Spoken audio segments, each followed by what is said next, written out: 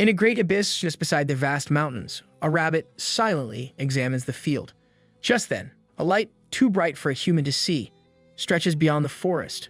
A magical tree appeared, its vines hanging on the branches and flowing on the ground, as if surveying its surroundings. The tree suddenly coughed. It almost choked to death. The tree looks around and realizes that it is lost. It seems aware that it is in the middle of wilderness. A bee buzzed in front of the tree. Zzz, as it said. The tree began to panic. It realized that its hair had gone thick with leaves. The tree started to think it was a strange dream. Maybe because its life had gone busy. That's why many weird things are happening. The tree decided to go back to sleep. Maybe it will be back to normal after it wakes up. Seconds later, it panicked again. This tree is, in fact, a human who turned into a tree. This tree, a human rather, remembered having a sip of water. It actually choked on water and died. How hilarious is that? The tree then started to ask more questions. Did I get reincarnated? Why did I turn into a tree? To this tree, being reincarnated means being attractive and having a harem. The tree realizes that it doesn't even have limbs. Without arms, how can it do one-handed pull-ups? Moreover, the tree began to think deeper. Repentance seems impossible. The tree suddenly noticed something. Commonly, trees do not have eyes, but this tree is different. It has a full range of vision. Imagine not turning your head 360 degrees to see everything. Furthermore, the tree sensed that it does not smell, but rather it feels. The tree noticed that it has 50 branches, but the ironic thing is, it can only move one. The tree tried to move the remaining 49 branches, and it worked. Voila! The tree can finally control all its branches. As the tree thought of what it could do, he imagined being pecked by a woodpecker. Just a single woodpecker is enough to kill a tree. Up on the horizon, a plane zooms by. The tree concludes that maybe it is in the modern world. Maybe the timeline is the same too. The bees buzzed again, but this time it was louder. The tree was furious. Like the legendary Bruce Lee, the tree chopped the bees with its branches. Double kill. The enemy has been slain. A series of notifications popped up in front of the tree. According to the projection, Yuzu, a mutant willow, has a lifespan of 0.120 years. Its ability is mutated branches. Passive abilities include receiving sunlight and killing other creatures. Yuzu recently gained 0.2 evolution points for killing the bees and receiving sunlight. Consequently, branches can be strengthened using the evolution points. Yuzu ruminates. He decided to use the evolution points to strengthen a few of his branches. He laughed. It felt like he had lifted weights in the gym. Yuzu spotted a beehive nearby. The buzzing is loud again. This time, there's nothing to worry about. With a swift cut, Yuzu slapped the shit out of the beehive. Half a month later, Yuzu had finally gained strength in all his branches. He thought of striking a huge slab of rock in front of him. Whirlwind tornado charge. His branches fused into one as he struck the rock. Yuzu examined the rock. His branches did not touch it, yet a small part of it was smashed by airwaves created by the branches. This could be a good technique to use for an attack. Lure the enemy and kill it in one hit. Yuzu noticed that he also grown taller. He's not the same as the ordinary trees that we see. He's definitely a unique one. The roots are extraordinary as well. Yuzu feels like he is absorbing raw energy from the earth. He realizes that he's a special tree, and unlike humans, he can live longer. One day, he'll become as significant as the world tree. Acknowledging that life is better being a tree than a human, Yuzu is quite ecstatic with this new beginning. Breaking a few of his branches, he discovered a nest of peregrine falcons. Comparing an adult falcon's nature to a leopard, Yuzu was amazed by this creature. Fascinated by this knowledge, he realized that he lacks an air battle ability. Gaining another life as a tree, he must conquer all odds and do his best to survive. Tempest wolves roamed freely, ravaging every scrape left on Earth. Large-sized ants flew like tornadoes, destroying everything in their wake. A gigantic spider queen looms, making each tiny creature feel insignificant. Do you know that King Kong also exists in this world? What about a viper with a huge axe on its head? Yuzu killed another creature again. This time, it was a rabbit. He fed it to the baby peregrine falcons. After further strengthening his branches, he wants to grow his tree roots and trunks as well. Giving his evolution point to his roots, he felt a sharp pain as if he was being drilled continuously. His roots grew thicker than before. He proceeded to his trunk, but alas, it felt like he was kicked in the balls. The only life source he had. With no evolution points left, Yuzu decided to hunt again. Something moved behind the bushes. It's hero time. Out of curiosity, Yuzu went to the source of the sound. A wounded fox lies on the floor. Its mouth is open as it takes its last few breaths. With his branches, he poked the wounded fox. It is not dead yet due to the poison. He can't let it feed to the peregrine falcons. Yuzu contemplates. According to the projection, the liquid from his branches can be used as a cure for the fox. He decided to revive the fox, then kill it for evolution points. As it turns out, this tree isn't so stupid after all. Using the liquid from his branches, the wound stopped bleeding. The fox suddenly felt alive again. His eyes were glowing from the energy it received from the tree. Yuzu prepares to attack.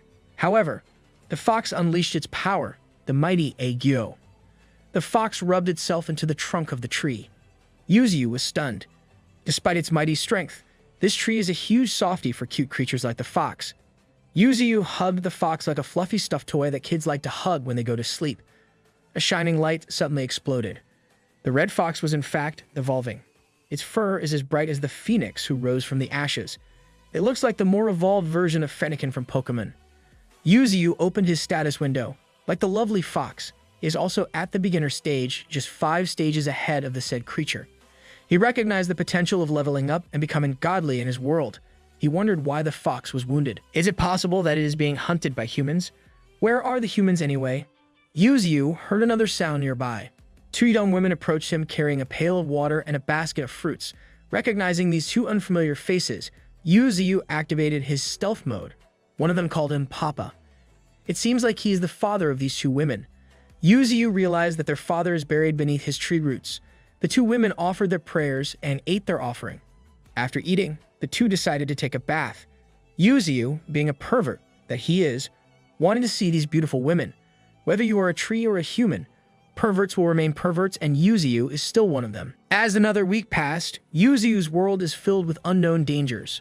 A soar of eagles screeched. Apparently, these eagles are mutated golden eagles, a more dangerous bird than the peregrine falcons. From a distance, a red fox pounced, seizing the eagle by its powerful jaws. The 2 struggled for power. With the eagle's deadly claws, the red fox was crushed beneath it, its blood spilling from its skull. The eagle noticed a sound nearby. Before it could attack him, Yuzu unleashed his whirlwind tornado charge. The eagle wailed as it fell to the ground. Gaining additional evolution points, he wondered how the golden eagle found him. It must have been his aura. Yuzu, still vulnerable despite his level, decides to get stronger, together with his companions. Something erupted from the ground beneath. Feeling hazy, Yuzu saw several of his branches and roots being cut off. He did not sense the enemy. Alarmed by this thought, he prompted the system to show the enemy's attributes. The enemy was in fact a war axe snake, a similar level to Yuzu. The snake counters his abilities, making him more vulnerable. It grabbed one of his branches. With the help of his friends, they tried to fight the snake. Yuzu strikes the snake's belly. Hissing in pain, the snake became more furious. Trying not to show his fear, Yuzu strengthened his roots, striking the snake again, but alas, the snake seemed distracted. It slowly retreated, going back to where it came from. Yuzu realized he is not as strong as he seemed to be. Not wanting to face the same situation again, Yuzu continues to evolve along with his companions. His branches grew back and his body got bigger. The red fox grew robust. The peregrine falcons zoom across the sky faster than the speed of light.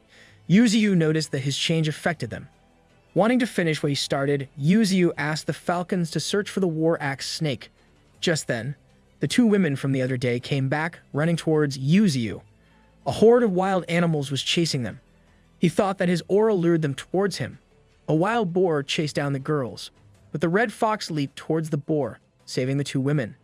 The other animals began to attack the red fox, but the peregrine falcons soared to them, defending the red fox. With his newfound strength, Yuzu positioned himself ready to attack these ferocious beasts. Prepare to be evolution points, you bastards. Striking them with his enhanced branches, Yuzu killed several mutated creatures. Instead of killing the brawny ones, he decided to keep them. After being chased by the wild beasts, the 2 women were exhausted. Yuzu thought of any worst-case scenario.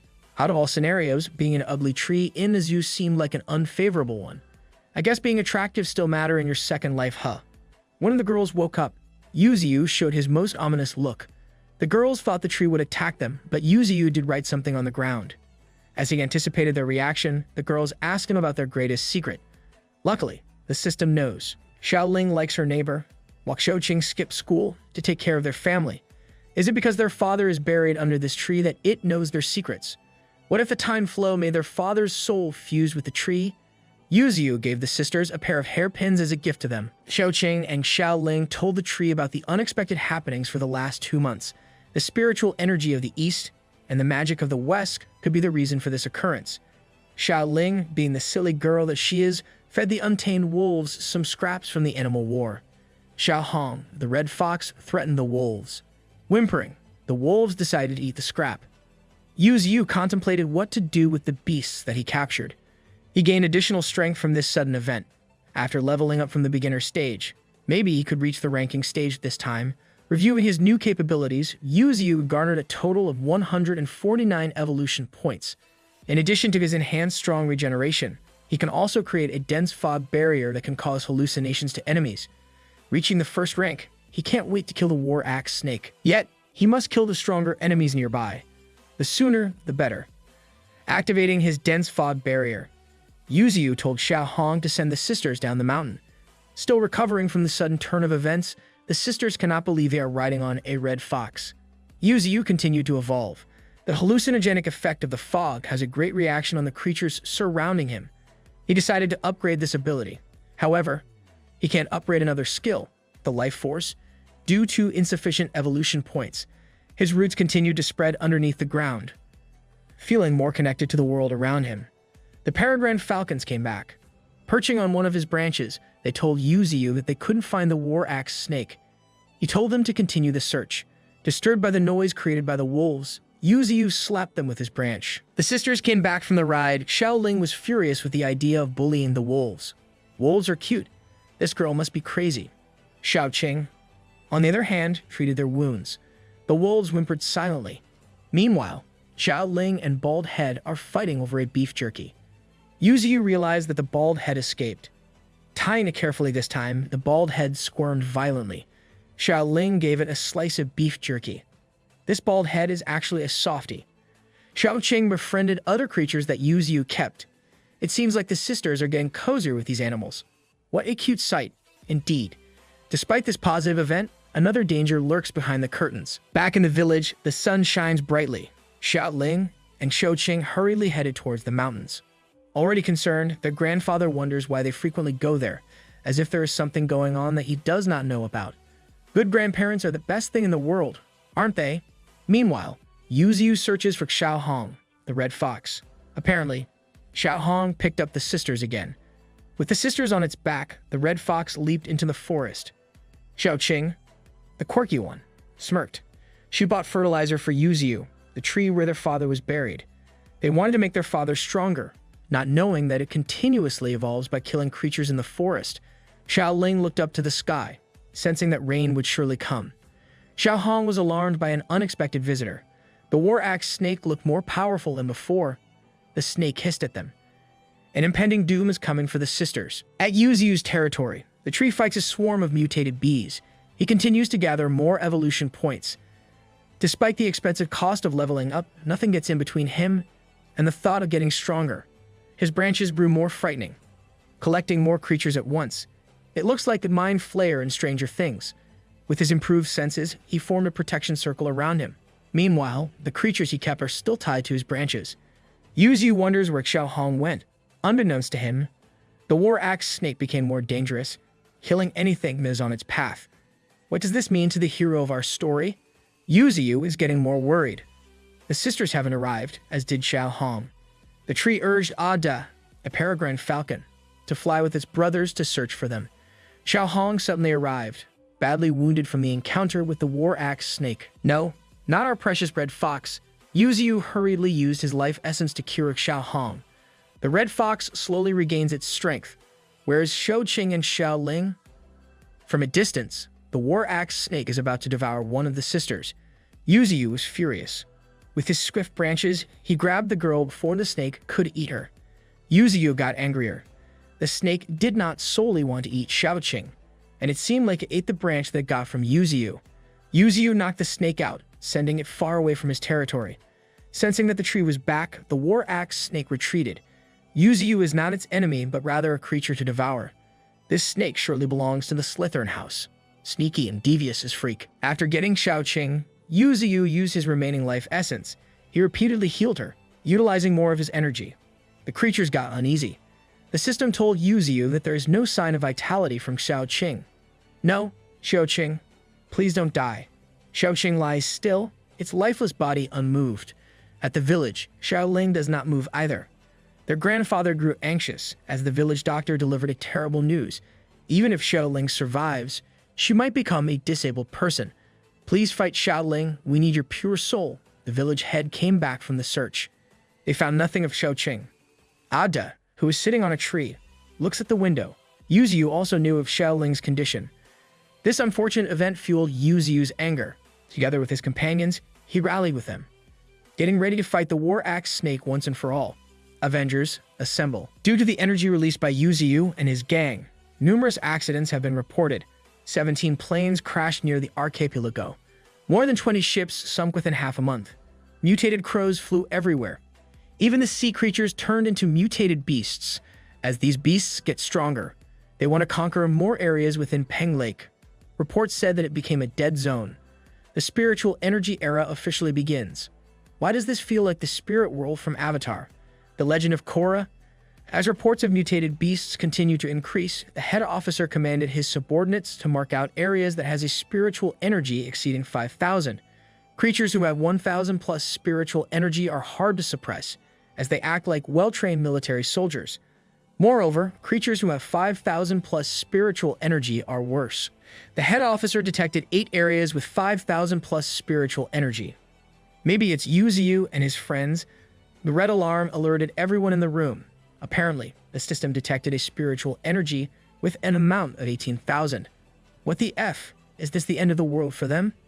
In Yuzuyu's world, creature size matters more than anything. Yuzuyu's mates are currently fighting the War Axe Snake. The White Crane, who was on beginner rank 3, coughed out blood. The Black Cow, who was on beginner rank 2, cries in pain. Bald Head, being as crazy as Xiaoqing, attacked the War Axe Snake as well. Despite their quantity and upgrade, Yuzuyu's companions have no match against the War Axe Snake, who is currently on beginner rank 9. Together, they simultaneously attack the snake in hopes of achieving victory. The War Axe Snake hissed as blood spilled from its eyes. Yuzuyu's companions were not yet finished. Another creature enters the scene, full of bloodlust and fury. Xiao Hong bares its teeth. Cue and some battle music, please. This is not the first time that the War Axe Snake and the Red Fox encountered each other. No wonder the Red Fox really wants to kill this ferocious beast. The Red Fox was merely prey when the snake first saw it. The second time was when Yuzuyu fought with it. The last time was incredibly painful for Xiao Hong. This bastard almost killed the sisters, and he was only at rank 7 that time. Poor creature. Turning pain into power, the Red Fox roared, its tail bursting with flames. The War Axe Snake noticed its raw power. It roared back, but the Red Fox relentlessly stands still. The two creatures clashed, sending each other to death. With its deadly axe tail, poisonous fangs, and tough scale, the War Axe can quickly gain an upper hand in any battle. The Red Fox was not threatened by this. Xiao Hong launched, burying his claws on the snake's skin. Let's go, Xiao Hong, avenge the sisters. The snake quickly retaliates. Up in the sky, the peregrine falcons dove into the snake. Here comes the bullet dive. The snake wailed, surprised by the attack. A crack opens on the top of his belly. Wounded by the battle, Xiao Hong catches his breath. The peregrine falcons are not yet done with this bastard. As they fly like jets in the sky, the peregrine falcons let out a loud scream. The snake was caught off guard by this. Even Xiao Hong felt the intimidation brought by the falcons. It seems like the falcons are ready to die just to kill this bastard. Flying faster than the speed of light means death, but the falcons are not afraid of it. They are the definition of strength in numbers. The falcons did not forget Yuzuyu's kindness. He adopted them, despite the cost of caring for a nest full of young birds. Deep in their hearts, Yuzuyu is like a parent to them. What happened to the sisters deeply affected Yuzuyu. Ada and the falcons will not forget that day. If Yuzuyu wants to kill the snake and avenge the sisters, the falcons will help Yuzuyu without any hesitation, even if it means dying in the end. The peregrine falcons soared once again. Using their bullet dive, the snake screamed in agony. They strike the snake everywhere, on its body and its tail. The enemy shrieked again. As bullet dive attack requires lots of their energy, the falcons slowly descended in the air. The battle left Yuzuyu's companions severely wounded. Xiao Hong waits for its turn as it gazes at its companions. Regardless of the wounds acquired from the battle, the war axe snake stood once again. Not wanting to accept defeat, it hissed at Xiao Hong. As it attacks the red fox, a strong branch interferes. Our guy Yuziu is here. Let's freaking go. Yuziu sends the snake back, catching off its guard once again. He let out a hallucinogenic fog within the area. At last, Yuziu encountered the snake again. The snake stood up again, its killing instincts still alive. Yuziu recalled his past encounters with this bastard. He must not let it escape. The snake just realized that he was tricked by Yuziu. He lured it into his circle so he could come and finish it at once. Yuziu wrapped the snake with all his branches and roots. Bringing the snake closer, he tightened his grip, making sure that the snake wouldn't escape again. The snake howled, coughing out blood everywhere. At last, the war axe snake is dead. Yuziu gained 90 evolution points for killing it. Wounded from the battle, Yuziu's companions helped each other. Dissatisfied with the aftermath, Yuziu struck the snake once again, like a child punching a rag doll. He urged the snake to get up, as if it was still alive. Yuziu punched the snake again and again, beating it into pulp. Burdened with pain and sorrow, Yuziu screamed.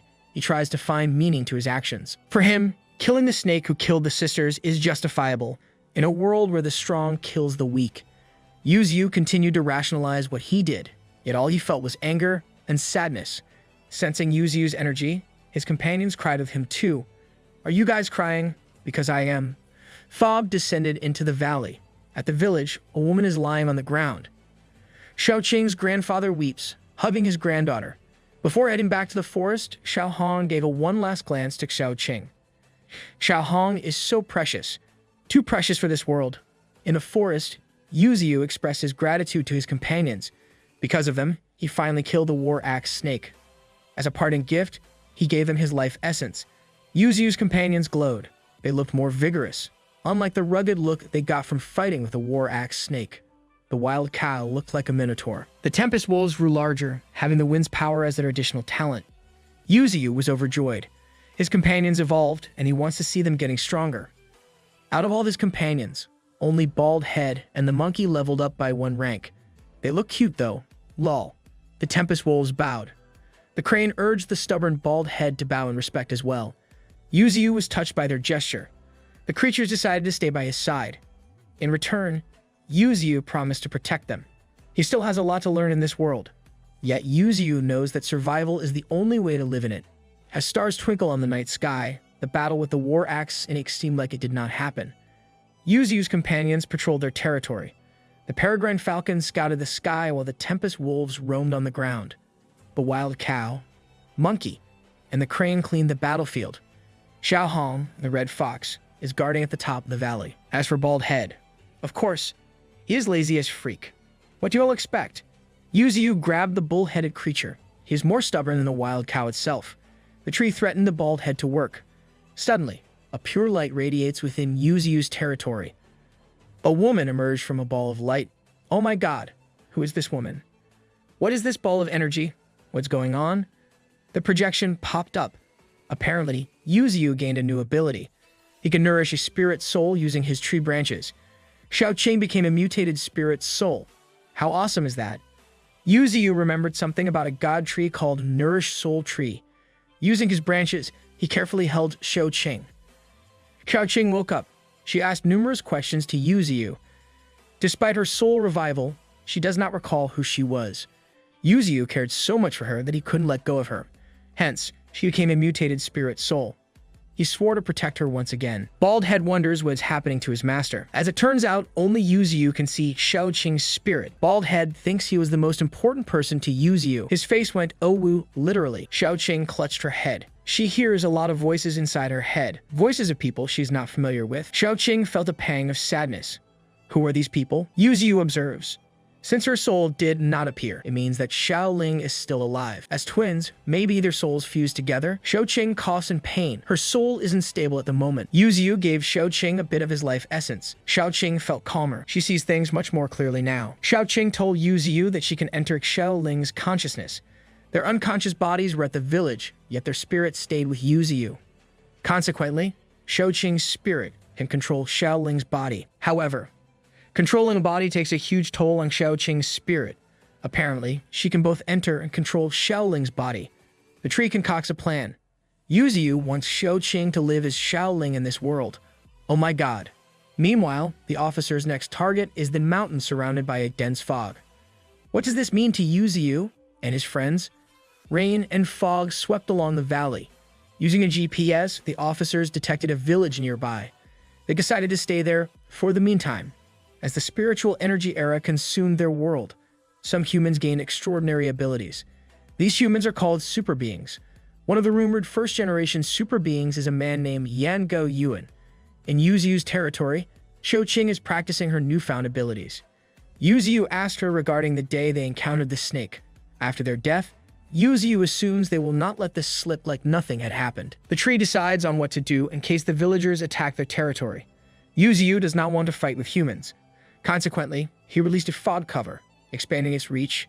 Yuziu also wants his companions to evolve quickly too. Soon, he will be able to create a foggy country. They will dominate this mountain. Yuziu detected an unusual energy. A group of humans entered his territory. Oh no. The commander asked the other officers to stay behind and guard their vehicle while others went to the village. Apparently, these armored vehicles are their weapon in killing the beasts. A small armor-piercing projectile sits inside the vehicle, loaded with powerful bullets. This is going to be a bloodbath. Sensing the urgency of the situation, the commander informed his people about the beast with 10,000 spiritual energy. Suddenly, a cry erupted from the village. Yan Gao Yuan told the commander to find out what happened. As fast as the peregrine falcons, Yan Gao Yuan fled. Yuziu detected his energy. He thinks that the people who entered his territory are different. This is definitely bad news for them. Yuziu wondered how they came into their territory. Utilizing her profound abilities, he asked Xiaoqing regarding the situation in the village. Xiaoqing felt strange. She started to feel like Xiaoling's memories were trying to merge with her spirit, recalling what happened with the snake. Yuziu urged Xiaoqing to drink his life essence. Why does this sound so weird? Lol. In the village, Xiaoling's body lies still. Yan Gao Yuan arrived, looking at her unperturbed body. Wake up and run, Xiaoling. Yan Gao Yuan examined Xiaoling's body. He knew that there was something going on in her body, as if a weak spiritual energy exists in it. According to her aura, her fire element is rare. Is this turning to Avatar? The Legend of Aang? Lol. If the village knows about Xiaoling's power, they would not understand it. Yan Gao Yuan lifted his sleeve and pulled a potion. Apparently, the potion can get energy from its surroundings and replenish the one that uses it. In the forest, Yuziu asked Xiaoqing about the village. His life essence helped Xiaoqing, but it was not enough to boost up her power. Back in the village, Yan Gao Yuan gave the potion to Xiaoling. Xiaoling glowed. Power surged not only on Xiaoling's body, but also in Xiaoqing's spirit. A streak of red light burst into the sky. Astounded by this sight, the officers could not believe what they saw. At last, Xiaoling was awake. The villagers were overjoyed by this wonderful event. Yan Gao Yuan was shocked. How could she just wake up like that? Some people need almost half a day for them to replenish their energy. What the F is going on? Xiaoqing is not yet used to Xiaoling's body. Yuziu urged her to adapt, as he needed her to act as a spy in the village. Because of Xiaoling's revival, the village decided to celebrate. They toast and eat in honor of Xiaoling. Xiaoqing, still in Xiaoling's body, asked Yan Gao Yuan about their plan for the village. According to him, the mutating beasts are roaming everywhere, and they are planning to do some research. Acting like a real spy, Xiaoqing continued to ask for more information. Apparently, spiritual energy satellites detected a strange energy in the forest. Yuziu was surprised by this. Humans are not so dumb after all. Well, furthermore, the soldiers were tasked to evacuate the area. They also want to search for the new mutated beast that the satellite has found. Yuziu decides to evolve deliberately. Now that humans have advanced technology, he can't risk being detected. This is the War Axe Snake's fault. He also concluded that they are carrying advanced weapons as well. It seems like the forest creatures are not the only ones that they should think about. Yan Gao Yuan asked Xiaoling's grandfather, the village head, about their plans. The village had no other choice but to let Xiaoling come with them. Yan Gao Yuan reassured the village head about Xiaoling's condition. He will make sure they will get the best doctor to treat Xiaoling. They must go down to the mountains first before picking her up. After an exchange of goodbyes, the soldiers descended further into the mountains. As the fog continued to thicken, the soldiers started to get anxious. It seemed like they had lost their way. Little did they know, The Tempest Wolves were waiting for them, ready to tear the soldiers one by one. As the soldiers went deeper into the mountains, they continued to get lost. They sensed that something was wrong with the fog. It must have been the increasing amount of spiritual energy in the area. Despite the illusions caused by the fog, Yan Gao Yuan managed to figure out the trick behind the fog. Suddenly, a Tempest Wolf roared, trying to scare off the soldiers. They brought out their weapons frantically. Sensing the incoming danger, the commander alerted his subordinates. The Tempest Wolf pounced, catching the commander off guard. With its mighty jaws, the wolf grabbed the commander away from his group. For a split second, the group did not know what to do. Yan Gao Yuan realized that it is a mutated Tempest Wolf. The commander hangs in between the wolf's jaw as if it's ready to chew and eat it.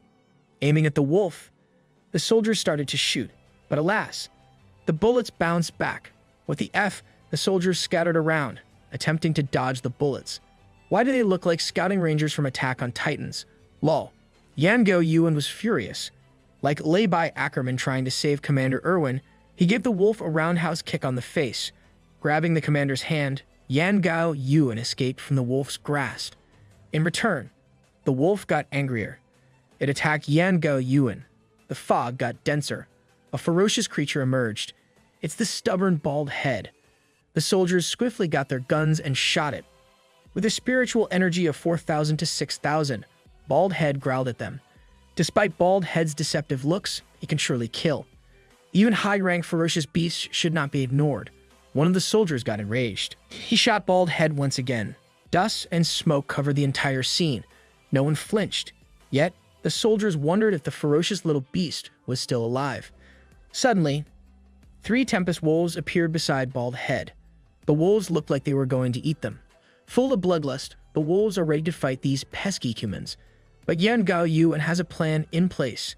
The dense fog from the other night has finally lifted. Beams of light made their way through the forest. Deeply wounded from the battle, the soldiers retreated.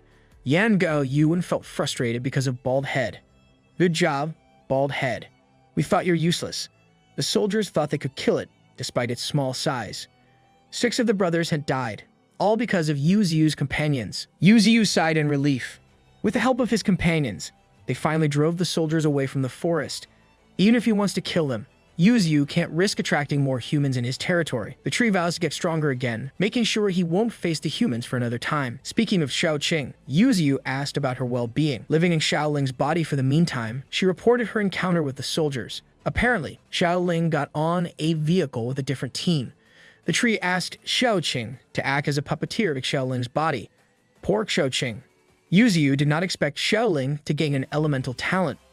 For him, this is a chance for them to gain information from humans. One of the soldiers checked out Xiaoling. Poor Xiaoling. Men are really perverts. The soldiers chattered as Xiaoling fell asleep. Little did she know that the 2 soldiers were checking her out. As it turns out, Xiaoqing can control Xiaoling for a limited amount of time. Yu Ziyu decided to provide more life essence to Xiaoqing. Yu Ziyu, you manipulative bastard, lol. After fighting in the battle, Bald Head and the Tempest Wolves had finally arrived. The honey badger was severely wounded. Yu Ziyu reconsiders whether to give his life essence to his companions. As he thinks of a better idea, the tree managed to make a pond full of life essence. His territory looked like an oasis in the middle of the desert. Yu Ziyu's companions were amazed. The wolves, together with Bald Head, bathed in the soothing pond. The Spirit River, the source of the pond's water, has incredible amounts of spiritual energy. Yu Ziyu's roots absorb its water, making him more robust. If he could make a pond out of it, maybe it could nourish his friends as well. This would be a huge help for them. Furthermore, Xiaoling arrived at the Super Being Research Center. The leader has been waiting for them. Yan Gao Yuan wonders if she will be compared to others who are stronger than her. At the Super Being Research Center, the leader looks stern. He assumed that Yan Gao Yuan fought firmly with the soldiers at the mountain. Being the dutiful super being that he is, Yan Gao Yuan affirmed the leader. The old man asked about the fog. Who knows if it can affect the human's mental spirit? For them, the condition of the mountain is still unexplainable. The leader ordered a yellow warning in the area. If it gets worse, certain repercussions need to be made. As for Xiaoling, Yan Gao Yuan assumes she might be the strongest among them. The areas were divided into 4 classifications. The green area, where the humans live. The yellow area, where one must be cautious. The red area needs human intervention. And lastly, the restricted area, which is the most dangerous of all. Bermuda Triangle, a restricted area, became worse when the Spirit Era happened. Yuzu's territory is considered a yellow area, and a lot of areas in the world reached this level too. Yuzu's friends are becoming stronger every day. Xiao Hong received a standing ovation for his spectacular show of strength. The bald head showed its talent too. After the encounter with the humans, Yuzu assumed he finally achieved some peace. Meanwhile, the Tempest Wolves came back from their hunt. Killing the creatures they had captured, the tree gained some evolution points. Yuzu is getting more cunning as it seems. Mutualism at its finest. The wolves ate their catch. Disgusted by the sight, Yuzu turned to the red fox. Xiao Hong is so composed, very graceful and elegant. On the other hand, the monkey eats Yuzu's leaves. Like the graceful Xiao Hong, the crane silently glides on the pond. Gaining 172 evolution points, Yuzu contemplates what to do with it. As he ranks up, upgrading becomes more expensive. His branches can cause ultimate paralysis and stun attack. Curious by his new abilities, he used it on Bald Head. What the F is wrong with this tree? Lol. Yuzu was amazed. However, Bald Head was not affected by his powers. Lol. According to Xiao Qing, Bald Head is born with anti-poison properties, making it invulnerable to poison. Yuzu was surprised that Xiao Qing came back. She reported what happened to the research center. Having two souls fused in one body, the twins are definitely stronger. With the aid of Yuzu's life essence, she will become a powerful creature. The greedy tree gave another dose of his life essence to Xiao Qing. Back in the Super Being Research Center, Xiaoling starts her training. Let's go Queen. At the Super Being Research Center, Yan Gao Yuan gave Xiaoling a brief background about the facility. The aim of the research center is to gather all super beings all over the world. Moreover, it also facilitates researching spiritual energy. Because of this, Yan Gao Yuan thinks it should be called as Academy instead of a research center. As they both entered the recruitment ground, one of the super beings noticed Xiaoling's energy. Standing on the top floor, the director informed them what they were about to do. Super beings must adapt with the changing nature of the world. With their abilities, they will begin a new era. The students shouted in unison. The first test begins. One by one, the students undergone the spiritual energy test. The examiner checks each of the super beings' energy. Others have low to medium amount of spiritual energy. This batch of super beings are worse than the previous ones. A slender woman named Yan Lang Ling finally took the test, garnering 2,000 energy. She passed the test. The examiner was stunned by the numbers. Yan Lang Ling was not surprised by this. The examiner called another name. This time, it is Xiaoling. Everyone, even the director, anticipated the outcome. As Xiaoling put her hands on the screen, a huge beam of energy erupted. The number continues to rise as if it could reach 10,000 points. With her limitless energy, she broke the energy test. Yan Lang Ling nervously laughed. She never thought that a country girl like Xiaoling was stronger than her. The examiner told everyone to go to their designated arenas. For super beings who have a high energy standard, they must try to touch Yan Gao Yuan within 1 hour using any method. Back in the forest, Yuzu is chilling by the pond, as if everything is alright. Bald Head silently poops, ruining Yuzu's mood. The two bickered again. These two are like a married couple. Lol. Barely scraped from the fight, Yan Gao Yuan stood in the center of the arena. Around him, the super beings were exhausted from the battle. Yan Gao Yuan laughed. If no student can touch him, then all of them will be disqualified. Just you wait for our queen Xiaoling. As 50 minutes had passed by, only Yan Lang Ling and Xiaoling remained in the arena. The rest of the super beings were incredibly exhausted. Yan Gao Yuan challenged them once again. Taunting the remaining students, Xiaoling got anxious. She can't get disqualified. Surging with raw power, Xiaoling prepares to fight. Yan Lang Ling got terrified. This woman has no chill, the F. Using her fire energy, Xiaoling darted past Yan Gao Yuan, but she barely managed to leave a scrape. He challenged her once again. Going in multiple directions, Xiaoling flew everywhere. She's like an OP hero from an anime. For a newbie, everyone was surprised. Xiaoling hit Yan Gao Yuan as fast as she can. Before she could attack him again, Yan Lang Ling sent her flying off the wall. Yan Lang Ling successfully passed the test. Sneaky woman. Yan Gao Yuan swiftly approached Xiaoling. Despite her bleeding head, Xiaoling ignores it. She suddenly remembered what Yuzu said to her. Yan Gao Yuan wanted Xiaoling to go to the clinic, but Xiaoling told him to freak off. Yan Lang Ling teased Xiaoling. She did not expect Xiaoling to lose against her. Xiaoling repeated what Yuzu said to her. Filled with anger, she put Yan Lang Ling on the ground. Gasping for air, she urged Xiao Ling to let go of her. Xiao Ling is so scary. She really wants to kill Yan Lang Ling. Before she could release a final blow, Yan Gao Yuan stopped her. He told Xiao Ling that she passed the test as well. Yan Lang Ling, still on the ground, catches her breath. Seeing her raw energy, the research center decided to make Xiao Ling stronger. Back in the forest, Shou Qing told Yu Ziyu what happened at the research center. The villagers were urged to move to the city since the mountain is not safe anymore. Winter finally arrived. Yu Ziyu continues to get stronger day by day. Another creature looms. This time would be different. In the northwest region, the soldiers succeeded in excavating spirit stones from the earth. Despite the victorious mission, a lot of lives were lost because of it. As the soldiers retreated, a giant creature broke out from the ground. Armored with silver, the centipede roared. As usual, Yu Ziyu strengthened his branches. He cannot wait to reach rank 2. Reaching rank 2 means being invulnerable to nuclear weapons. Interesting.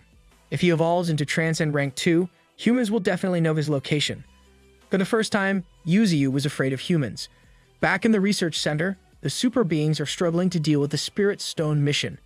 Its energy lured huge amounts of mutated beasts. At the beginning, the soldiers only encountered 4,000 spiritual energy from mutated rats and birds.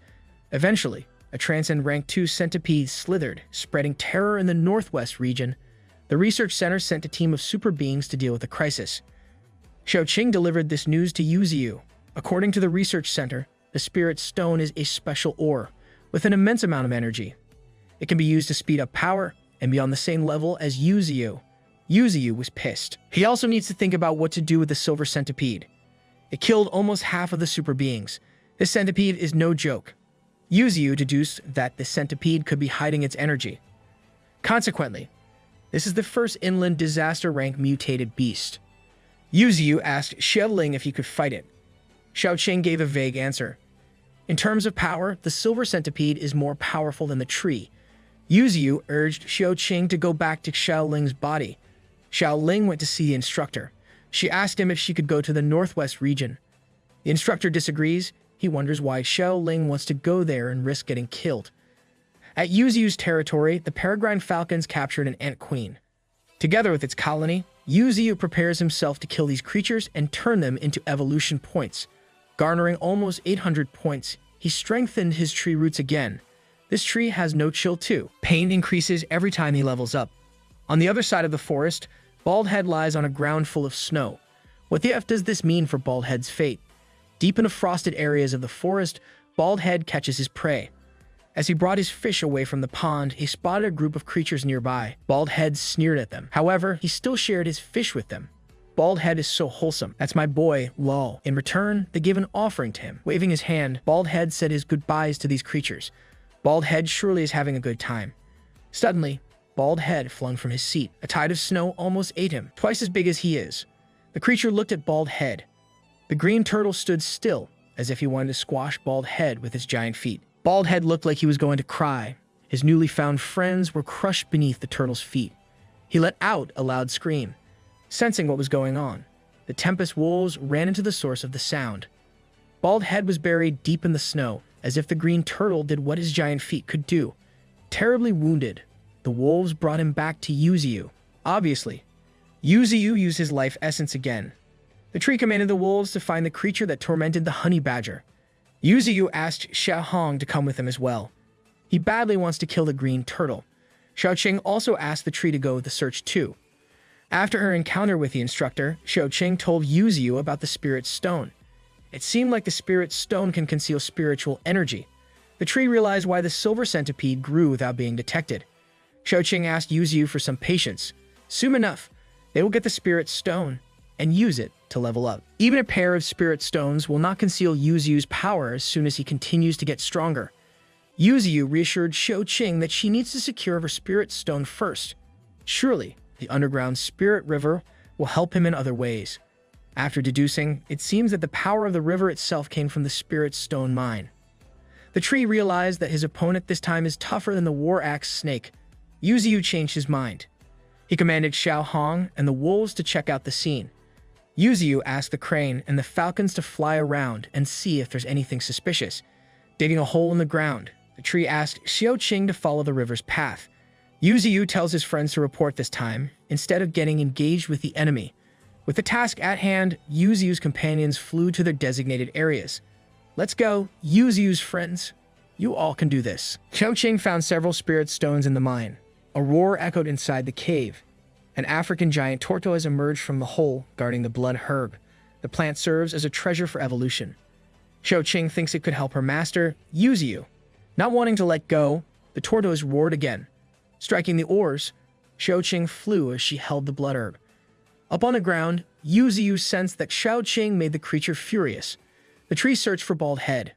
It seemed like the honey badger was gone. It probably wants to poop again. Lol. Xiaoqing activated her mental spirit energy. The tortoise countered her attack. The earth shakes as the tortoise darts towards Xiaoqing with all its energy. Xiaoqing hurriedly led it to Yuzu. Creating another barrier, the tortoise made sure not to let the blood herb escape. A tiny creature passes by Xiaoqing. It's the Bald Head. Like a shooting star, the honey badger lunged itself into the tortoise. The tortoise groaned in pain. Bald Head wasn't finished. He won't let this bastard get away again. Xiaoqing warned Bald Head, but the honey badger couldn't hear her. Bald Head charged in multiple directions, knocking the tortoise off. He let out a scream of revenge as he bit the tortoise. The honey badger bleeds, but it does not care. Bald Head just wants to kill this beast once and for all. Before he could attack the tortoise, its huge paws struck back. Xiaoqing warned the honey badger for the second time, its teeth barely gripping. Bald Head recalls his precious memory with the tiny creatures that he befriended. Another cry erupted from the honey badger. Is this the end for the tortoise? Originated from different parts of the world, the honey badger is an incredible creature. With its strong paws, wide head, and plump body, it can counter any attacks from the enemy. Furthermore, it is the most vengeful creature out there. As it turns out, the honey badger hasn't reached its final form. Prepare to die, you giant tortoise. The honey badger suddenly changed its color, looking more deadly than before.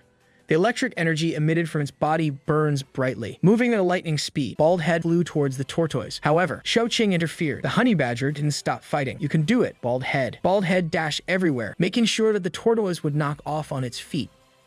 Xiaoqing cheered for her friend. They thought it was dead, but the show is far from over. Bald Head surely lives up to his name. He is defiant as hell. Even if it is smaller than its opponent, the honey badger simply does not give up. Thankfully, Xiaoqing came to his aid. With his remaining strength, he released a huge blow against the tortoise. Yuzu arrived to help his friends. His roots grew larger, and with Xiaoqing's power, they faced the tortoise together. Go-Go Power Rangers. At last, Yuzu arrived. Currently on Transcend Rank 1, the Sandrock Giant Tortoise can shake the ground with its earthquake ability. Yuzu looked at Bald Head. Badly injured, he reassured the honey badger. He did very well. He fought valiantly. Our honey badger is the best. He told Bald Head to leave the rest to him. Bald Head sobbed. Who wouldn't cry? Our guy experienced a lot of pain.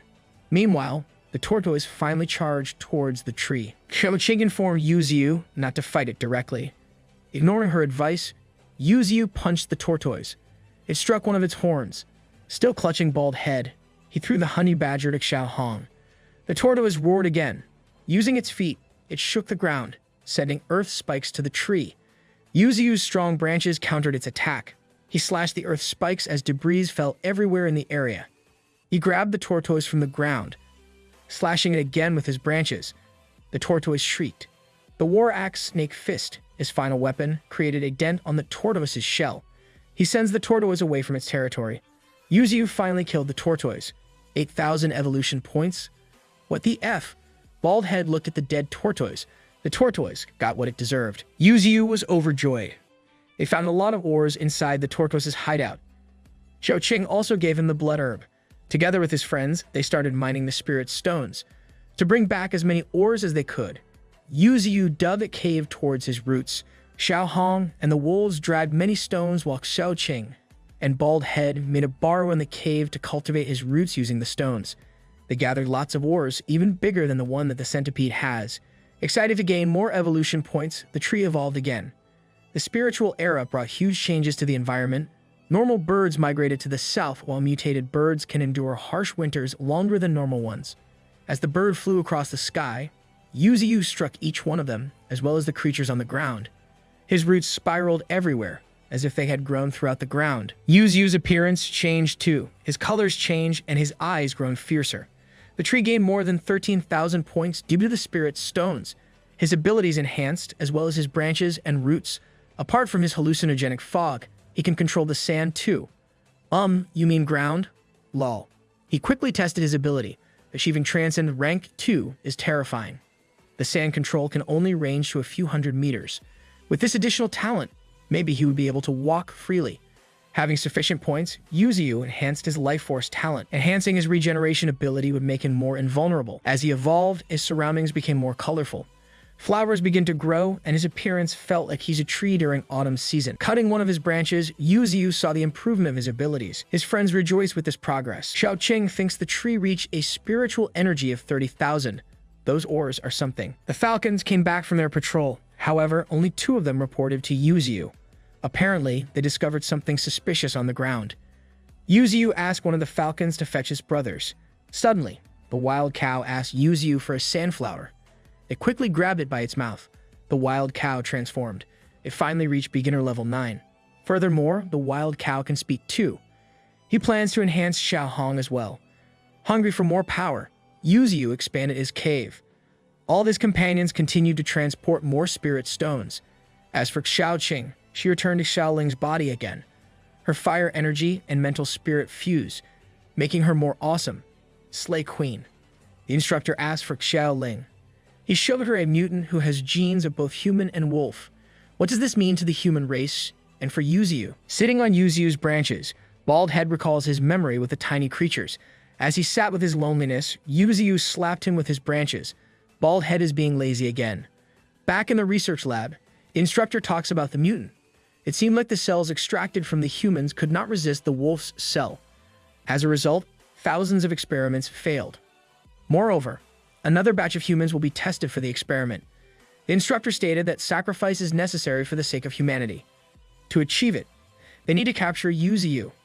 As Yuzu gets stronger, humans are getting smarter too. At the Bayou Canyon, Qianqing, a super being, is leading a group of people towards the mountain. Another 2 super beings, Qianfeng and Qiantong, were tasked to collect a spiritual herb and kill a few mutated creatures. Qianqing alerted them. A rank 1 mutated wildcat pounced, but Qiantong easily killed it with its hands. Qianqing detected another beast again. She asked the group to retreat this time. Before they could run, a white tiger launched at them, killing one of humans. Qiantong attacks, but he was easily defeated by the tiger.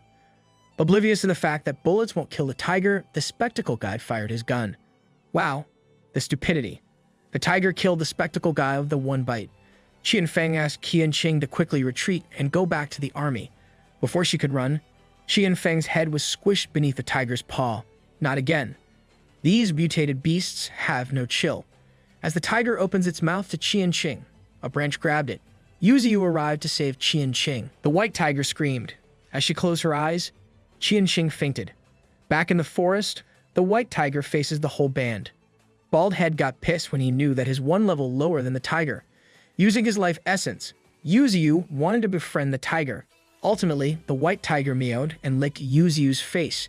He wondered what would happen if he used it to the super beings that he saved. Qianqing woke up. In front of her, Yuzu and his companions smiled at her. She urged the 2 super beings to wake up. No way she would survive with these mutated beasts. Qianqing thinks she's going to die.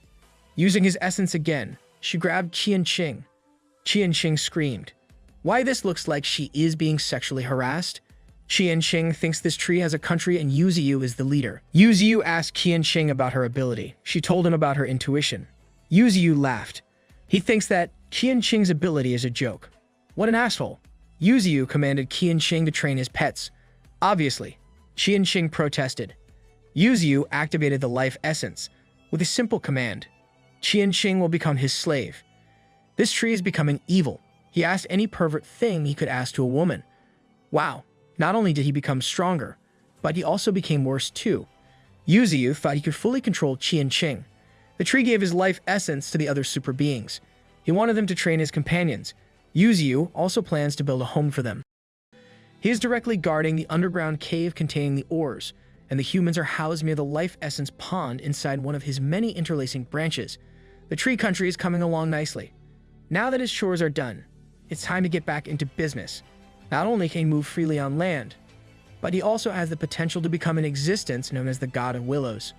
When he started this life, he would not have dared to think of these grand thoughts, but now they have become realistic.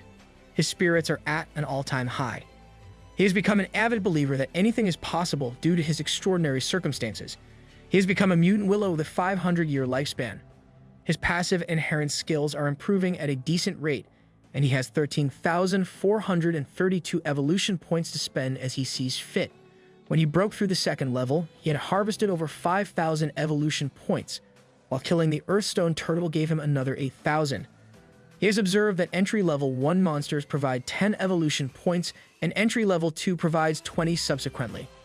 For creatures of extraordinary rank, on the other hand, the evolution points gained are calculated according to their spiritual power. A beast with 80,000 spiritual power can net him around 8,000 evolution points. He was also notified that he had gained the power to manipulate the earth element.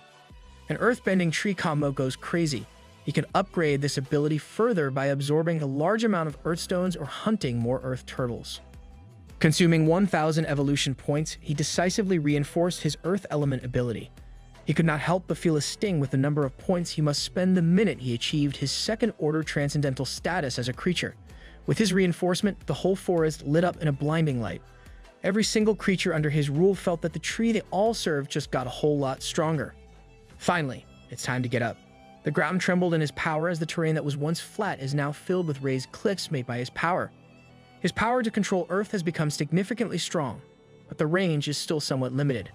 The honey badger, Bald Head, was once again a victim of his master's experimentation as he slowly loses grip at the edge of the raised cliff. He slowly fell from a terrifying height, and as he banged against the side of the cliff multiple times, he began to accept his fate. Thankfully, all he sustained were some minor injuries, but the pain of always being the victim of his boss' shenanigans hurts more. The boss tree is playing favorites when it comes to his underlings, consuming 3,000 more points to reinforce the earth element. Yuzu has become even more determined. The ground raised even higher than he initially did, and Bald Head was once again propelled to the sky on the platform against his will. Every tree root in his body has become akin to that of a turtle. It can now tear apart the land and cause catastrophic earthquakes. If he goes all out with his roots, it'll be enough to raise a wave of land hundreds of meters tall that can drown anything in its path. But using spiritual energy at that massive of a scale only increases injuries in his own body. The first thing he needs to do is take control of this land, and only then can he travel across the world. Yuzu revels in his recent achievements while Bald Head cries at his fate. His misfortunes probably came from incurring debts in his past life as he's now stuck atop his master's artificially made concrete towers. Meanwhile, in a county on another continent, a peaceful port city can be seen. A man looks out to the sea, and impending doom strikes him as this peaceful port city might become not so peaceful anymore. Ocean waves tall enough to devour the city rampage and reach land before the people can even react. Their charge is so powerful that it reaches the city and almost devours the high-rise buildings. This tsunami is tearing away the homes of a lot of people, but the wave itself is the least of their concerns. Along with the tsunami, a monstrous sea creature jumps on the residential buildings looking for humans to prey on. Zooming out of the rampaging wave, it seems like the monstrous deep has emerged onto Earth as they look for nourishment in the form of the entire human population. This is genuinely the worst-case scenario for us if it becomes real. The masses are wildly unprepared for this development as they become an all-you-can-eat buffet for the monstrous creatures. Amid the high-rise buildings flooded by the ocean, a massive figure starts to emerge. It is the first-order transcendentalist creature, Crimson Octopus. Its power is demonstrated simply by its size, which rivals that of a building. Not far from this monstrosity, another massive figure is also rising from the fog. It is the third-order transcendentalist, Golden Eel, and it is also heading towards the bustling human cities. 5 hours later, in another location far away, we see the prestigious place housing the leader of the country, the White House. That White House looks fancy as hell. The frantic and angry voice of the nation's leader can be heard inside as he receives reports that the military response has been at a snail's pace with regards to the recent monster development. The entire city of Jinshin has been brought into ruins, and the death toll is continuing to rise. He needs an update regarding the mutant sea creatures invading their land. The woman named Erin promptly explains that they have discovered that the mutated beast is a large basilisk belonging to an ancient species. It is estimated to be 100 meters long and weighs 70,000 tons. As for its spiritual power index, the lowest estimate they have is 170,000, and it can be upwards of 250,000. Everyone in the room knows that this piece of information is a game changer for the nation and for humanity itself. It turns out that they have already tried launching 3 nuclear bombs to slay the beast, but only one has landed. As of this moment, it has retreated to the bottom of the sea, so pinpointing its location has proved to be impossible. The leader becomes furious that only a single nuke hit, and they still haven't confirmed if it was eliminated or not. These deep-sea creatures are fiercely targeting humanity. From now on, it's only going to get worse. Nukes just became useless so fast. How can humanity bounce back from this? Back in the Tree Empire of Yuzu, his superhuman with the shadow ability named Qian Feng is brandishing a steel handle with determination. His companion, Qian Qing, is fervently urging someone not to fail this time around. The body-strengthening superhuman, Qian Tong, is also giving his all and demonstrating his strength. The 3 stooges are quick to adapt. Zooming out of the scene, you see Qian Feng cooking with passion.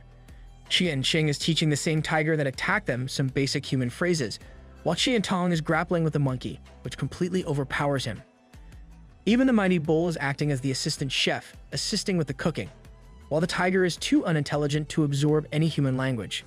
This beast is the most foolish among all the monsters in the forest. This tiger is just like me, for real. Though devastated by their tasks, the battered muscle freak offers soup to the stressed-out teacher.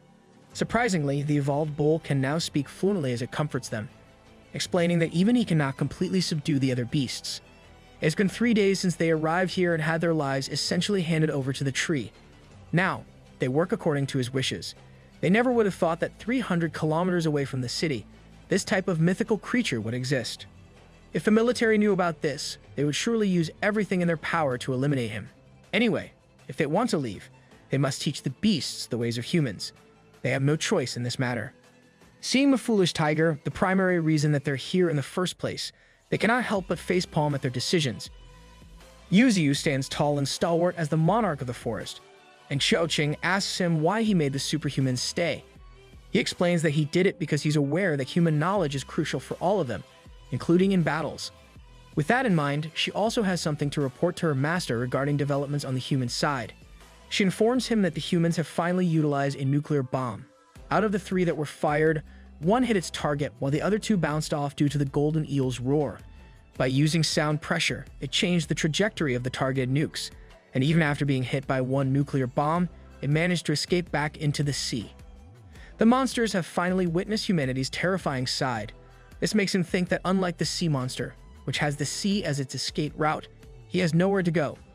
He must evolve fast to the point of nuke invulnerability. When asked if the sea beast would die, he simply reasons that the nuclear bomb's power isn't the scariest part. It's the radiation.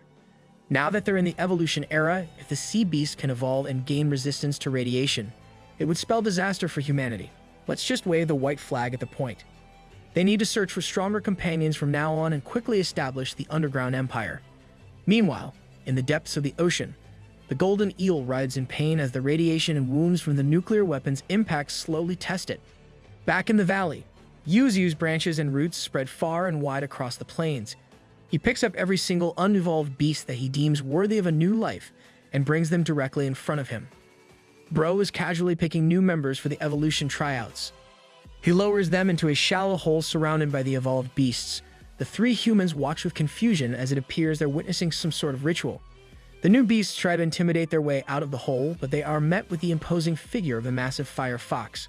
There's no need to scare them any further as Yuzu begins infusing these beasts with life essence. The humans watch with envy as they witness precious life essence being given to a bunch of wild beasts. The boar evolves into a beginner rank 6 mutated wild boar with a defensive life force talent, pleasing the tree. Though it's not stronger than the fox and the tiger, it still belongs to the second tier along with Bald Head, Monkey, and the Peregrine Falcon faction. They could be the 4 powerhouses. Now it's the alligator's turn. After receiving the life essence, it undergoes a significant transformation, turning blood red in color, growing horns, and sprouting spiky crystals all over its body. Everyone is shocked as it evolves into the ancient emperor alligator. Xiaoqing recalls having seen this type of beast in her instructor's book before. Some beasts can revert to their ancestral forms and transform into their most ruthless and ferocious state given the right circumstances. As the alligator poses threateningly, a familiar figure of the fox enters the picture. It seems like a clash of the titans is about to commence, as these two remarkable creatures are about to determine the rankings right there and then. Place your bets, folks. The two beasts faced off against each other with the pure aim of determining who is stronger between them. Every other evolved beast watched in anticipation and seriousness for the battle about to begin. Meanwhile, Baldhead sat atop a tree branch, munching on some nuts as if he were about to watch a blockbuster movie. This badger is living the high life. The mutated red fox is a powerful beginner rank 9 creature that can bend fire to its will. It is a fearsome beast by every metric. Even the superhumans watching from afar were hyped for this monstrous battle. The alligator initiated the first move as it let out a roar that tore through the air and the ground. Every single platform and footing the fox chose to stand on was quickly and savagely slashed by the air current. The fox managed to close the distance and dodge every shocking air blade the alligator unleashed. It's getting hard to keep up with the speed of the match taking place. The fox landed, but the alligator had its fangs ready to pounce, and that's precisely what it did. The caught fox noticed that the alligator is about to go for another move as it lifted its massive legs up. If you've seen any nature documentaries before, this is the legendary alligator death roll. Once the reptile catches its prey in its jaws, it will do everything in its power to tear it apart. Straight out of Animal Planet, the alligator dove down the ground and a massive cloud of smoke obscured everyone's view. The battlefield cleared up, revealing that the fox had managed to break free from the alligator's clutches, leaving its jaws wide open. This development caused an uproar among everyone in the audience. The fox gathered a massive amount of energy and turned it into a blazing inferno, ready to be released at any second. The massive blaze was unleashed at the open mouth of the alligator. That heat is the final level of Ghost Pepper challenges. An explosion of fire and dust filled the air around the forest.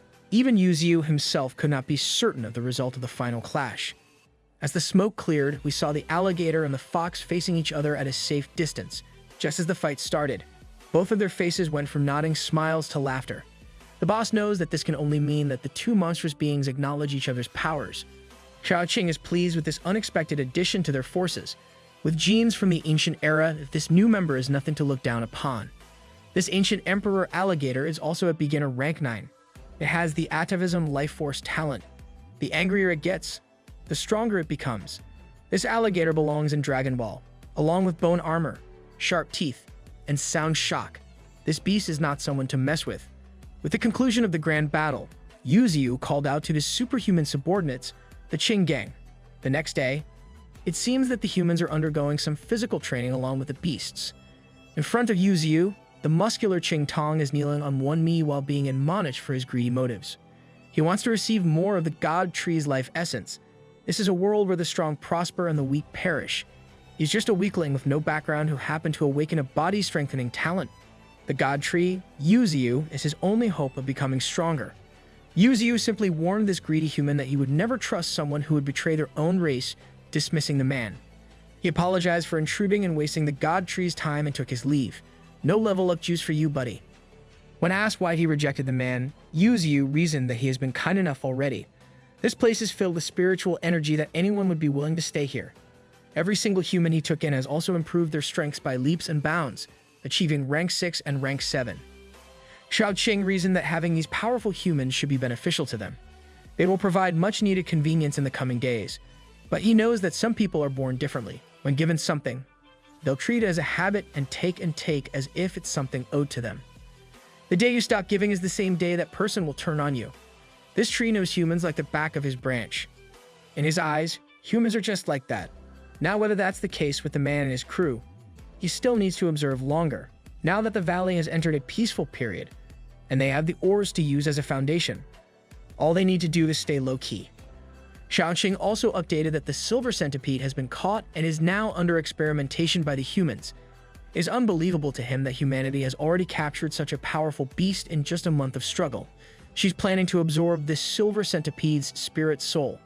Maybe then she can reach rank 1. He's unsure about this plan, as a transcended rank 2 silver centipede's spirit soul isn't something that anyone can just play around with. The worst case scenario is that she can have her soul devoured. But she has already made up her mind regarding this matter. She's tackling it with utmost confidence. You can see that this girl is also starting to learn how to stand on her own 2 feet. It seems like she's grown a lot while staying with humans. Their conversation was interrupted by a commotion happening at a distance away. Since the hot-tempered alligator was captured by Yuzu, it has been behaving and suppressing its wild temper. That's until the mischievous bald head, who thinks he's the strongest, appeared and continuously provoked it for a fight. This little guy has some deadly hobbies, man.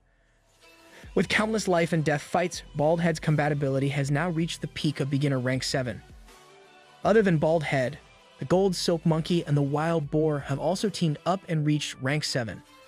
As for the Airborne Force, the Black Swan has reached rank 7, and the Peregrine Falcon faction has reached rank 8. The land-roaming Wild Tempest Wolves have now increased in number to 30. They're now a group that can't be messed with. But Yuzu knows that these beasts won't grow further in an unsuitable environment. He recognizes that he shouldn't lock them up here under his protection. That's the mark of a true leader right there. If he lets these beasts out, especially the Emperor Alligator, it will undoubtedly become a tyrant in the area. He knows that now is the time.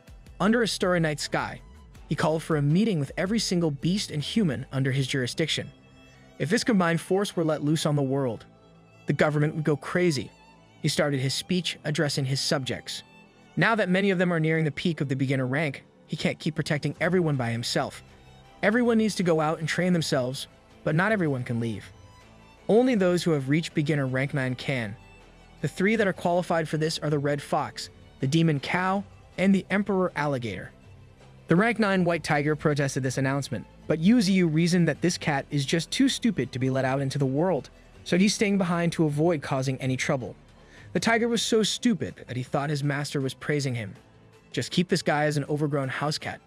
From now on, the Red Fox will be known as Nine Tails, the boss, and his second in command. The Wild Cow will be ranked 2nd and will be named the Demon Cow from now on. The stupid White Tiger will be ranked 3rd, and the Emperor Alligator will be ranked 4th, even though his combat strength is on par with rank 1. That's because he's a late addition to the team. From now on, they will be under Yuzu as the Great 9 Demon Beasts, and with that, they must begin their own paths. I'm hoping that Bald Head gets into the Great 9 Demon Beasts team. Other than human cities, they can claim any other places they fancy with their own strength. The fluent Demon Cow approached him and objected that he does not want to leave, a decision that he respects. This caused a stir in the alligator's mind.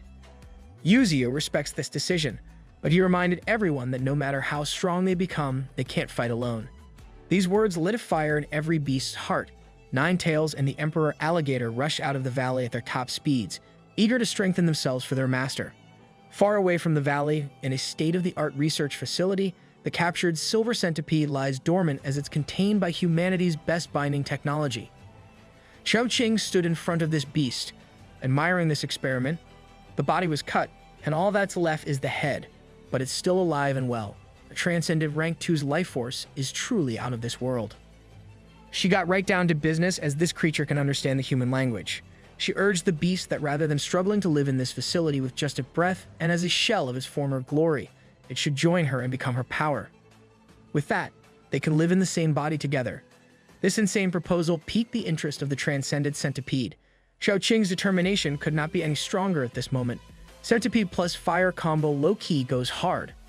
Does not it? Nine Tails overlooks the sandy terrain of a desert atop a cliff. The Emperor Alligator dove deep into the heart of a massive river, and White Tiger still cannot be taught the basics of the human language. The kitty is doing his best. The Great 9 Demon Beasts are starting their journeys with their own unique ways. Meanwhile, Bald Head is just chilling on top of the harvested spirit's stone ores and eating nuts, while the hardworking Tempest Wolves work tirelessly in hauling the heavy ores. However, this relaxation is short-lived as he cannot escape the all-seeing eyes or branch of his master. The branch got close to Bald Head, and he immediately tried to escape, but was met with a forceful tug. The hardworking wolves watched him get spanked like a kid after lazing around. This boy just wants to chill and fight to the death when he's in the mood. Absolute Giga Chad. Up on the ground, Yuzu is practicing his newfound skill, the Willow Wind Blade. He released the blades, but they failed to go through the mountainous terrain. The power is still too weak, and it isn't stronger than his branches. It's okay in close combat, but it uses too much energy. With that in mind, he used 2,000 evolution points to upgrade the skill to level 2. His remaining evolution points have gradually depleted to just 6,432. Either it's money or evolution points, everything flies so fast these days. With the upgrade to the skill, he tried again. The improvement was evident as multiple willow wind blades with sharper and brighter energy rampaged all over the place. The blades cut through the massive mountainous terrain like butter. With this upgrade, the skill just became more interesting. Its power, quantity, and range all got a huge boost. But it still uses up too much energy. Unleashing this attack requires him to extract spiritual power and visualize it to materialize. It's a whole different method than just using his branches to attack. He opened his system, and it looks like everything in his arsenal has been upgraded to level 2. That is, except his main trunk. His tree trunk is his main source, so he needs to prioritize this now. When he checked how many points it would cost, he was greeted by the whopping figure of 10,000 evolution points. On the other hand, upgrading the dense fog to another level would only cost him 6,000. He opted to immediately raise his power level through the dense fog. He's already starting to have a headache as to where he would get the evolution points to upgrade his roots and branches even further if this price hike continues. Brother is in a failing economy, he's just like us for real. But on the bright side, the higher the requirements are, the stronger it would make him. He's going to become unstoppable. A white dragon roared from a distance, and the humans caught the sound of it. As they were wondering where that fierce sound came from, a fog dragon flew by them like it was nothing. They automatically thought that their Lord God Tree is up to something with this dragon once again. With his fog control at level 3, he can now change his form into anything he wants. He plotted that once Shouchen gets back here, he will use this new ability to scare her. Come to think of it, that girl hasn't been around for quite a while now. Her life at the human side must be terribly busy. Just as he was thinking about her, the place where her soul resides glowed in a blinding light, even piercing through the ground. Her soul is undergoing a transformation as a phantom of a centipede crawled around her. It seems like she's finally breaking through. She absorbed the centipede into her system at the Super Being Research Institute, and now she's finally started her ascension. At the Super Being Research Institute, her physical body known as Xiaoling is undergoing the same transformation while in deep sleep. The professor knows that this is a clear sign of evolution, as they had seen this sight before.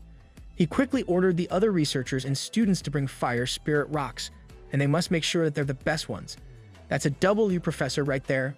On one end, her soul is being nurtured by pure life essence, and on the other, her body was being aided by the highest quality fire spirit rocks. These two powerful materials coalesce inside her soul and body. She broke through and her soul woke up in the most perfect state possible. With the phantom of the transcended centipede around her, she just succeeded in her transformation. The researchers quickly took her body to rest as they reveled in the fact that Yan Gao Yuan has really brought them someone special this time around. In just half a year, she has broken through to transcended rank 1. This lady that snores like no tomorrow has the brightest future ahead of her. She's the greatest double agent of all time. Back in the valley, the recently awakened soul of Xiao Qing demonstrated her newfound strength by destroying the mountainous region with just a flick of a hand. Yuzu quickly urged her to stop, as she might annihilate the whole place if she continues. Not only did she break through, but she has also materialized and turned the silver centipede into her weapon. There truly are a lot of mysteries in the world. More importantly, her soul has become even more materialized and solid. She has absolutely subjugated the transcended beast to become her cute little familiar that's willing to protect her no matter what. I might go ahead and hunt some centipedes to tame in my area after this. Yuzu refused to get upstaged by his precious Xiaoqing, so he also wants to show her something new. From a distance, the fog twisted and turned and slowly solidified into an organic shape. It took the form of a gigantic demon cow and dragon. She admired this new skill of his. It's a materialization of fog, but it also has destructive power. This power should be possible due to the pressure formed by the moisture in the fog. It truly is devastating, but at their level, it's only as strong as a medium mutated beast's power. The only edge this fog beast has is that it has no fear at all and is immune to physical attacks. Not only that, but he can also wrap his branch around the fog beast, and people would assume that it's a real monster due to its sheer power. Even if it's through trickery, it would still have the power of Transcended Rank 2. With this unpredictable beast form and the hallucinogenic effect, he can turn fake into real. That's some clever use of his powers. 100% approved. Xiao Qing immediately pulled him from his high horse, as she's disappointed that it does look fun. But she expected more, launching him into a panic. She snapped her fingers and the dragon disintegrated. To her, with the mental type of spirit, these fog beasts are nothing. It was like his world is crumbling as the fog dragon he painstakingly formed, and thought was invincible was erased just like that. Not only is it useless against her, But she can also follow the source of the fog beast and find the main body in control. Yuzu has never thought of this possibility. Called her a lumberjack with the way she dismantled this tree man. That's when she suggested using the spirit stones. Not only can they conceal the spiritual energy connection with the fog, but they can also strengthen it. He really liked this suggestion by Xiaoqing. It might just be what he needs. He immediately took a spirit stone from the massive pile and slowly brought it up to the newly formed fog dragon. Using the spirit stone as the core of his creation, it shone in a blinding and rich purple light. The dragon materialized around the stone even more vividly this time around. The fog dragon appeared more akin to a real dragon with the spirit stone as its center. This dragon looks like a menace to society already. They were both amazed at what just emerged in front of them. The fog beast's energy is totally concealed. With that issue perfectly addressed, Xiaoqing turned to him as she has one more thing to show him. The war between sea beasts and humans raged on in a different part of the world. The sea monsters relentlessly flooded and charged towards human settlements. The military tried their best to halt the savage rush of the mighty beasts with artillery. They even deployed their best fighter jets equipped with heavy missiles. These fighter jets targeted a specific sea beast that had been causing them trouble for quite some time. Despite the countless explosives they threw at it, the sea beast's carapace remained undamaged, boasting an absurdly high defense. The militant force was starting to lose hope, knowing that their only way out of this predicament was the Freedom Federal reinforcement. With the war dragging on, they had accepted the possibility that reinforcements might not arrive in time to save them. Press F to pay respect, boys. Resigning themselves to their fate, they faced the transcended rank 2 giant coral crab. The citizens of the city watched in horror as the gargantuan giant coral crab ravaged their home. This place had been their sanctuary, where they had built their lives and livelihoods. But now, it was being burned to the ground. Meanwhile, in the valley, Xiaoqing reminded Yuzu to send out the peregrine falcon to a specific location she had mentioned earlier, as she had something to give him. Xiaoqing stood in a mountainous area as the peregrine falcon locked onto her. The falcon, named Ada, initially thought that the two sisters had perished at the hands of the snake a few months ago, so seeing her in the flesh was quite a shock. Ada couldn't contain his excitement and joy at being reunited with a kind woman he knew. She tried her best to calm the noisy bird down to avoid attracting attention. However, the emotional falcon couldn't contain himself. Finally, she handed the package to the falcon to deliver to their master. Does anybody know where I can get a falcon for a pet? Within moments, Yuzu had the package in his grasp. He immediately turned on the switch on the side, unable to contain his curiosity. Inside the package was a golden ant with weak signs of life. Although it hadn't awakened yet, its life force, talent, and abilities were already excellent. I've seen this arc in Hunter x Hunter before. Xiaoqing's soul manifested as she yelled at her master for not waiting for her to take a look. She explained that this tiny ant was a miracle produced after sacrificing hundreds of millions of ants. Fortunately, it had a short lifespan, so the professors agreed to give it to her for the final dissection. Yuzu truly believed that this ant was something extraordinary, a creature that had emerged from hundreds of millions of experiments. He closely examined the ant and made up his mind. With his help, this ant would not breathe its last breath that day. Since his pure life essence was too dense, he diluted it with water from the spirit pond and slowly infused it into the ant. The ant gained a new light of life in its eyes. Its vitality instantly increased, and it began to stabilize. They celebrated as the ant glowed with a vigorous light. Perched on a branch, the ant began to undergo evolution. The smoke slowly cleared, revealing its new form. It now stood upright with a body befitting a creature that was 1 in 100 million. It had become a mutated gold ant with a strength 100 times greater than its predecessors. Imagine how painful this ant's bite is. The mutated ant and Yuzu exchanged meaningful glances. He swiftly struck out with his branch, but the ant had quickly vanished. He followed it up with multiple branch strikes, but the beast gracefully dodged them, leaving afterimages in its wake. This beast was truly fast. When he managed to make contact with his branch, the ant raised its arm and effectively blocked it, although it was pushed back by the sheer force of the strike. It quickly regained its footing on the ground. Even though the ant was only as big as a palm, Xiaoqing praised its speed and strength for keeping up with her master's branch. After their exchange, the mutated golden ant surprisingly kneeled on one knee and pledged its allegiance to its new master. It vowed to follow Yuzu until death. Another ride or die general secured. He was surprised that right from the beginning, this new follower was already using telepathy with him. It was only rank 5 at the moment, yet it was using a technique that even the rank 9 white tiger couldn't employ. Sensing that his name was somehow involved, the white tiger came hopping in excitedly. The mutated golden ant immediately established its dominance by trash-talking the tiger, who couldn't even use telepathy. Of course, the tiger responded by crying and dramatically walking out of the scene. Never change, white tiger, never change. Yuzu bestowed upon the ant the 5th rank in his beast rankings and ordered it to cultivate in the underground cave. He would also grant this beast its name. Given its lustrous golden color, he decided to call it Sparky. Sparky complied and followed his master's orders.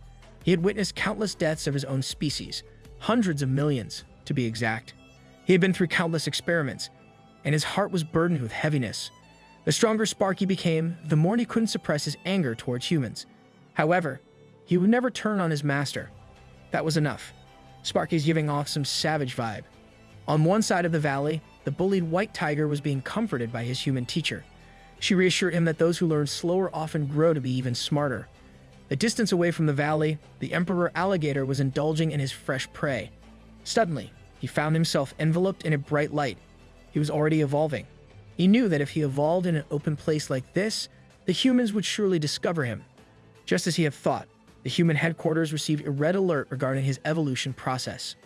They quickly determined his location and spiritual energy level of 24,000. The woman in charge became serious upon hearing the reports. She decisively ordered the coordinates to be sent to the Air Force. It seemed that the Emperor Alligator was facing a serious problem. He has this in the bag, he can surely tank an Air Force drive-by. Meanwhile, Yuzu was still toying with the capabilities of his fog beasts, intruding on the lives of his superhuman subordinates. The Air Force quickly responded to the call and surrounded the area where the evolution of the Emperor Alligator is taking place. He quickly realized that he was being surrounded by the heavy hitters of humankind. The headquarters finally got a good look at what they were facing. A massive reptilian beast that embodies primal force. He swiftly hurled boulders at the airborne cameras, disabling and destroying their surveillance system. He quickly neutralized every single camera from every possible angle, sending the headquarters into a panic as they had no clue what was happening on the battlefield. Take the CCTVs out first, smart move. Capturing this mutant beast, which is much larger than the silver centipede, with just fighter jets is simply impossible. The woman in charge of the operation abandoned the possibility of capture and focused on the mission of annihilation. She ordered the deployment of long-range missiles. They could not afford to let this beast escape their encirclement alive. Shoucheng's spirit quickly informed Yuzu of what was happening to the Emperor Alligator. The clueless boss was now bombarded with reports that dozens of combat aircraft had already been deployed, and the extraordinary troops were being dispatched as well. He knew that his subordinates could not be that careless, but it was inevitable as he had been discovered during his evolution. Who knew getting stronger would be this inconvenient? The Federation was paying special attention to this case as they had ascertained that the alligator was an ancestral mutant monster. They didn't even make such a big deal about the silver centipede. It seemed like there was something he didn't know about beasts with ancestral genes. Shoucheng had to go now as she was being dispatched along with the rest of the extraordinary troops. He worried that his alligator had never seen Shoucheng's physical body as Xiaoling. They might get entangled somehow. He could not afford to let things get worse. He ordered the peregrine falcons, the first of his beasts and the overlord of the skies, to help the Emperor Alligator. At their speed, the humans would not be able to touch them at all. All they needed to do was hold down the planes and snip them off if necessary. With those orders, the peregrine falcon faction simultaneously flew at blinding speeds towards the center of the incident. Bird Gang, rise up. The Air Force continued their relentless barrage of destruction towards the beast. In one of the aircraft, the extraordinary troops, including Shoucheng, were planning their approach to fighting the ancient beast to the death. She was deeply concerned about how this mission would unfold. At the psychic monitoring station headquarters, people were starting to protest, suggesting they should just drive the monster to the red restricted area and let the extraordinary troops do the heavy lifting as they provide support at the end. The leader snapped back that it was impossible. The Institute of Biology had already confirmed that this monster had retro-ancient genes. It would only become stronger if they halted their attacks now. A month ago, the Freedom Commonwealth was turned upside down by the golden eel. There was also the ancient giant crab from Sakura country that destroyed a whole coastal city. Oh snap, sea beasts are staying on top. If they let this alligator go now, it would spell catastrophic disaster for them later. The Emperor Alligator continued to use his powerful tail to hurl gigantic boulders toward the airborne fighters. With multiple projectiles at a time, his attacks were extremely effective. He's just the beast titan in the form of an alligator. One boulder hit a missile mid-air, causing an explosion of smoke in the sky and blocking their vision. Veiled behind this smoke, the beast started hurling boulders at a faster pace, decimating a large chunk of the airborne fighters. They were becoming increasingly certain that this monster was vastly different from the silver centipede. It was as if it had gained wisdom. The alligator observed his enemies and began to make a run for it. The pilots panicked, realizing they couldn't let this chance go to waste. They had to utilize their bombs. They rained down heavy force on the terrain surrounding the alligator, sinking its footing. In response, he calmly stood still, and his foot started to coagulate. He dug deep into the ground, and his tail followed suit with coagulation. He came to a complete stop, and his muscles stiffened. He was also becoming increasingly exhausted.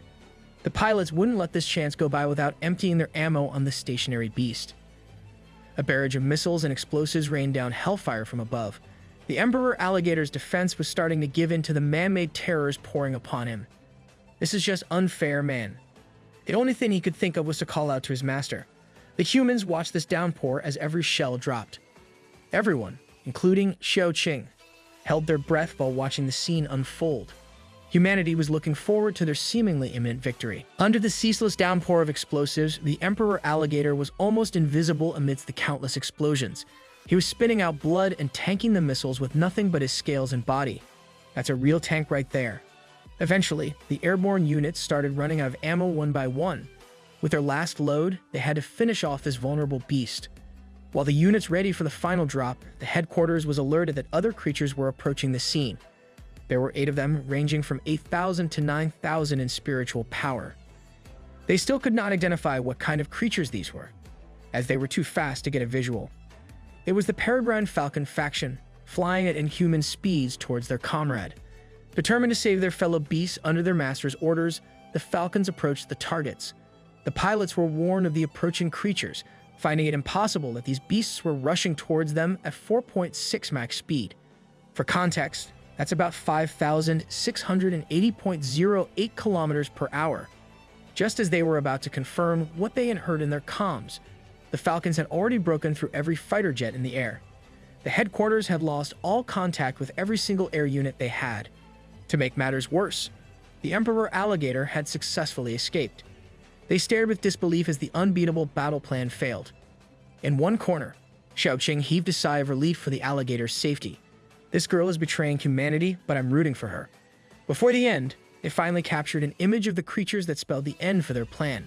They saw the fierce sight of the peregrine falcons, the top predators of the sky before evolution. These birds were now at the 9th level, and the current Air Force was no match for them. There was no way they could defeat this group. As the sun set, the Emperor Alligator and the peregrine falcon faction leisurely strolled towards their master. At Bayou Gorge, every beast in the valley rushed to the dense terrain to welcome back their injured comrade. At first sight, the injuries of the Emperor Alligator looked worse than they could have imagined.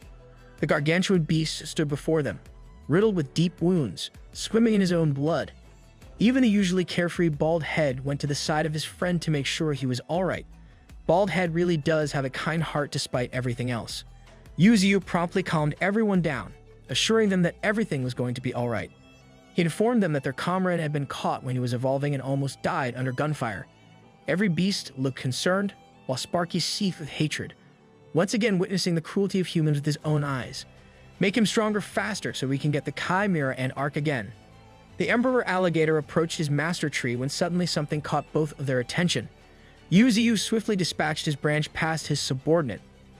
A mechanical gadget of some sort was squatted and destroyed. The alligator panicked as he had an idea of what that was. Yuzu knew all too well that this was a sub-miniature scouting plane. It seemed like something breached his fog defense as the alligator was fleeing home. It's time for war. Looking at the beast's wounds, it was hard to believe that he could still stand straight with dignity. The humans use armor-piercing projectiles, so the master warned him not to fight with his body as heavily next time. It seemed like human ammunition had advanced to the point where it could cause extraordinary damage to a First-Order Transcendent.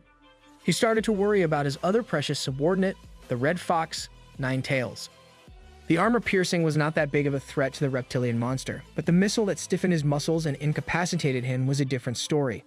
Solidified muscles were a natural counter for beasts like the Emperor Alligator.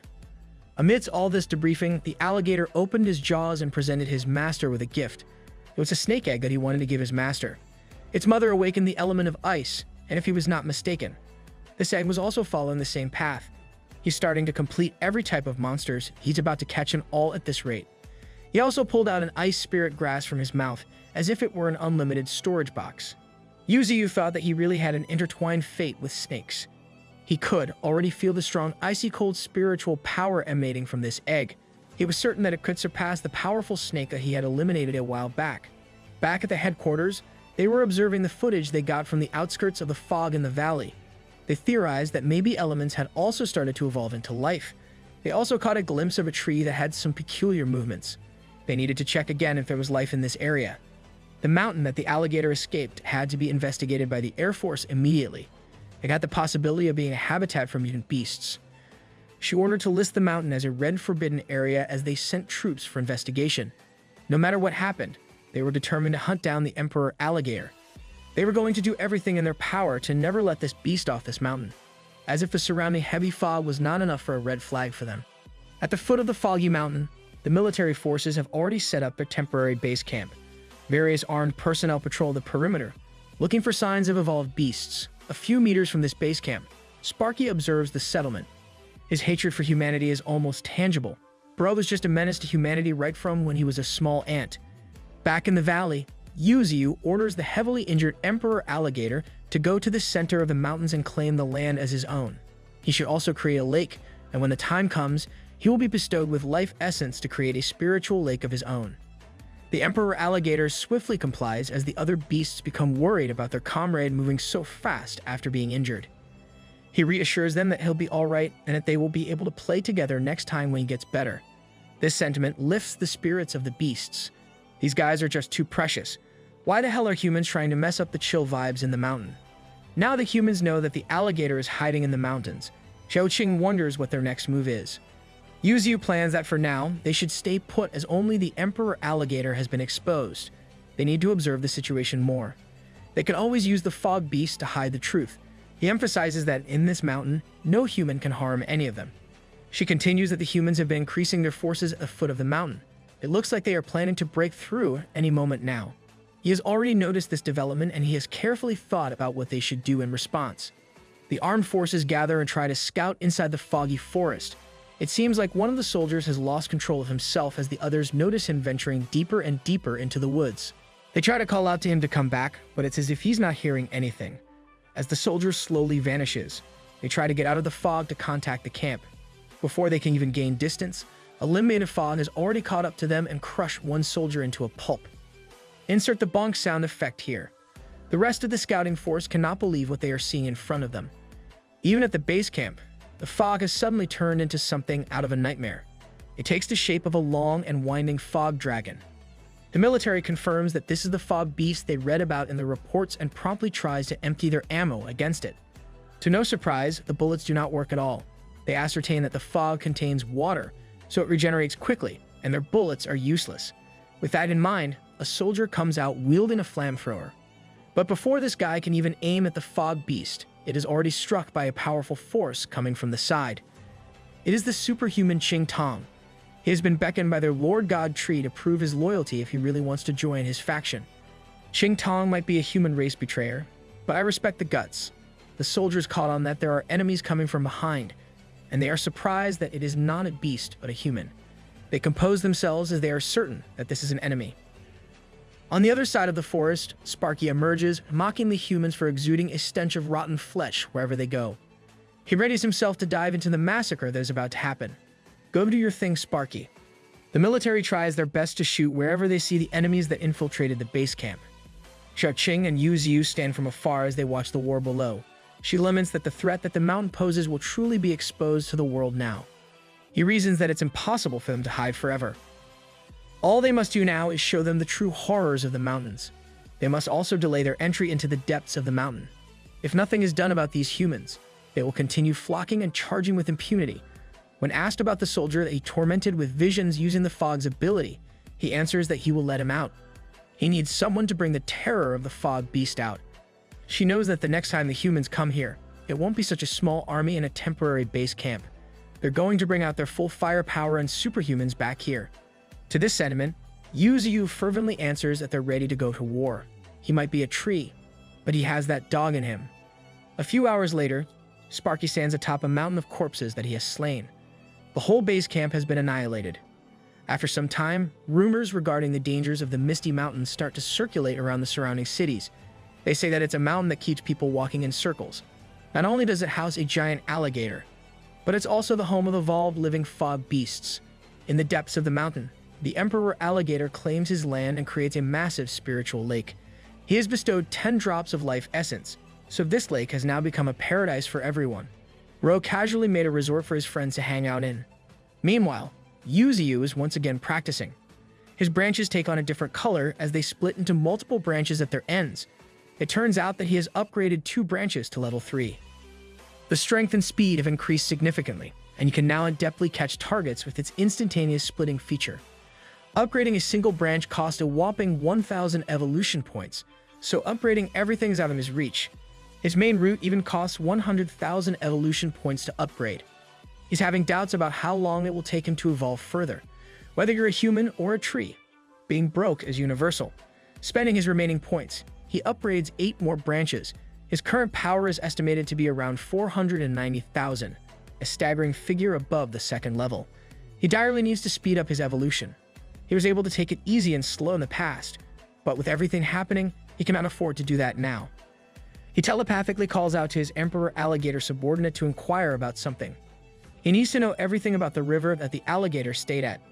He explains that the Great River is treacherous and unpredictable. Even with the strength he had before, he did not dare to stay a second longer. And it turns out that the water of the Great River has the power to suppress the fluctuations in spiritual power. This might just be what Yuzu is looking for. But he has a big obstacle in front of him as he feels something lurking in that river. He is sure that there are existences of transcendent 2nd order and above prowling about in those waters. Water monsters are just built different in this world. Meanwhile, at City Z, the soldier that Yuzu let go has been suffering mentally the whole time since he got out of the forest. The only useful clue they got from this soldier was about the Fog Beast, and there is no other clue. The superhuman Yan Gao Yuan is enraged, as he is now determined to assemble the army and the superhuman troops. He also includes the extraordinary 10 heroes of the Federation. This war is a war that he will personally wage and command. That alligator did a number on their troops, and it ranks amongst the top 3 of all mutated beasts discovered. He vows that even if there are only ashes left, he will burn the mountain to the ground. This dude thinks he's the main character or something. Yuzu was shocked by this piece of information.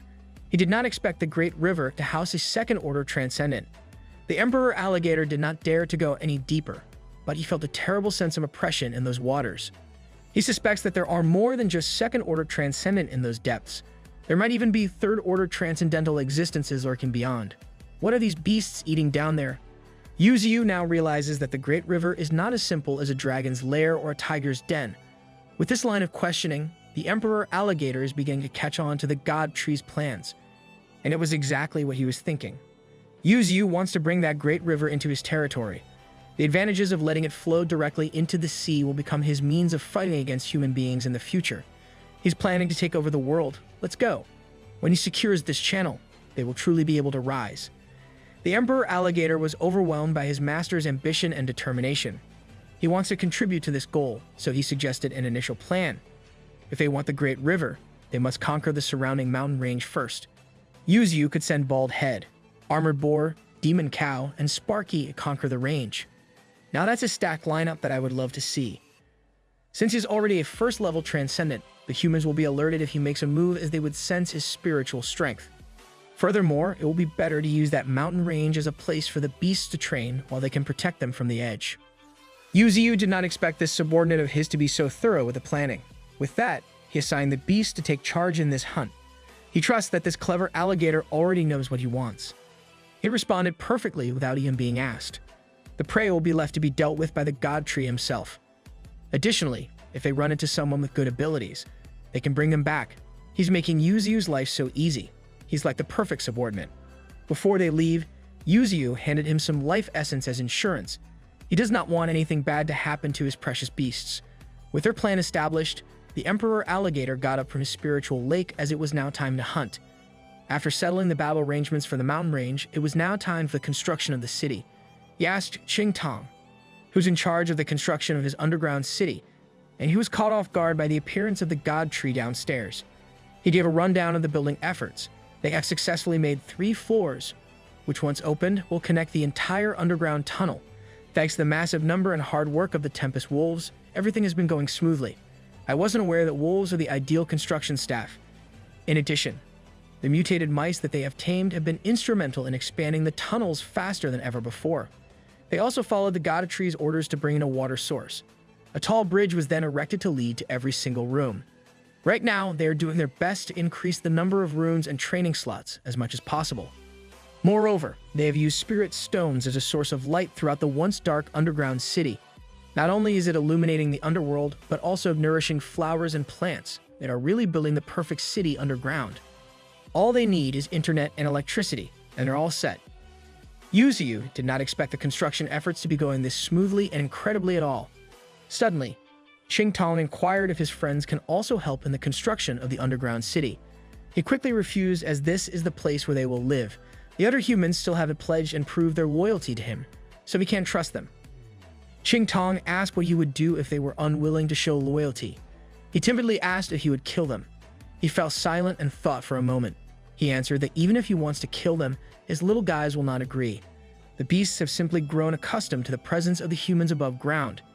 Even though they're at war with the human race, it's still up to them to decide whether they wish to stay or leave.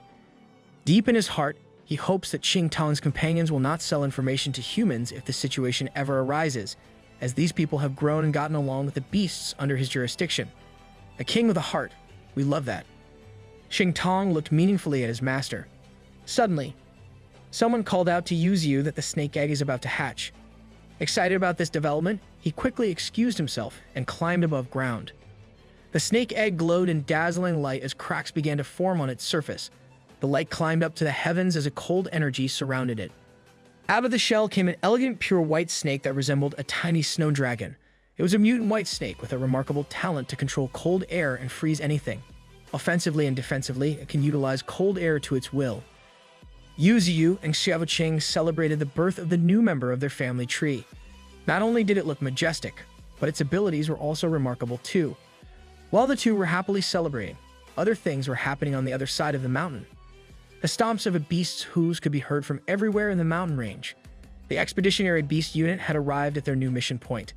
The White Tiger, Demon Cow, Armored Boar, Gold Silk Monkey, and Bald Head all had pure determination and hunger in their eyes. Beast Avengers, assemble.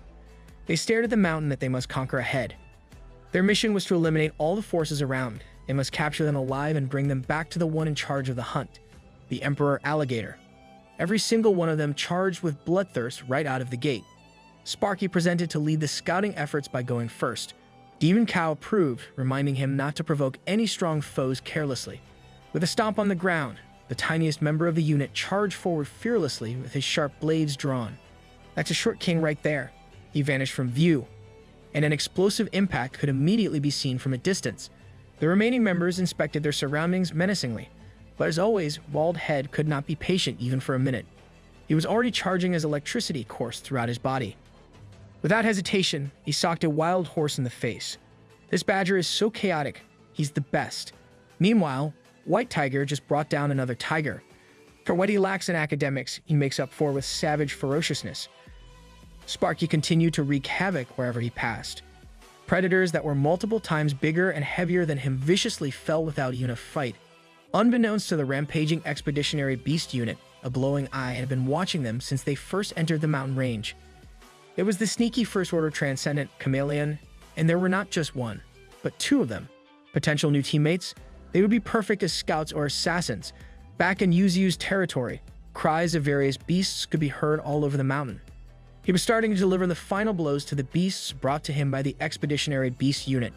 Killing a hare, bat, and lizard granted him 30 evolution points each. Brown bears granted 40 points, while a wild horse yielded 70 points and a wild wolf was worth 65 points. Bro was getting boosted by his subordinates non-stop. He resembled a death god, harvesting the lives of countless wild beasts. The only thought in his mind was to kill and kill some more. In the past few days, they had hunted a massive number of preys. His evolution points had now grown to a grand total of 18,110. He was extremely satisfied with the efficiency at which he was accumulating these evolution points. Not only that, but he had also ordered his underlings to feast on the valuable prey to replenish their strength. Even his newly hatched white snake named Bai joined in on the feast. Meanwhile, not far from the valley, a gargantuan gorilla was roaring in anger. The colossal primate exuded bad vibes as it strolled around the plains. What the hell is this guy so angry about? Xiaoqing's spirit could be seen flying above the plains as she admired the majesty and imposing presence of the gorilla. Suddenly, the gorilla felt something in the corner of its eye. Although the image of an ethereal person was blurry, it was certain that someone was flying near him. The aggressive gorilla did not like this at all and roared at the top of its lungs in Xiaoqing's direction. That's a top-tier hater right there. It grabbed onto the solid mountain floor, and its fingers began to pierce through the rock. Just when it seemed like it was lifting a boulder from the ground, something even more shocking was revealed. The gorilla effortlessly lifted almost half of the mountain by simply sticking its hands on the ground and pulling it out. Now, that's the definition of built different. Even the aloof Xiaoqing admired this extraordinary display of raw and primal strength. However, to her, it was nothing more than raw strength. As the massive rock formation was thrown at her, it blasted through the air with blinding speed. She stood calmly in the face of the rock formation. Suddenly, clean and straight cuts appeared on the surface of the rock. It was disassembled mid-air, as if it were a piece of vegetable being cut by a sharp knife. She was proving that she wasn't easily beaten. Summoning her transcendent centipede familiar, it was now returned to strike. Back in the valley, Yuzu was celebrating yet another victory. They had finally cleaned up the piles of bodies littering the plains. The green grass sparkled, looking immaculate. However, this celebration did not last long as a massive gorilla landed on his prized clean floor. Xiaoqing informed him that she had brought him the specific gorilla he wanted. She expressed her doubts about training this beast. After all, primates were not like the other creatures, and if he wasn't careful, he might not be able to fully control it. All these concerns fell on deaf ears as Yuzu mourned the loss of his once pristine grass and spotless ground. He understood her concerns since primates were the most human-like race. They were also social creatures, and if guided through their development, they would undoubtedly evolve at an unimaginable pace. If they could absorb human knowledge, they would become a completely new species, just like humans. Winston from Overwatch incoming? He reasoned that the rise of gorillas and primates might not be all that bad for them. After all, the world was already plunged into chaos. Furthermore, it took a long time for a species to fully evolve. Xiaoqing listened intently to her master. Suddenly, the knocked-out gorilla began showing signs of waking up and regaining consciousness. It opened its eyes to the sight of Yuzu's magnificent and imposing tree body. It didn't waste a single second and became hostile once again. It let out a thunderous roar while Yuzu observed it. It turned out that this beast was even bigger than the white tiger. The unhinged gorilla was already attempting to pounce on him, his eyes filled with bloodlust and rage. He simply responded to this blatant attempt to harm him with a single branch laced in neurotoxin paralysis poison. The gorilla fell on its back and started shivering, unable to move a single muscle. Take some time on the floor and reflect on your actions, buddy. This paralysis toxin came directly from his branches. For entry-level mutant beasts, its effect was like a nightmare. With the gorilla incapacitated, he proceeded to offer it two simple choices: surrender or die right here, right now. The answer was obvious as the gorilla urgently replied that it wanted to surrender in perfect human language. He was taken aback, as he expected the beast not to surrender so quickly. He had even thought of a bunch of threats and lures, but now he wouldn't be able to use them. He was also shocked that it could speak fluently, despite being just a primate. He asked the monster if it had a name, but it seemed unfamiliar with the concept of names altogether. Dismissing the confusion, he decided that from now on, this guy would be called King Kong. Ain't no way he's naming this guy King Kong. Although he was much smaller than the real King Kong, evolution would find ways in the future. With the name settled, he bestowed King Kong with a gift, a single drop of life essence that slowly fused into his entire body. Bright lights of evolution quickly escaped from all over King Kong's body. Even Yuzu was surprised by the intensity of the evolution he was witnessing. King Kong evolved and underwent a drastic change in his appearance. His once brown fur transformed into a menacing black color with a red streak in the middle of his head. His body also became more compact, resembling the incarnation of pure muscle. One look at this beast, and it felt like a light punch would be the end for you. This is the build of the guy she told you not to worry about. He became a beginner level 8 mutant gorilla right after receiving the life essence. He possessed the talent to go berserk and choose to give up sanity, thereby gaining a large amount of speed and strength. His brute force was also enhanced to the fullest. Endowed with deadly power and superb craftsmanship, King Kong was a force to be reckoned with. Yuzu assessed that King Kong's abilities were good, but not good enough to be part of the 9 beasts. With that in mind, he ordered his newfound subordinate to gather his pack. King Kong responded affirmatively and promptly postured to let out a thunderous roar like no other. With his whole chest and power, the roar shook the entire mountains and even caused a crater where he was standing. Both Yuzu and Xiaoqing couldn't escape the intensity of this roar, feeling as though their eardrums were shattering. All over the mountain range, primates of all shapes and sizes heard this familiar roar. They started figuring out where it came from, and all faced in the same direction. It didn't take long for them to act like a bunch of wild savages, rushing towards the call as fast as they could. Yuzu was taken aback by this development. Even Xiaoqing was speechless at what they were seeing. Every single wild primate from every corner of the massive mountains appeared and rallied under the roar of King Kong. Return to monkey, boys. Yuzu finally realized that they had just hit the jackpot. In the mountain range, an intense fight is currently happening.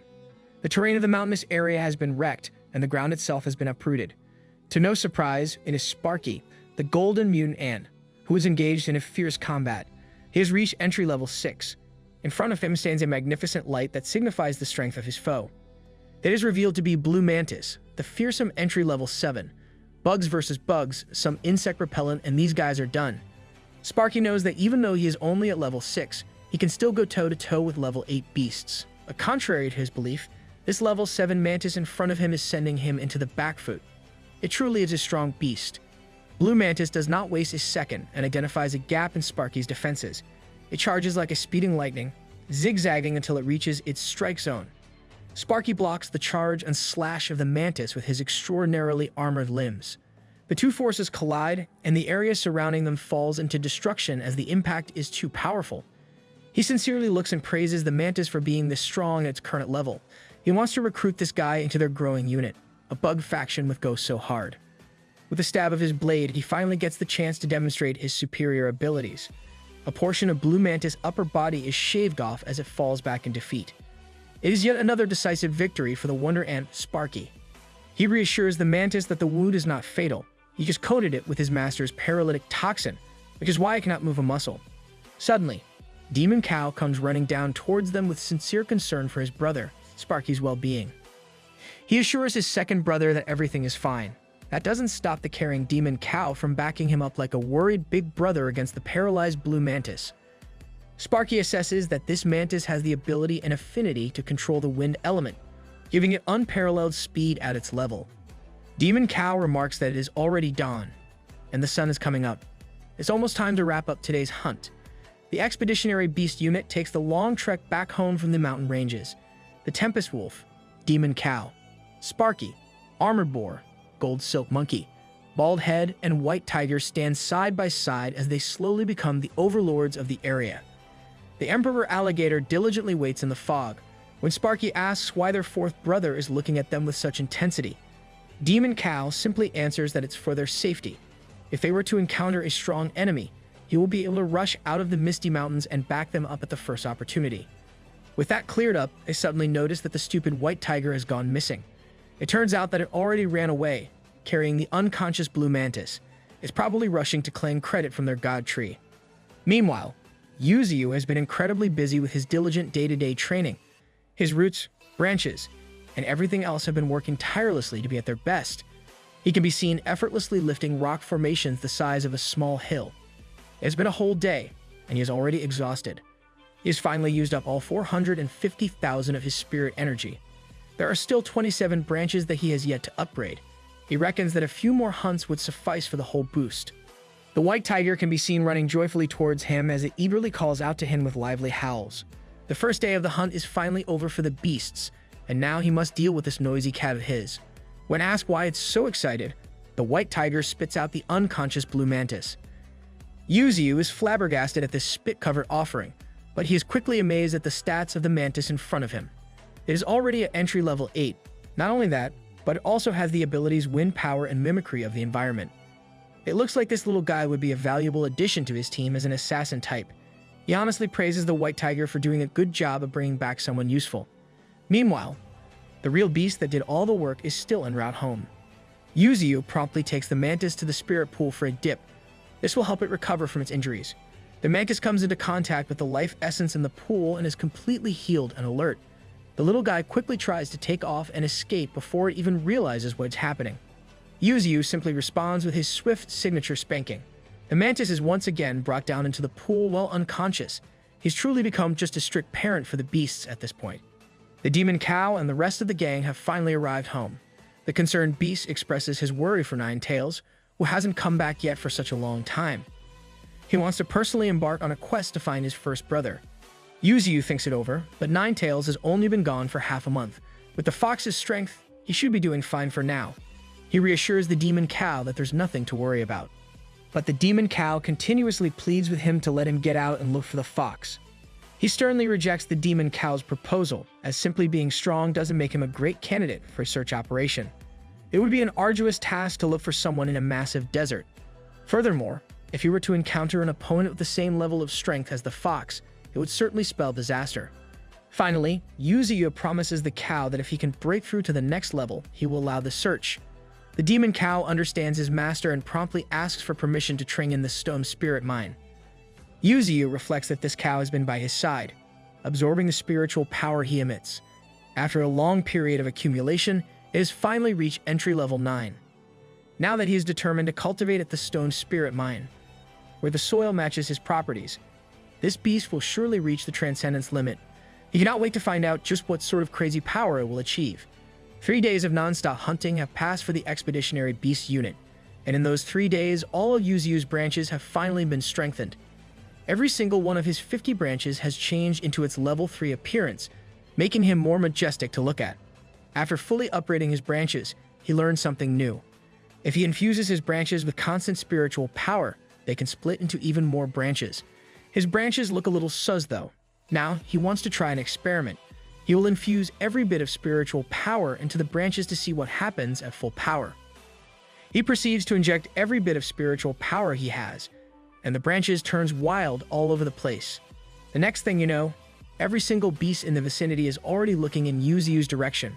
Every resident of the mountain could not believe just what they are seeing right in front of them. Humans and beasts alike looked up to the sky in awe of a beauty they had never seen before. One of the superhumans knew exactly what this phenomenon truly was.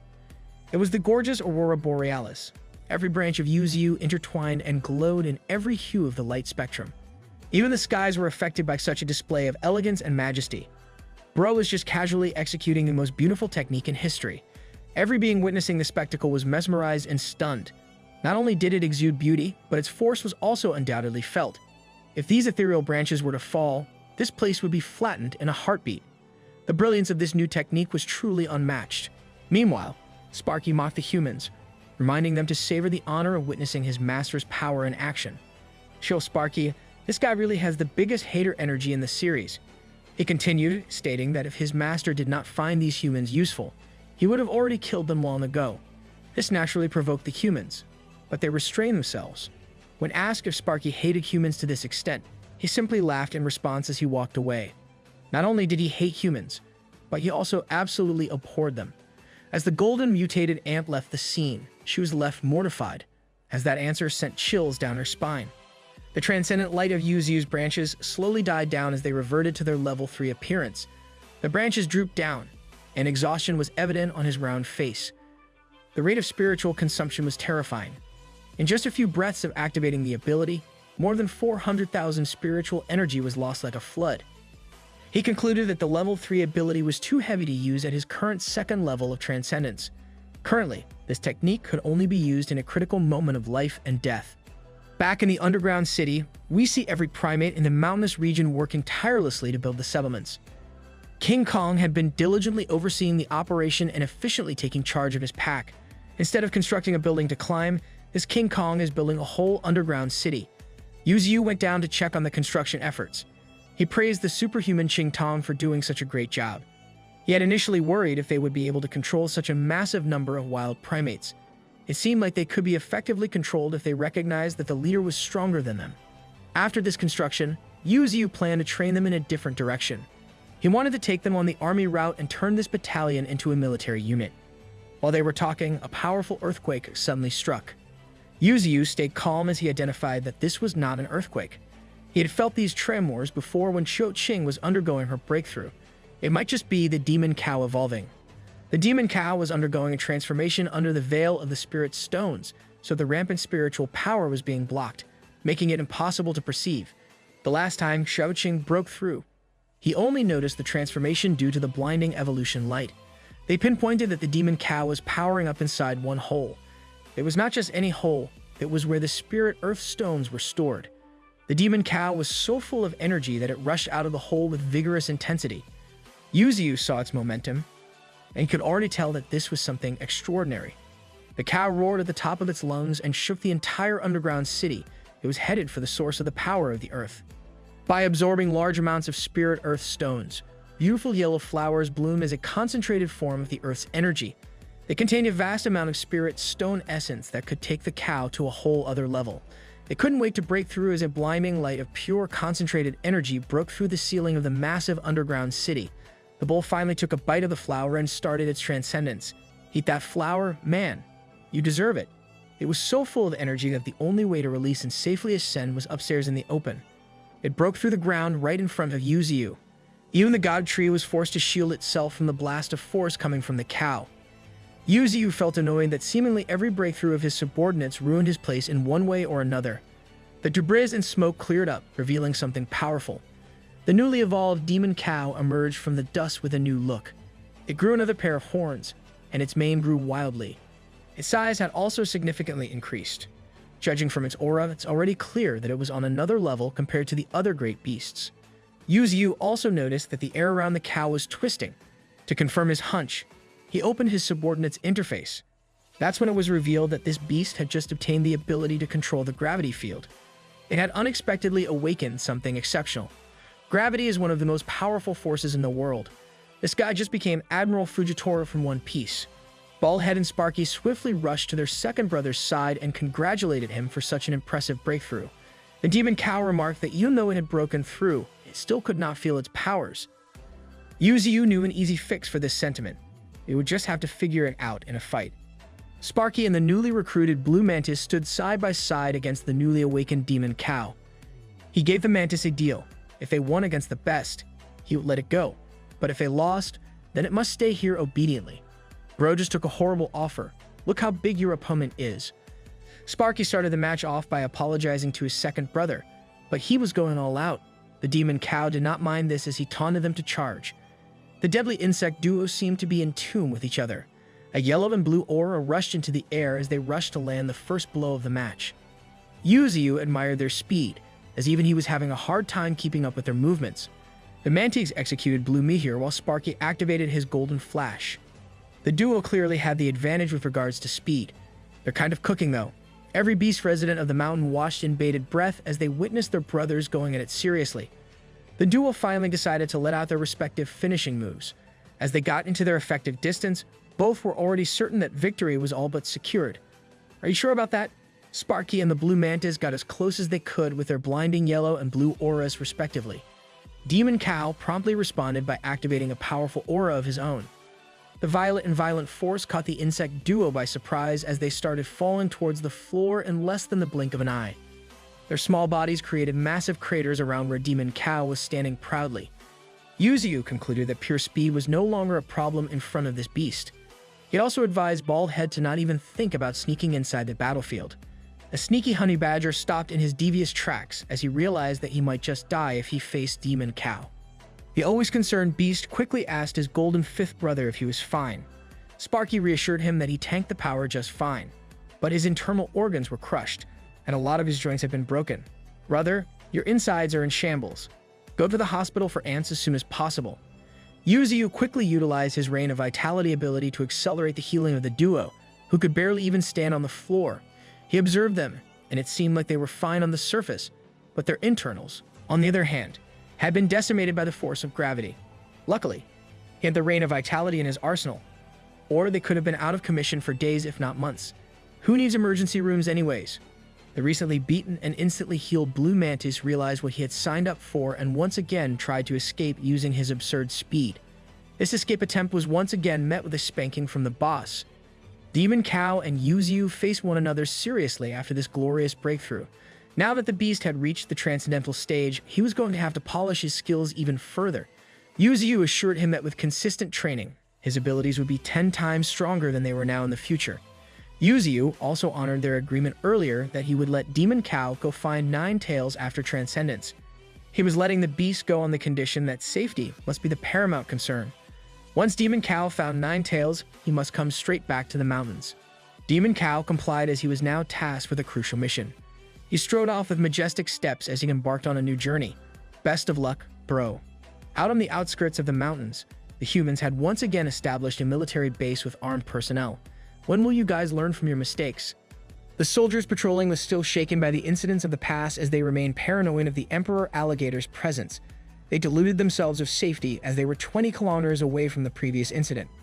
However, their confidence had been rising due to the presence of people from the Transcendental Force this time around. Now, all they were waiting for were the bulk of the troops and the artillery to arrive. Once they were locked and loaded, they planned to level the entire mountain.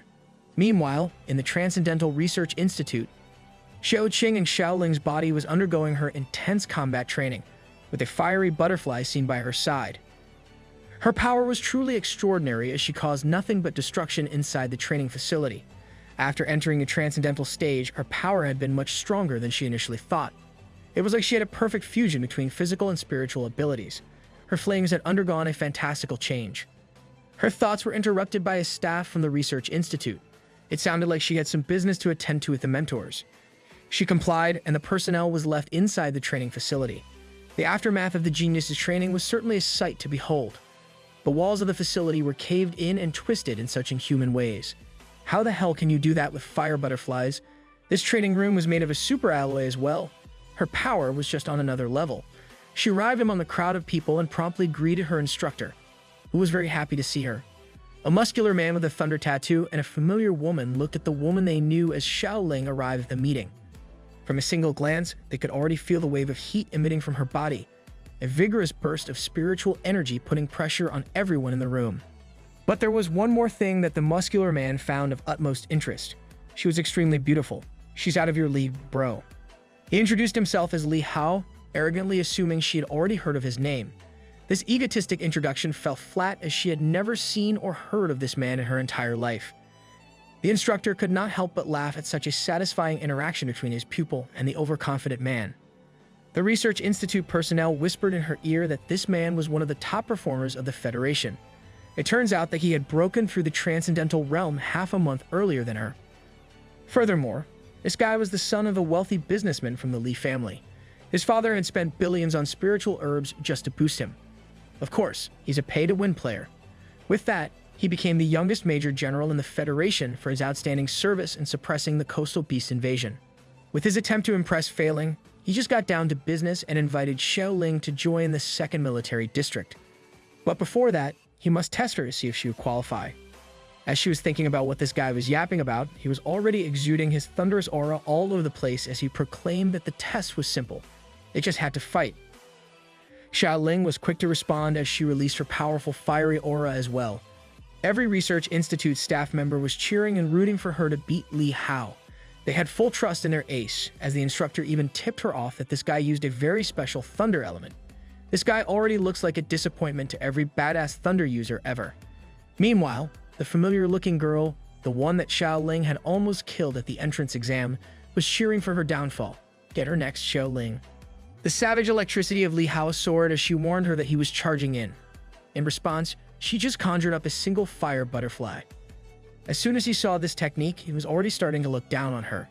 He attributed this kind of technique to her being just another woman, as if it was expected that she would turn the violent nature of flames into such a flashy and fancy form.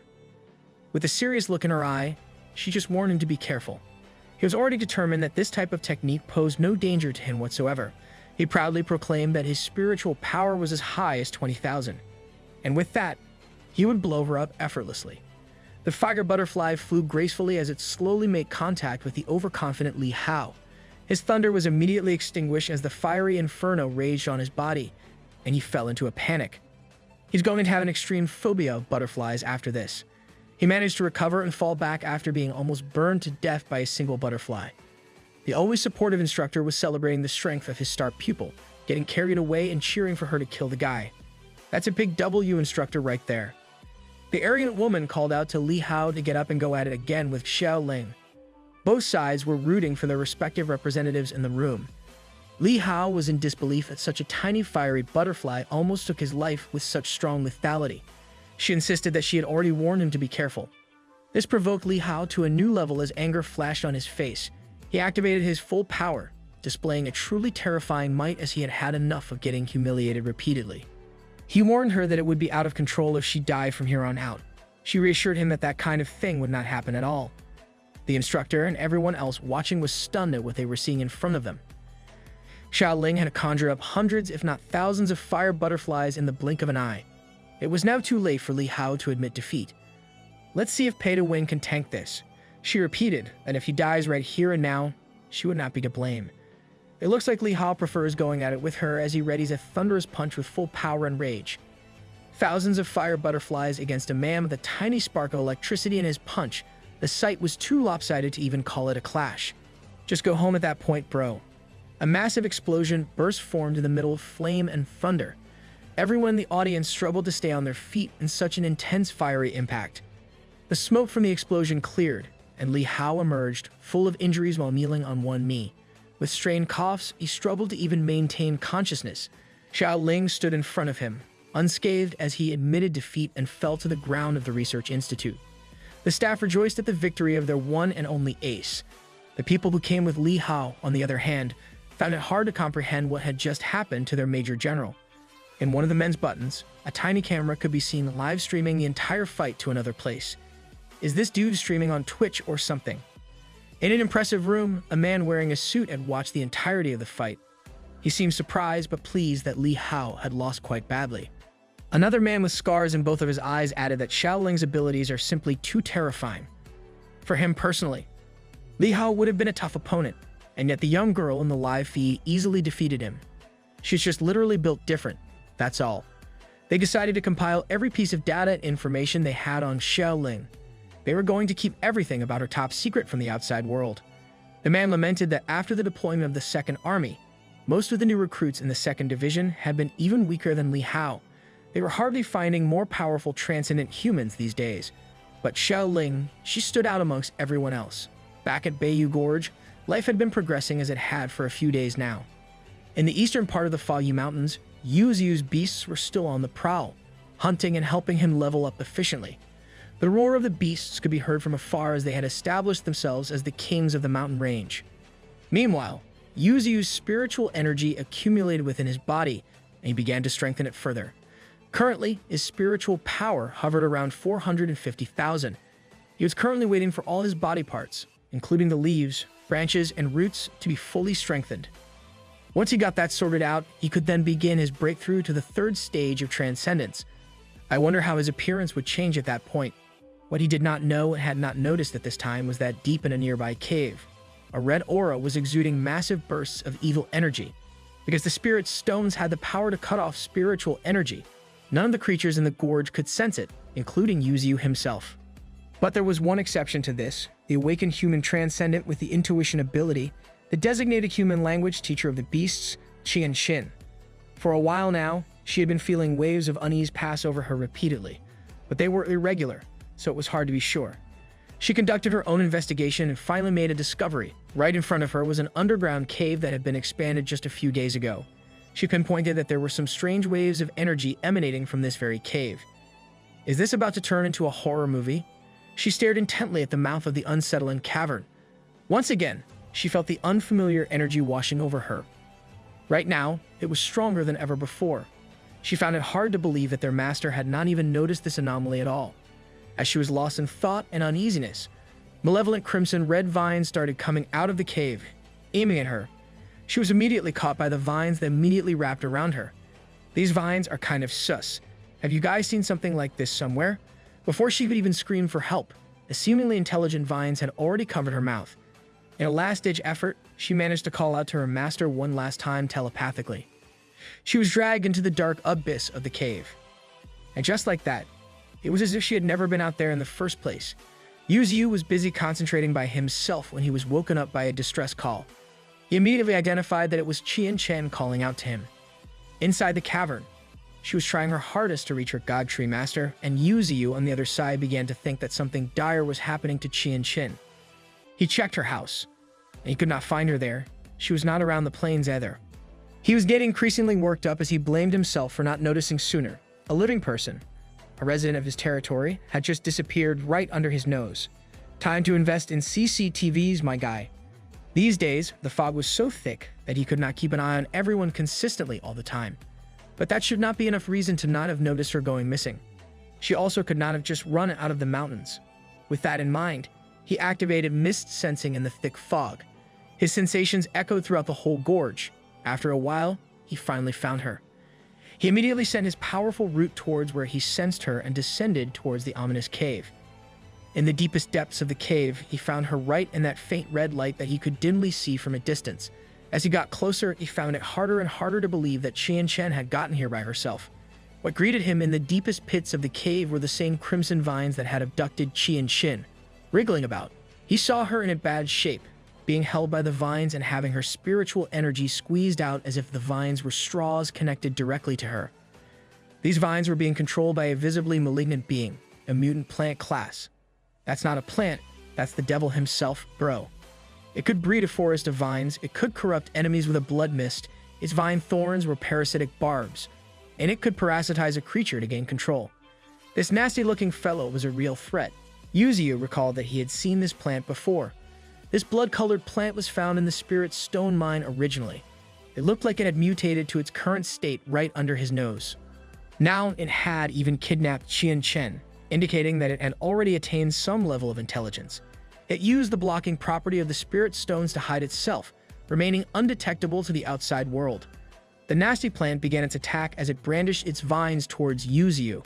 He felt the evil and hostile aura of the plant immediately. It had no regard for him, even though they had just met. With that in mind, he could go kick some ass right here. Yuzu cut off the vines that had been absorbing and binding Qian Chen and her spiritual energy.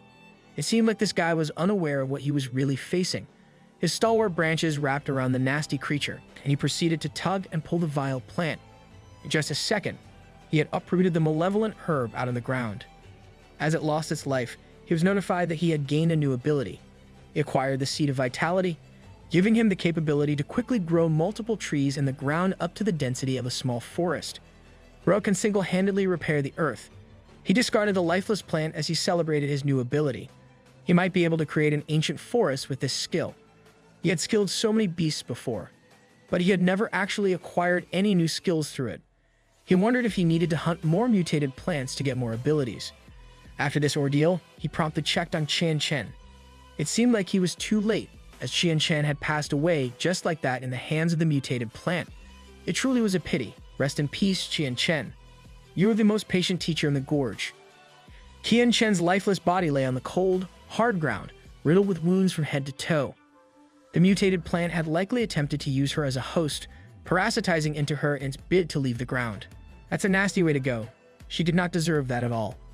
Having lived under the same gorge for a considerable time, Yuzu felt obligated to give her a proper burial. However, just as he was about to lift her corpse, something extraordinary occurred. Qian Chen's eyes faintly opened as a powerful red aura enveloped her. She ascended to the top of the cave, covered in a crimson crystal, resembling a butterfly undergoing metamorphosis. Moments later, the crystallized shell began to crack, completely shattering to reveal a familiar hand emerging from the crimson gem. Qian Chen emerged, now clad in a plant-like skin with crimson vines entwined around her body. Poison ivy, mommy. Sign me up. She had transformed into something truly extraordinary. Yuzu blushed at her sudden transformation, her figure now fully on display. It seemed she had undergone symbiosis with the blood-red mutated plant.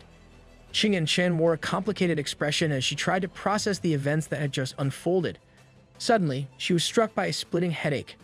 Yuzu panicked, as even for him, this was unfamiliar territory. Tears streamed down her face as she gradually realized the magnitude of what had happened to her. She turned to her master, the God Tree, questioning if she still retained her humanity after such a profound alteration. He answered her directly, stating that she was no longer human at this point and jokingly referred to her as being in a vegetative state. This dude is taking care of so many beasts like a father. Now he's starting to quip dad jokes. However, Chen was in no mood for jokes. She was facing an existential crisis like no other. Setting aside the jest, Yuzu offered her a choice to decide which side she wanted to belong to. He also asked her if she believed she could truly reintegrate into human society given her new appearance. He earnestly questioned whether people would truly accept her as a human. This question left her with much to ponder. Ultimately, her consciousness remained intact and unaffected by the transformation. She had even absorbed the power of the red plant's energy. With this understanding, Yuzu extended his branches to Qian, welcoming her to join them in her newly altered form. He assured her that this marvelous place would be her home in the future to come. After a brief moment of contemplation, Qian made her own decision and expressed her genuine desire to formally join the expanding circle of the God Tree. She truly is a breath of fresh air. She's a plant after all. Meanwhile, in the hunting grounds of the Expeditionary Beast Unit, the transcendent Rank 1 mutated chameleon, which had been observing them since day one, finally made its move. The white tiger confronted it head-on but was met with a forceful strike from the chameleon's tongue. The mutated creature proved too powerful for their current levels. Back in the foggy gorge, the white tiger and the rest of the group luckily managed to survive the clutches of the transcendent chameleon. Yuzu received reports that his beasts had encountered the creature, but it had fled from the battle. Sparky explained that Emperor Alligator had wanted to join the fight, but the white tiger declined his assistance. Despite occasional mental slowness, the white tiger still possessed the pride of a king and desired to defeat the formidable enemy on his own. Respect to that, my guy. Yuzu promptly infused the heavily injured white tiger with precious life essence. Sparky continued, noting that something had changed in the gorge. There seemed to be significantly more trees than when they had left earlier. Yuzu clarified that he had been testing his newest ability, the power to create trees. However, he regretted that once he stopped supplying them with spiritual energy, they reverted to regular trees. To demonstrate, he instantly spawned a small tree before them. Sparky and the white tiger were mesmerized by this peculiar ability. Suddenly, the vigilant golden ant detected a strange aura in the distance. Reacting swiftly, it pushed its blinding speed to the limit and rushed toward the source of the anomaly. Behind the trees, a familiar humanoid silhouette came into view. Sparky wasted no time and launched a killing blow at the unknown presence in their territory. It turned out to be none other than Qian, hidden amidst the fog and trees. Her crimson vines instinctively protected her from Sparky's lethal attack. Someone must give Sparky a lot of chill pills, man. When Sparky finally had a chance to examine this situation closely, he confirmed that the anomalous figure was indeed Qian. He couldn't fathom an explanation for her bizarre form. Through her symbiosis with the malevolent plant, she had acquired a talent for life force manipulation. She could now freely control blood-colored vines for both offense and defense. Sparky withdrew, taking a moment to assess the situation. Yuzu simply informed everyone that Qian was their newest companion. She was now recognized as the sixth member of the 9 great beasts and would henceforth be referred to by her new name, Thorn. The plant mommy has been secured, let's go. Sparky, known for his disdain towards humans, vehemently disagreed with this announcement. In his view, humans could stay and work there, but nothing more. Accepting a human as an equal was beyond his comprehension.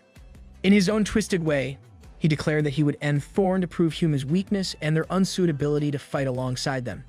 Yuzu grew angry at Sparky's brazen attitude and called out the ant. Sparky froze, understanding the weight behind his master's words. The enraged god tree would not tolerate any form of defiance from Sparky or any of his subjects. Witnessing his master's fury, Sparky was terrified to even move, let alone harm Thorn. He rushed to his master's side, kneeling on one knee and profusely apologized for his careless actions and words. That's right, boy. Bow down to the god tree. Yuzu lectured him, emphasizing that Thorn was different from the humans they knew. He hoped that from now on, everyone would gradually learn to understand one another. Perhaps even the stubborn golden ant might change his perspective in the future. Thorn was still adjusting to her new form, and standing alongside such powerful beasts made her uncomfortable. Sparky had calmed down, suppressing his hatred to comply with his master's wishes. Yuzu had underestimated just how deeply Sparky despised humanity. His hatred was rooted in something profound. He feared that without unity, leading the team effectively would be impossible. Meanwhile, on the outskirts of the foggy mountain area, a diverse group of superhumans gathered with a common goal. Having already delved deep into the mountain, they had yet to catch a glimpse of the Emperor Alligator or even a single clue. When asked who had given them the mission to find the alligator's whereabouts, They replied that it didn't matter. As long as there was enough money on the table, they were willing to do the job. In this mission, there's no need to engage in combat, just provide the location. These mercenaries were driven solely by one thing: money. It was their sole concern. The muscular mercenaries surveyed the surrounding fog, rumored to be inhabited by fog beasts, doubting the veracity of the stories they had heard. Bro was just begging to be stomped by a fog dragon with that arrogance. Nevertheless, they pressed on with their search, realizing they might be close to their objective. Since the dawn of the evolution era, mercenaries had gained popularity as a new profession. With everything evolving at an alarming pace, a select group of talented humans had also evolved. These mercenaries relied on their enhanced combat abilities to offer their services to powerful individuals. It was a highly lucrative profession, capable of quickly amassing wealth for those with the necessary skills. It low-key sounds like a good career if you're strong enough. A few hours later, deep within the foggy mountains, the mercenary party came to a halt. They spotted a beautiful woman with peculiar red vines, harvesting fruits from a tree. In the serene surroundings, Thorn, with her exquisite beauty, was engrossed in plucking ripe fruits from a nearby tree. Oblivious to the world around her, she paid no heed to the group of mercenaries who had just spotted her from a distance. Would it be cannibalism if she eats the fruits? Her joy knew no bounds when she discovered an abundance of luscious fruits in the gorge. The very thought of collecting some for her superhuman friends would have been deprived of fresh fruits for an extended period. Immediately crossed her mind. She's too thoughtful, man. However, her peaceful endeavor was abruptly interrupted as the muscular silhouette of a mercenary swiftly approached, coming within inches of her. A single glance at him was enough to discern his nefarious intentions.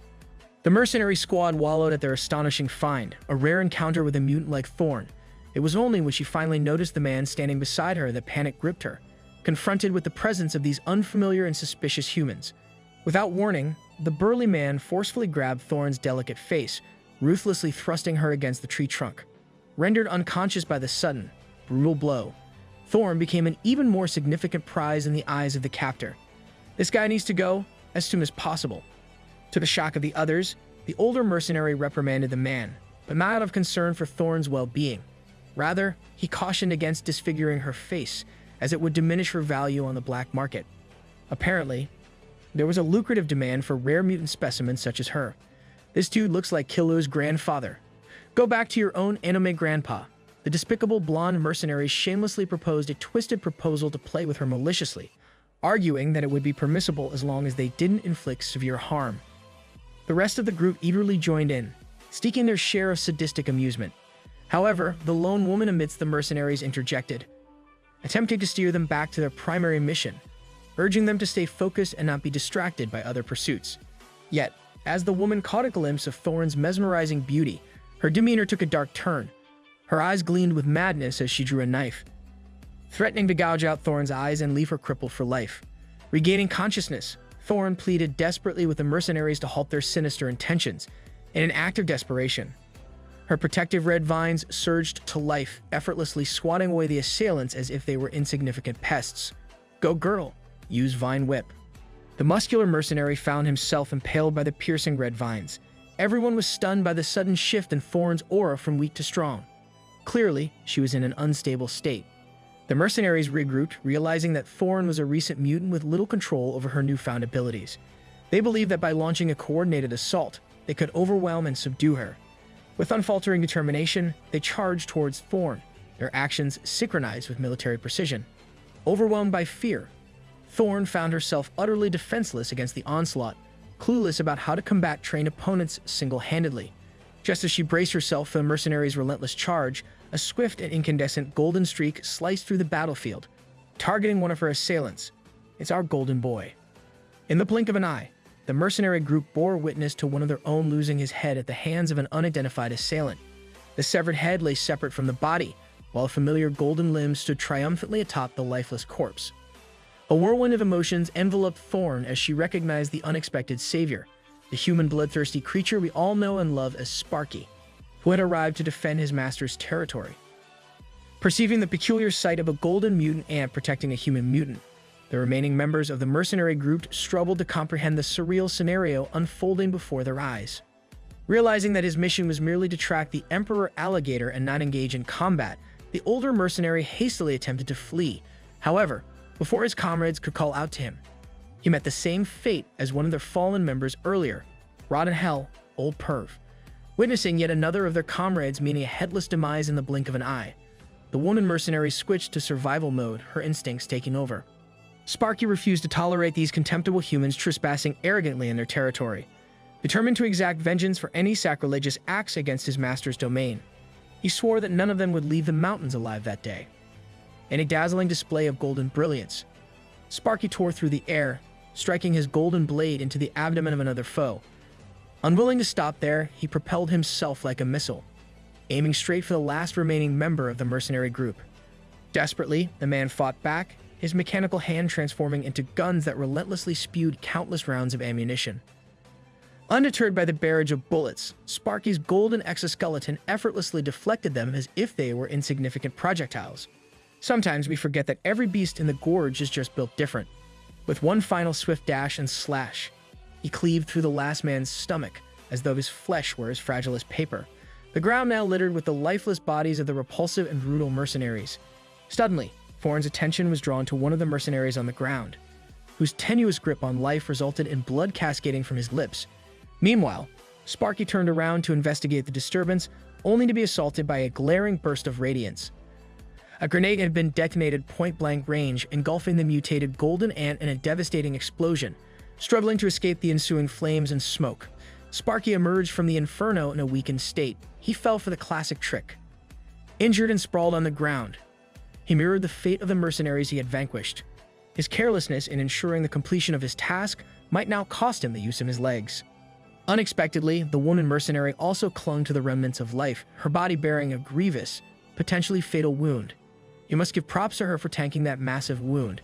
Clutching her knife with grim determination, her sole aim was to eliminate the injured beast subjected to the specialized grenade. With the last vestiges of her strength, she raised the blade, mustering every ounce of resolve to plunge it into the defenseless Sparky. The knife's tip hovered perilously close to ending the mutated golden ant's life. As tension reached its zenith, copious amounts of blood erupted into the air, painting a grim picture. With blood hitting the floor, the arduous battle finally reached its conclusion. The lifeless mercenary's eyes faded as a single crimson vine pierced through her skull and brain. Headshot. Thorn, without deliberate thought, successfully commanded one of her crimson vines to make a crucial play. Realizing the gravity of her actions, panic, relief, and shock flooded over her in a complicated mix. Moments later, the battle concluded, and the serene surroundings of the mountains returned as if nothing had happened. Amidst the battlefield, Thorn could be seen bawling her eyes out, crying like a child. She's climbing up the list of best girls. Sparky went to her side, scolding her to stop crying as she was being too noisy.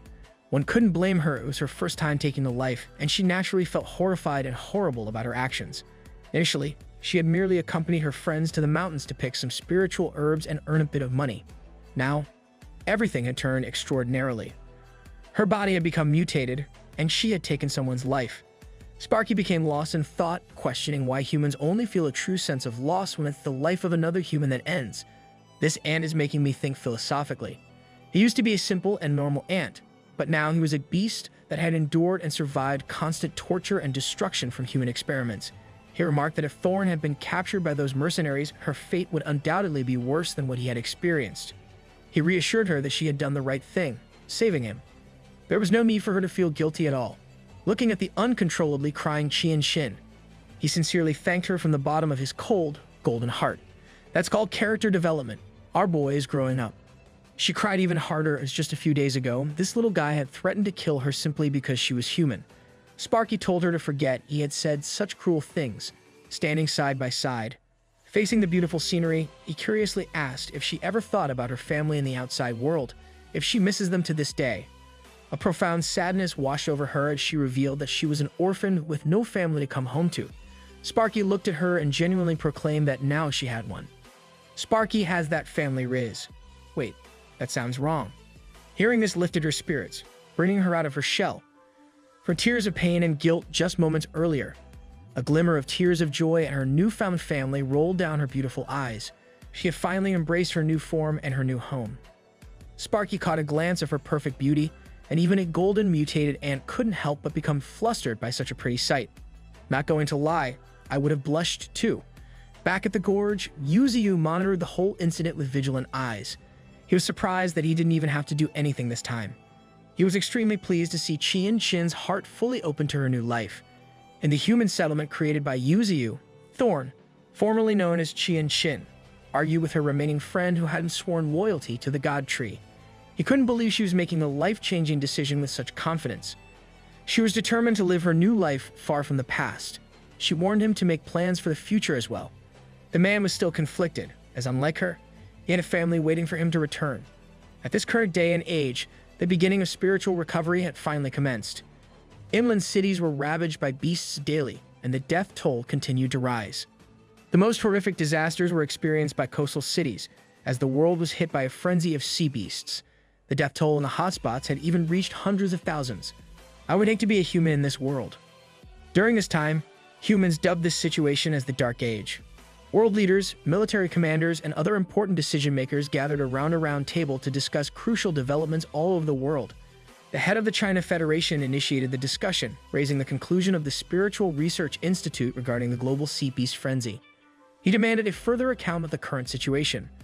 According to the director of the Inland Spiritual Power Bureau of the China Federation, the concentration of spiritual power in the depths of the sea was rapidly increasing.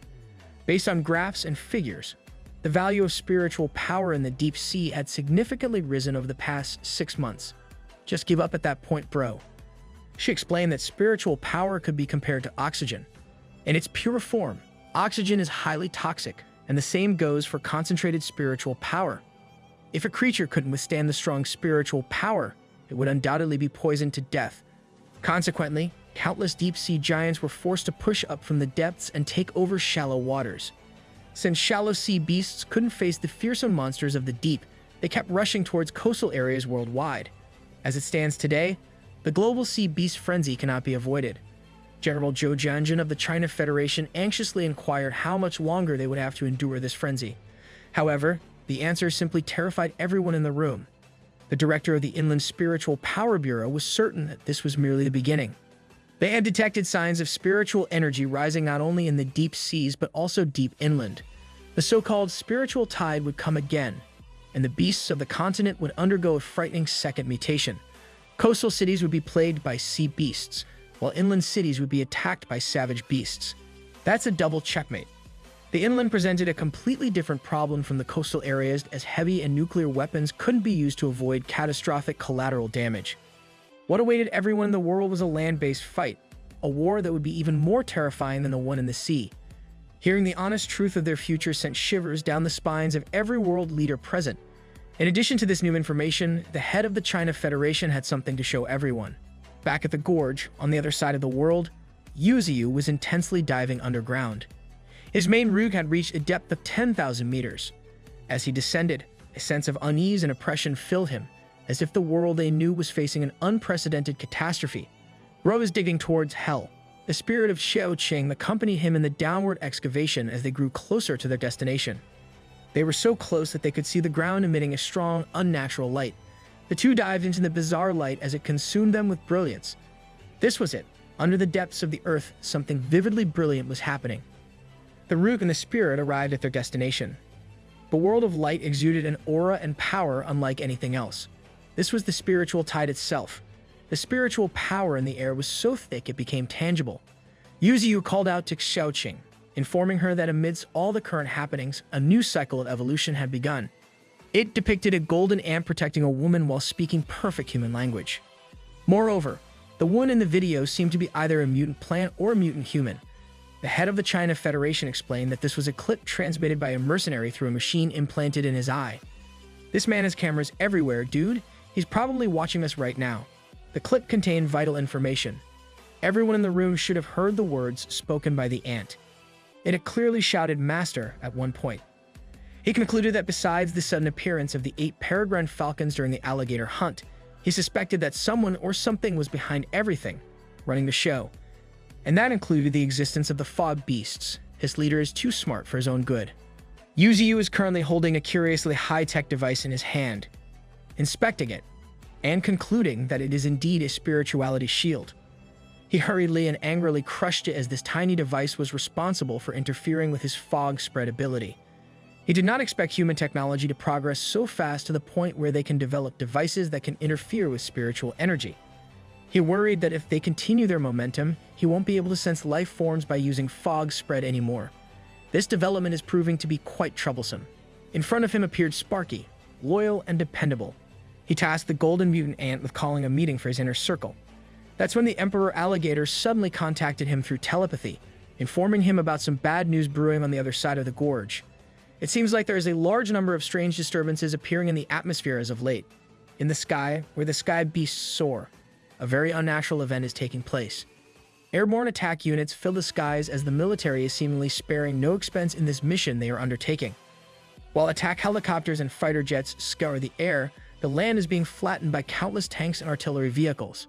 The loud and coordinated march of soldiers can be heard echoing throughout the whole area. With the number of aircraft, heavy-duty land war machines, and the sheer number of foot soldiers on the ground, it seems like the Federation is gearing up for a war of historical proportions. Humans are finally making some smart moves. Every soldier in the line has a mix of anxiety and determination on their faces as they know they are about to head to their possible deaths. One particular aircraft landed on the ground, and its doors slowly opened to deploy the forces inside. Just one step out of the aircraft, and you can already tell that these troops are not your run-of-the-mill soldiers. This was the Transcendent Force Genetic Modification Department. Handcuffed humans that have mutated with the properties of various beasts disembarked from the aircraft as they readied themselves for the war that is about to commence. Some of the mutants that stood out were a man that resembles a vampire in a cloak and a woman with cat ears and tails. The familiar-looking cat woman looks particularly unhinged right from the get-go. They got crazy cat girls in the army. The enlistment numbers are about to go up. On the other end of the site, another aircraft deployed the superhumans of the Federal Transcendental Force Academy. One look at these humans, and you can easily tell that each one of them is a war-torn veteran with a lot of field experience. Right at the edge of the woods, the beast silently watched the deployment of such an impressive human force. Even the Expeditionary Beast Unit watched carefully from the safety of the fog. No matter how fierce these beasts are, they can still feel the undeniable pressure that the humans have been exerting as they pour their resources towards the mountains. Bald Head is already ready for the smoke. The already hateful Sparky was not pleased with this intrusion that the humans are daring to do. White Tiger could not help but let out a fierce roar as he's battle-ready for the conflict to come. One of the superhumans took in the scenery of the gorge. He looked at the highest peak of the foggy mountains from afar. The place they are aiming to conquer is certainly something to behold. After receiving reports from his beasts, Yuzuyu was put into crisis mode as the humans are moving faster than he expected. He worries that something might have happened to Shioqing, as she would have reported this development to him as soon as possible under normal circumstances. He knows that with such a large army and ridiculous resources being used, this is not just about catching the Emperor Alligator. It seems that they have another, bigger purpose for this operation. 5 days ago, in the roundtable meeting, the head of the China Federation proposed to everyone the mission to find out just who is in true control of the Misty Mountains. This proposal is hard to digest for the already overwhelmed leaders. They rightfully fear the possibility of someone or something that can domesticate these powerful mutant beasts. The director of the Inland Spiritual Power Bureau of the China Federation is considering this as a very real possibility. They heard the ant in the video speaking human language perfectly. This is not something that a beast could learn by itself. General Zhou Jianjun also presented the possibility of this being a dangerous and powerful organization, and not just one person. They cannot rule out the possibility that the Emperor Alligator is also intelligent, and that they might have possibly undergone human genetic modification technology. There are currently 8 red zones in the interior areas of the Earth. Currently, Bayou Gorge is the most dangerous area in their estimates. To add to that, the second wave of spiritual tide is inevitably coming soon. They only have 10 days before that event. They absolutely must decimate the mountains before the beasts inside have the chance to evolve once again. The head of the China Federation was lost in thought as he ponders how they should proceed with the issue at hand. He ordered someone to come inside the meeting room seriously. A man with an impressive stature entered the room and captured the attention of everyone present, Yan Gao Yuan. He's about to tell them the details of the Bayou Gorge battle plan. In 5 days, they'll launch a full offensive on the beasts before they recover their spiritual power and a second evolution through the spiritual tide.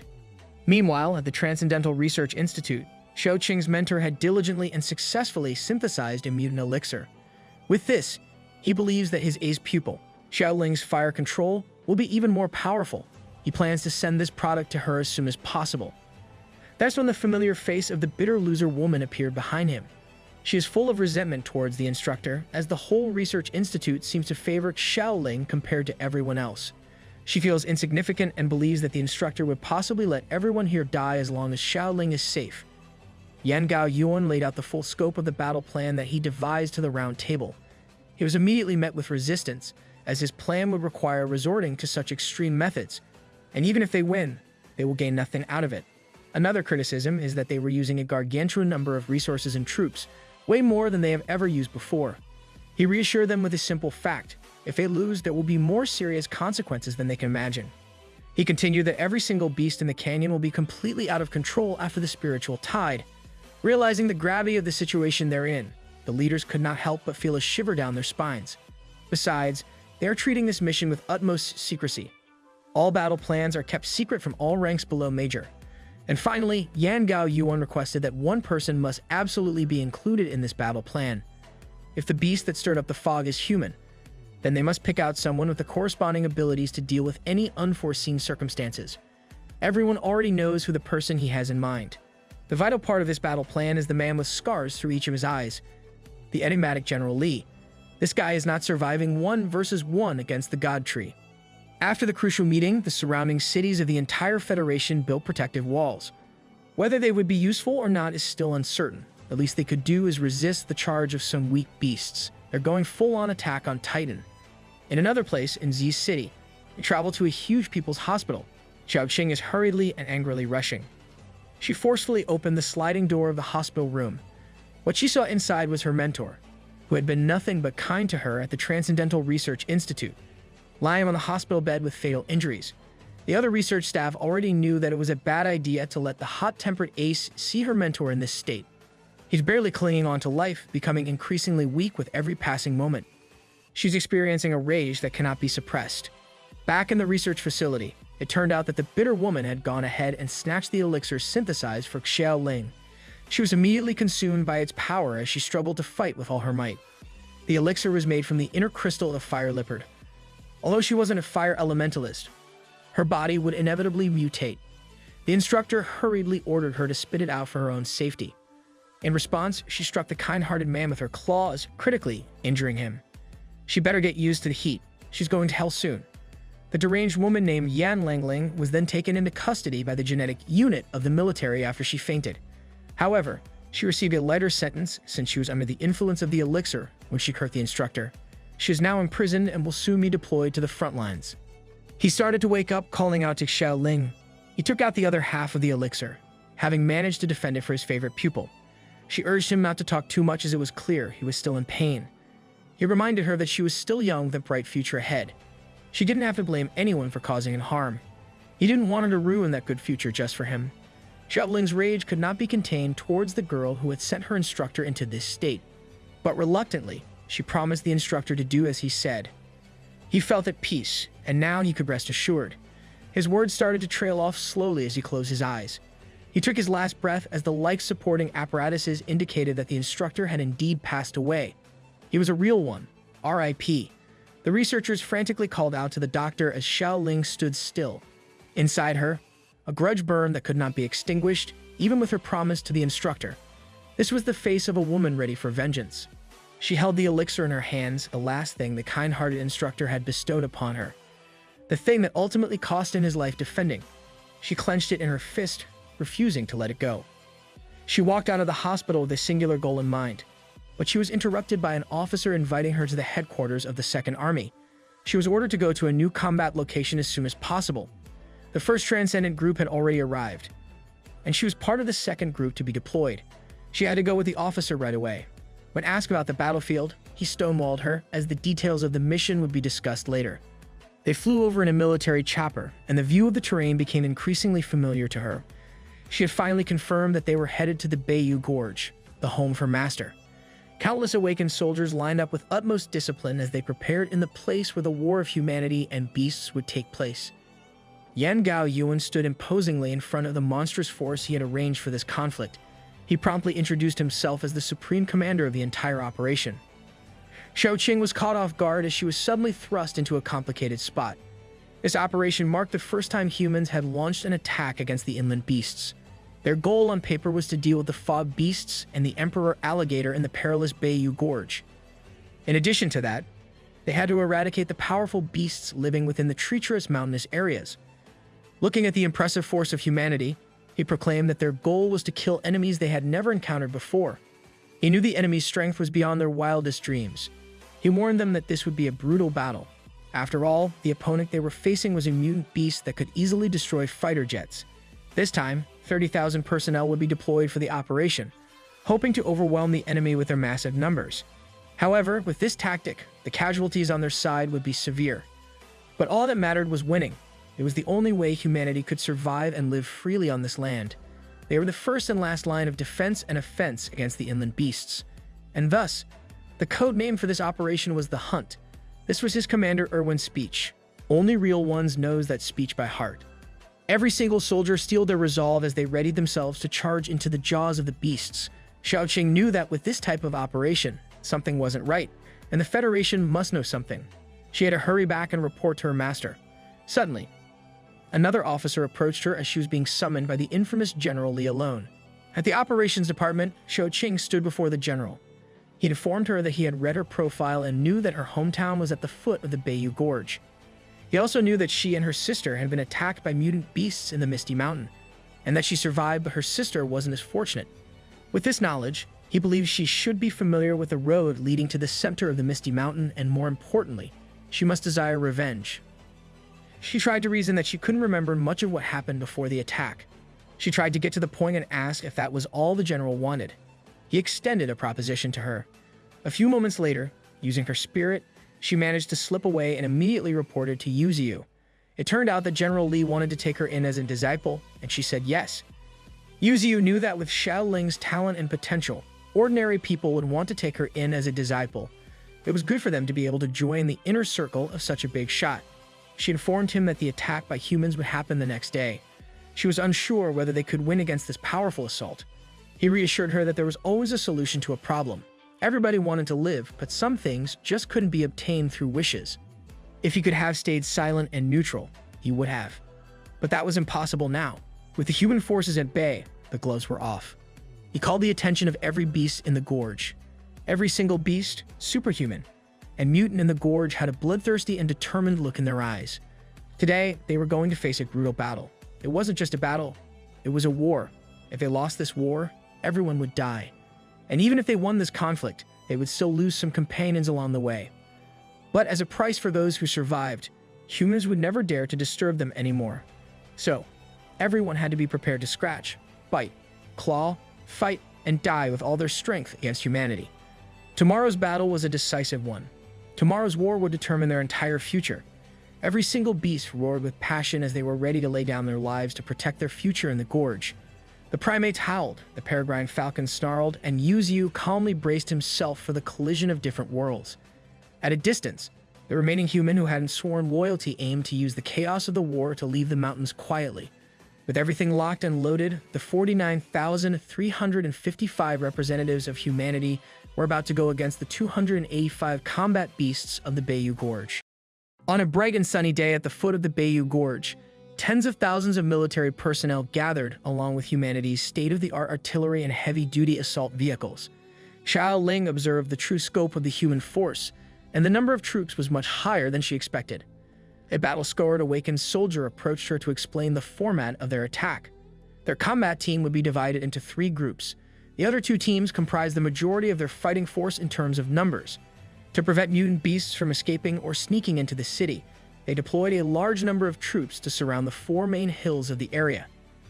Another soldier chimed in, expressing frustration with the amount of manpower dedicated to this mission. With almost 50,000 troops, he thought it was too excessive and overkill. The commitment to this expedition seemed crazy. The battle-scarred soldier vehemently disagreed. To him, it was absolutely necessary to form such a large coalition. He had already witnessed the strength of the beasts firsthand at the zoo before becoming awakened. This man has some backstory for his scars. Back then, a mere beginner-level 4th stage awakened mutant antelope wiped out a rescue unit of nearly 100 men. It was just a beginner-level 4th stage awakened mutant beast, and it caused catastrophic damage. Not to mention the most dangerous beasts they were bound to encounter in the mountains, especially in the interior area of the gorge. where a mere beginner-level 4th stage mutant would be considered mere food. The newbies are starting to hesitate if they truly took the right career path. They had no choice but to overwhelm the beastly opponents with numbers and equipment. It was their only way to reduce casualties in the grand scheme of the war. Hearing all this information, Xiaoling's face revealed a complicated expression.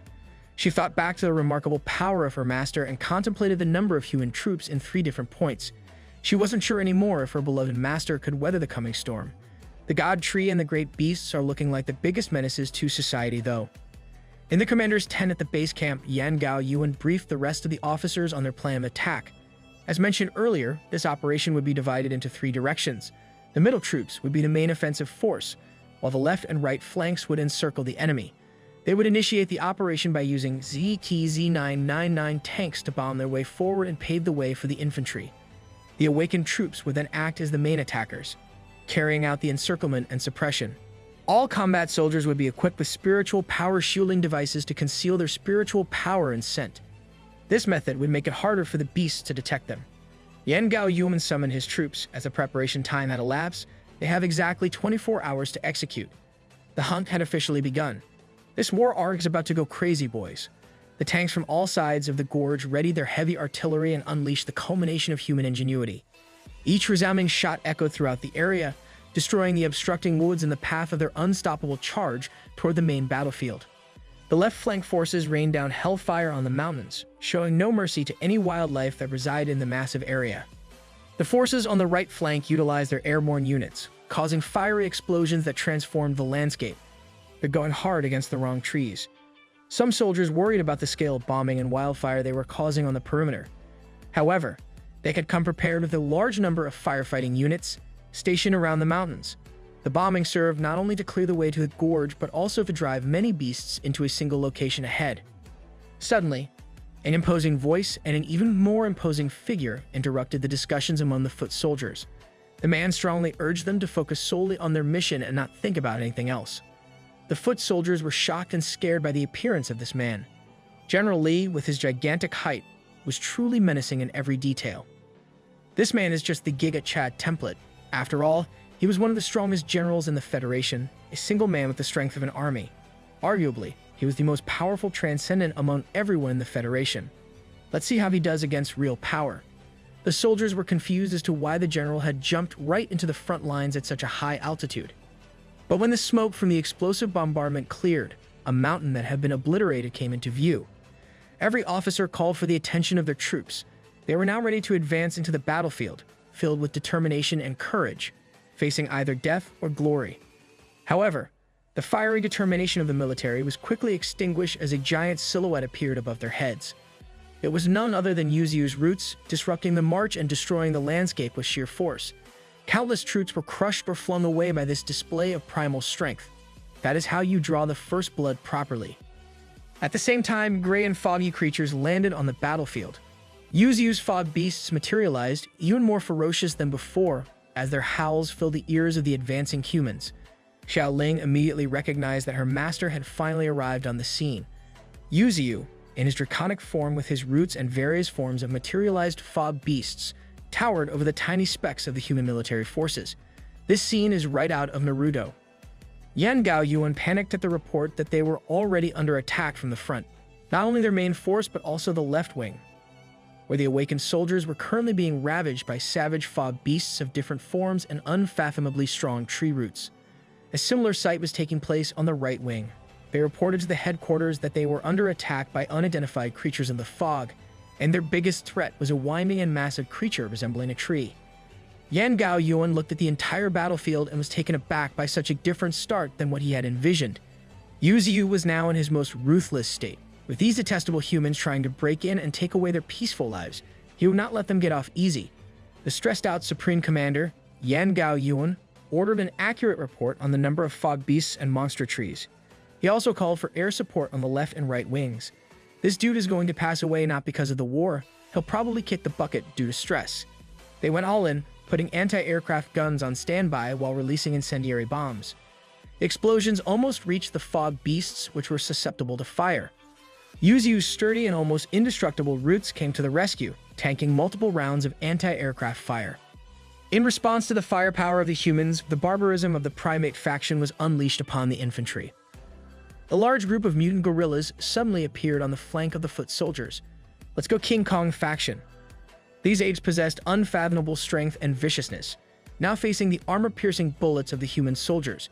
With a devilishly smart move, the larger apes in the group started digging out massive boulders from the rocky ground of the mountain, while the smaller ones rushed with unpredictable speed and pace. The boulders were tossed at the tanks, causing massive explosions at the flank of the human soldiers. The gorilla faction didn't waste this opportunity and charged with full rage and ferocity. Zooming out from the battlefield, the air forces could be seen arriving at the flanks for support, but Yuzu's massive root was ready to match their forces. He was extremely pleased with how effective he had been in dealing with and halting the initial advance of the impressive army. That's when the Emperor Alligator reached out to him, informing him that a few mice had silently broken in. He assured his subordinates that everything would be okay. No matter how elite and covert those mice were, there was already someone ready to deal with them. If the humans have shooters, he has even wilder ones. The elite forces sneaking inside the foggy mountains maintained their vigilance in the unfamiliar woods. Suddenly, a laser sight caught the presence of a vicious-looking beast ready to pounce at any second. It was none other than Baldhead himself. When the light was shed upon their direction, it was revealed that this was the entire Expeditionary Beast unit, a force with the strength and madness to conquer a whole section of the mountain range and hunt countless beasts. These guys are about to go nutty with their kill-death ratio. This time around, the Federation has deployed around 50,000 troops. These numbers consist of 100 tanks, 75 helicopters, 1,000 awakened troops, and 2,000 genetically modified soldiers. Most of the numbers are composed of China Federation's strongest military force. To top it all off, they have General Li on the battlefield. They've already established that simply finding the Emperor Alligator is not their real mission. They are aiming for the root of it all. They must find the mastermind behind the beast organization of the Bayou Gorge. To avoid the direct attack of the fog beasts when the army gathers, they had specially arranged the troops to gather outside the range of the fog. But now, the fog itself had traveled towards the front line. Even though they have no idea how the enemies accomplished this seemingly impossible feat, one thing is for sure.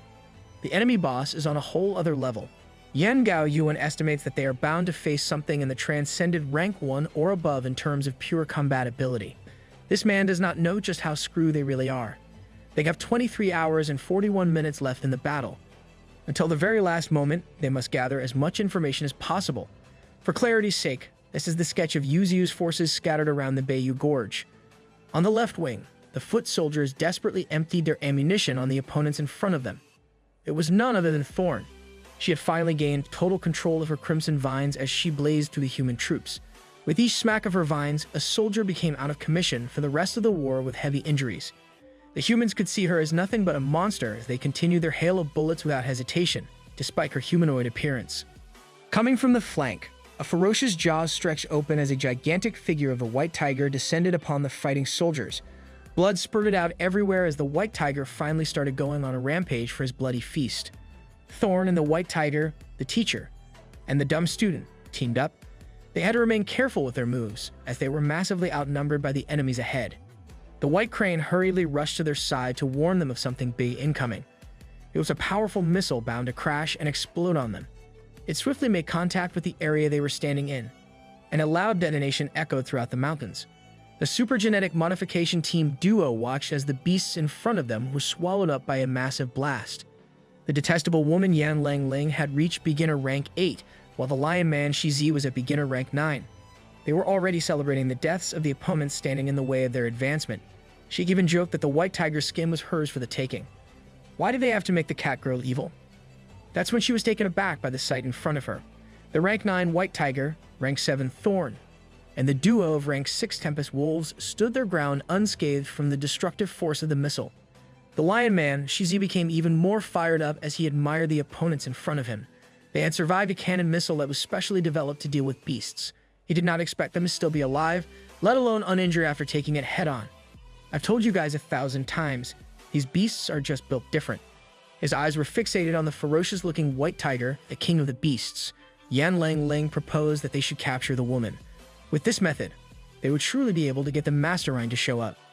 With an agreement that they would split the white tiger's skin and the woman, Shizi readied himself for a fight between two kings as he transformed into a monstrous lion.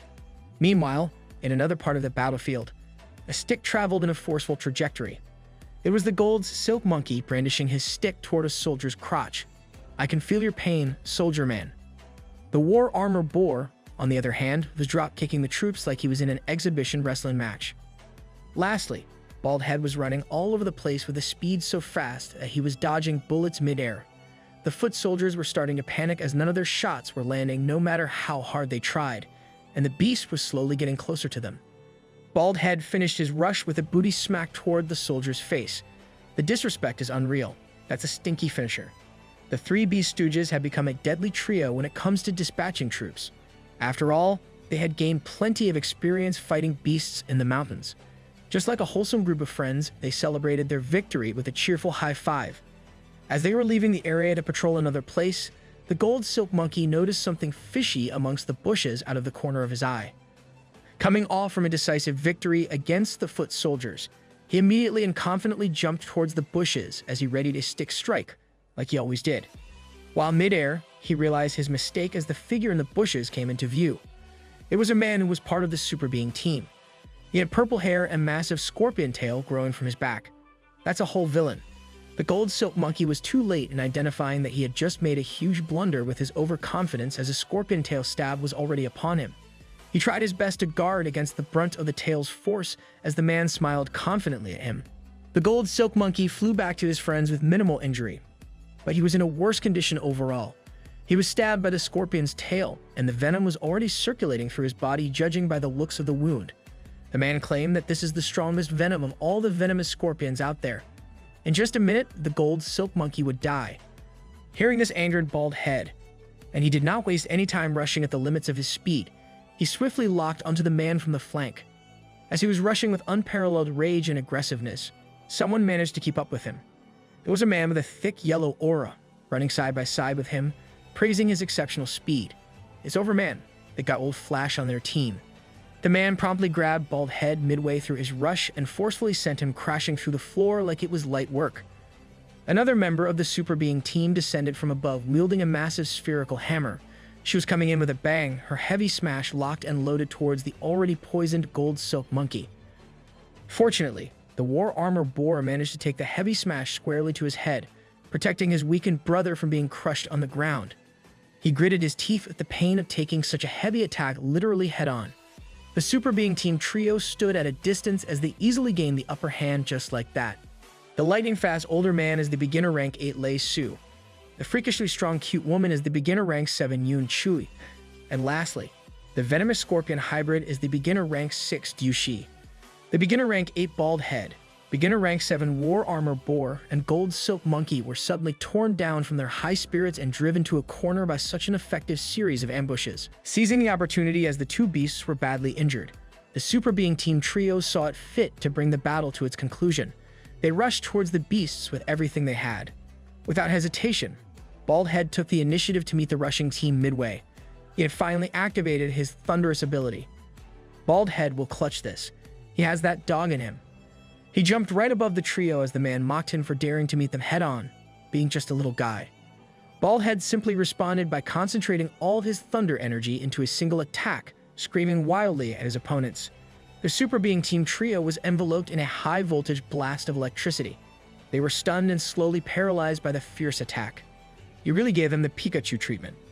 All of them had the same thought as they were being slowly fried. They could not believe that a honey badger could use lightning to this degree. Seizing the chance to finish the job while the Super Being Team trio was paralyzed, the War Armor Boar and Gold Silk Monkey rushed for the opponents. With everything they had in the tank, forceful strikes landed on two of the men, while Baldhead dealt the final blow against the freakishly strong woman. Locusts are arthropods with green or yellowish-brown bodies, and there are more than 1,000 species in the world. Are we watching National Geographic right now? A single locust is not harmful to human beings. It can be killed by conventional means, but that's only true against one. When human beings face a plague of thousands of locusts, no matter how powerful humans are, under the swarm of those tiny insects, one will feel overwhelmingly hopeless. Back in the battlefield, the Super Being Team trio was knocked out cold by the combined desperation of War Armor Boar, Gold Silk Monkey, and Baldhead. Despite their victory, Gold Silk Monkey is still facing a fatal problem as he coughs heavily. He limped towards the scorpion tail that stung and poisoned him to his current weakened state. Extreme absorption is a unique innate ability of monkeys, giving them the ability to absorb all beneficial substances from other sources. However, once toxins invade their bodies, the same ability strongly rejects the toxic substances, as there is no way to naturally purify toxins circulating inside.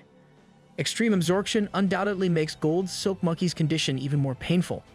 He's on his last legs as he struggles to even stand or breathe. To add to their misfortune, it seems like the human troop reinforcements have finally arrived at their location. The soldiers quickly identified that the beasts in front of them knocked down the awakened force ahead. Without question, they started raining down bullets towards the already injured beast party. They cannot let them escape now. Thankfully, normal bullets are useless against them as the balance of such weak ammunition only serves to annoy Bald Head.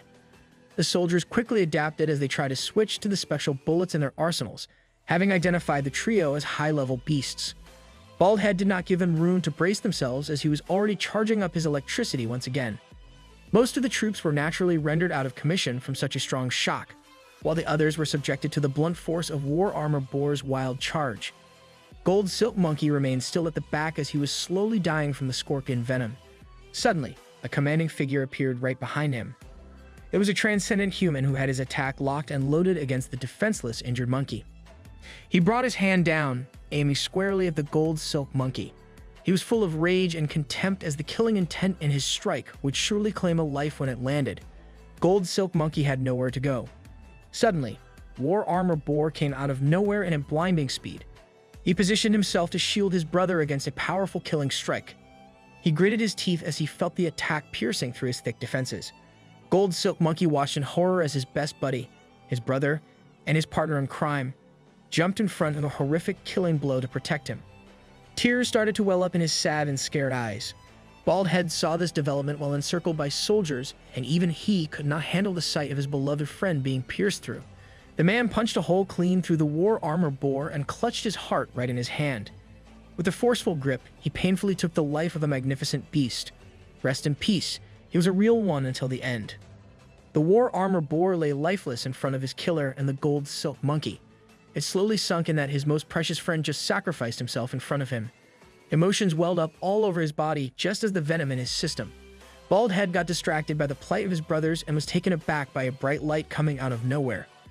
Another awakened soldier with a mutant hand capable of producing high-powered laser beams appeared on the battlefield and hit Bald Head with a critical strike. Along with the regular soldier reinforcements, the Super Being team slowly poured into the foggy gorge. All they wanted was destruction and death upon the beasts of the mountains. Gold Silk Monkey had lost all reason due to his grief. While the venom circulated around his system painfully, he still tried to charge at the incoming enemies with his simple wooden stick. What greeted him was a rain of special bullets coming from the reinforcement troops. Thankfully, the tenacious Bald Head managed to tank a laser beam to his body. He hurriedly grabbed his buddy to desperately make a run for it. They immediately established quite a bit of distance between themselves and the soldiers, but these troops were not going to let them escape easily at all. While they were desperately fleeing for their lives, Gold Silk Monkey could not stop crying as he could not accept losing his brother. Bald Head was doing his best to stay composed and keep on running despite a severe injury in his leg. That point-blank laser beam really did a number on him. With the pain of his injury and the pain of losing a friend, he was barely holding it together himself. Humans are done for at this point. Two small but brilliant lights with a golden and blue hue ravaged around the unsuspecting soldiers all over the place. It was none other than the insect faction, Sparky and Blue Mantis. If they kept running at this unbelievably fast pace, they would exhaust themselves quickly. But in Sparky's mind was one thing and one thing only. There are humans in the mountains, and he must kill every single one of them. I'm on board with Sparky's hater energy now. The two charged through the woods like deadly arrows. On the other side of the battlefield, White Tiger was not in the best condition either. He stood alongside Thorn, both bloodied and injured due to the intense battle against the human troops. In exchange for their injuries, they had already killed over 100 human soldiers while keeping up and injuring the super genetic modification duo. They had gone crazy with pure viciousness. Thorn, White Tiger, White Crane, and a single Tempest Wolf stood among hundreds of corpses. The Lion Man thought that this force would not last long anymore as there was only one wolf left, while everyone else's injuries were not light at all. He also noticed that White Tiger kept on protecting the mutant girl while they fought. They could use her as bait to finally deal with every single one of the beasts. Thorn could already tell that the White Tiger was running out of gas in his tank, and he wouldn't last long. The previous shells that landed on them caused a lot of damage. They panted and struggled to even stand straight. She knew that if it wasn't for White Tiger lasting this long despite running out of energy quite some time ago, they would have been caught already. Suddenly, even more awakened reinforcement forces arrived on the battlefield. They were being led by a familiar face from the super genetic modification team. This vampire-looking man berated the lion man Shizi for having such a hard time dealing with a tiger. He looked back at the vampire-looking man named Gullah, a mixture of fear and relief washing over him just from the presence of this guy. The already discouraged Thorn was sent into an even deeper despair as she saw the reinforcements arrive. She also sensed that the guy named Gullah had a huge spiritual amount in his body. Only her master, the God Tree himself, could deal with this mutant, the genetic transcendent Gullah. Feed this man garlic and he'll probably die. He ordered the troops to just keep on attacking as they had been doing. The beast squad would fall sooner or later. This time around, every single awakened soldier was charging in for the kill. There was no way that the White Tiger and the rest of the party could take another full-force charge from these reinforcements. But White Tiger was just too tenacious. He alone met their charge and promptly latched onto one unfortunate soul as he crushed him with a powerful jaw and unbelievably sharp teeth. The White Crane and their remaining Tempest Wolf did not give up either as they slay their fair share of awakened soldiers. Even the docile Thorn did not show any mercy to anyone that came within her strike zone. The crazy cat girl Yan Langling took advantage of the commotion of the battlefield and threw 2 flash bombs towards Thorn. She was enveloped in a blinding light, stunning her in place and halting her crimson vines. Throwing flashbangs in an open field with your teammates is crazy. Yan Langling's hand transformed into nefarious claws as she aimed to take down Thorn. She did not waste a second and brandished her claws. Heavy artillery missiles rained down hellfire from above, decimating the airborne units of the military.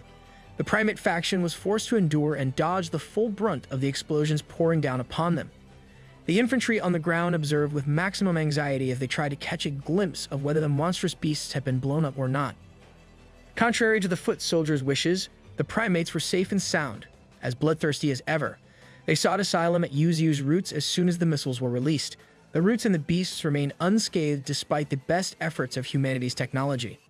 Realizing that the apes were unharmed, the soldiers promptly tried their best to hinder the beast charge by unleashing a hail of bullets upon them. Meanwhile, in the air, the Peregrine Falcon faction had finally arrived on the scene. They did what they did best, flying at incredible speeds and eliminating every single airborne unit of the human force. Yuzu sneered, knowing that missiles, explosives, or any of the human forces could never penetrate him, just as he was boasting about his resilience. A decisive step could be heard just a few meters from him. A fearsome silhouette, with extremely powerful proportions, slowly approached him. The figure was a human with 2 scars on his eyes, showing no hint of panic or worry. Yuzu celebrated that, finally, a human had reached his main body in this ongoing war. We're finally seeing another boss fight. Let's go. Of course, this so-called human was none other than General Li, the most powerful transcendent of the Federation. Back in the intense battlefield, Yan Langling forcefully thrust her sharp claws towards Thorn's body. Blood spurted everywhere as she utilized every muscle in her body to pierce through. She exerted so much force that she lifted Thorn into the air, charging through the battlefield until their momentum was halted by a massive tree. Thorn suffered a grievous wound at the side of her body, bearing the full brunt of Yan Langling's ferocious attack. The insane cat girl cursed Thorn, claiming that she smelled just like the country girl she despised from the bottom of her black heart, Xiaoling. She continued to say that the smell stank and made her want to throw up. Yan Langling planned to end her ridiculous rant with a final killing blow to the mutant woman, but she immediately felt that something was severely wrong. A massive claw strike came so fast that she did not even have time to process what was happening. She was thrown to the side, tossed away like a ragdoll by Thorn and the White Tiger. The Lion Man called out to his partner as she crashed through the ground, sustaining fatal injuries. She struggled to speak and breathe as blood spurted from her neck. Thorn was not in better condition either. Gasping for air, the severe injury at the side of her body grew even more serious with each passing moment. That's when something unbelievable happened. In perfect human language, the White Tiger asked her to leave wholeheartedly. The White Tiger continued with his words as if he were a toddler who had just learned how to speak. He wanted Thorn to go and find their master, the God Tree. Thorn was taken aback by the White Tiger's words. In the months she had lived in the Bayou Gorge, he had been the only beast who had a hard time even understanding simple words, let alone speaking them. She had been a patient teacher, while the White Tiger proved to be her most troublesome student. He continued with his broken, childlike, but ultimately meaningful speech. He explained that behind them, there were many powerful spiritual resources. If Thorn didn't leave right away, every single one of them would die. She understood the gravity of their situation, but she couldn't bear to leave the beasts who had grown closer to her heart over time. She tried to protest the White Tiger's words, but she was met with a loud, gentle, and meaningful howl. White Tiger should be nominated for Best Cat Award. The howl finally gave her the determination to do what she needed to do at that moment. With her grievous wound, she utilized her powerful crimson vines to flee from the battlefield towards the location of their master, the God Tree. Naturally, the awakened forces would never let her go easily, so they promptly chased after her fleeing figure. The first ones to get close to her were immediately chewed up by the ferocious jaws of the Tempest Wolf.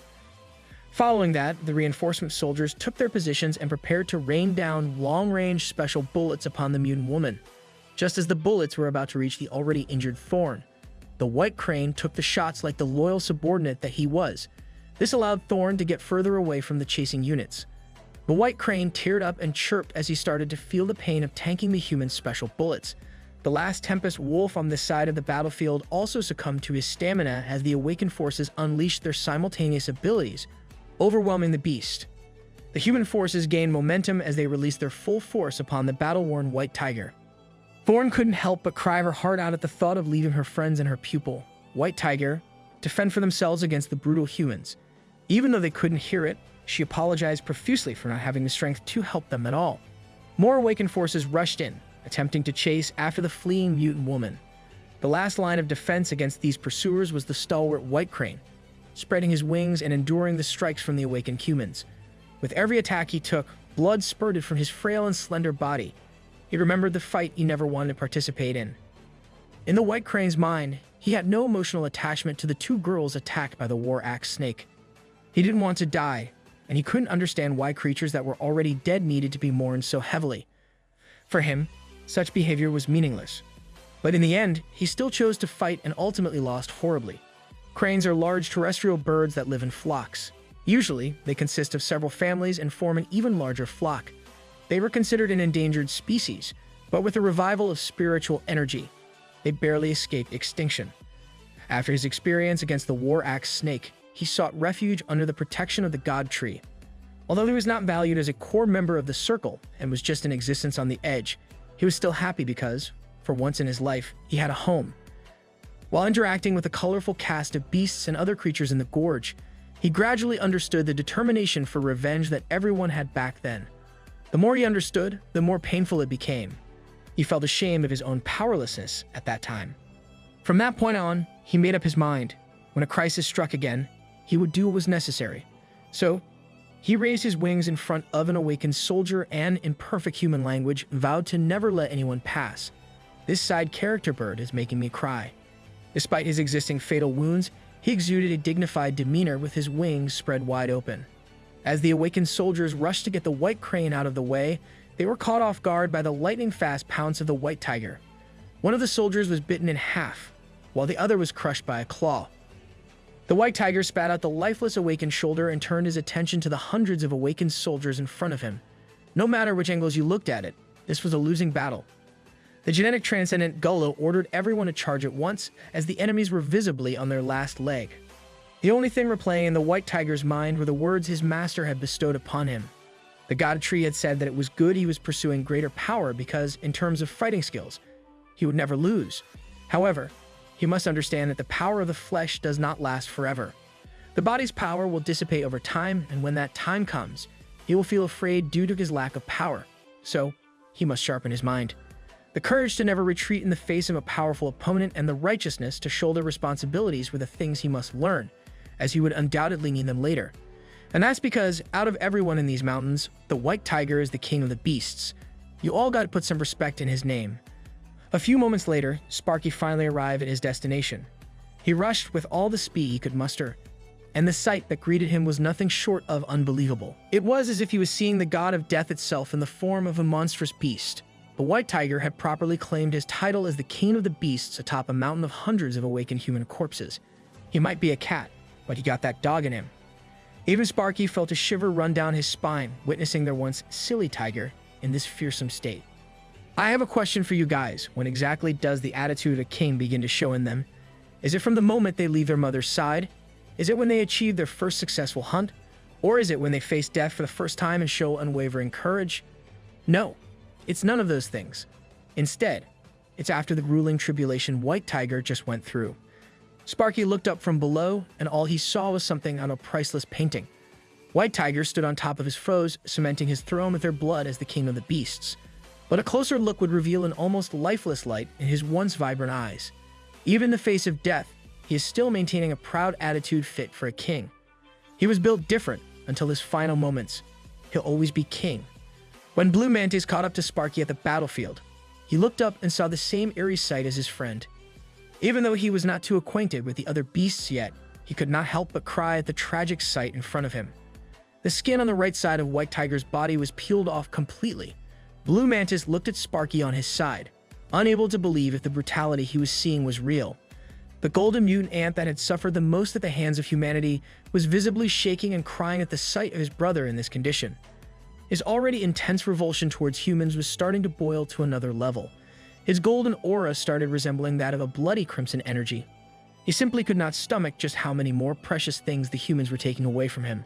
He felt equal parts defeated and enraged by just how far humanity had extended their hatred. We fully support Sparky turning into the dark side completely. On another side of the battlefield, Bald Head and the slowly dying Gold Silk Monkey took shelter on a broken-down tree after fleeing from the awakened soldiers who were actively pursuing them. Gold Silk Monkey was clearly not in any condition to run anymore as the scorpion venom continued to ravage his system. Bald Head was tired and injured. He was on his last legs with little to no gas in his tank.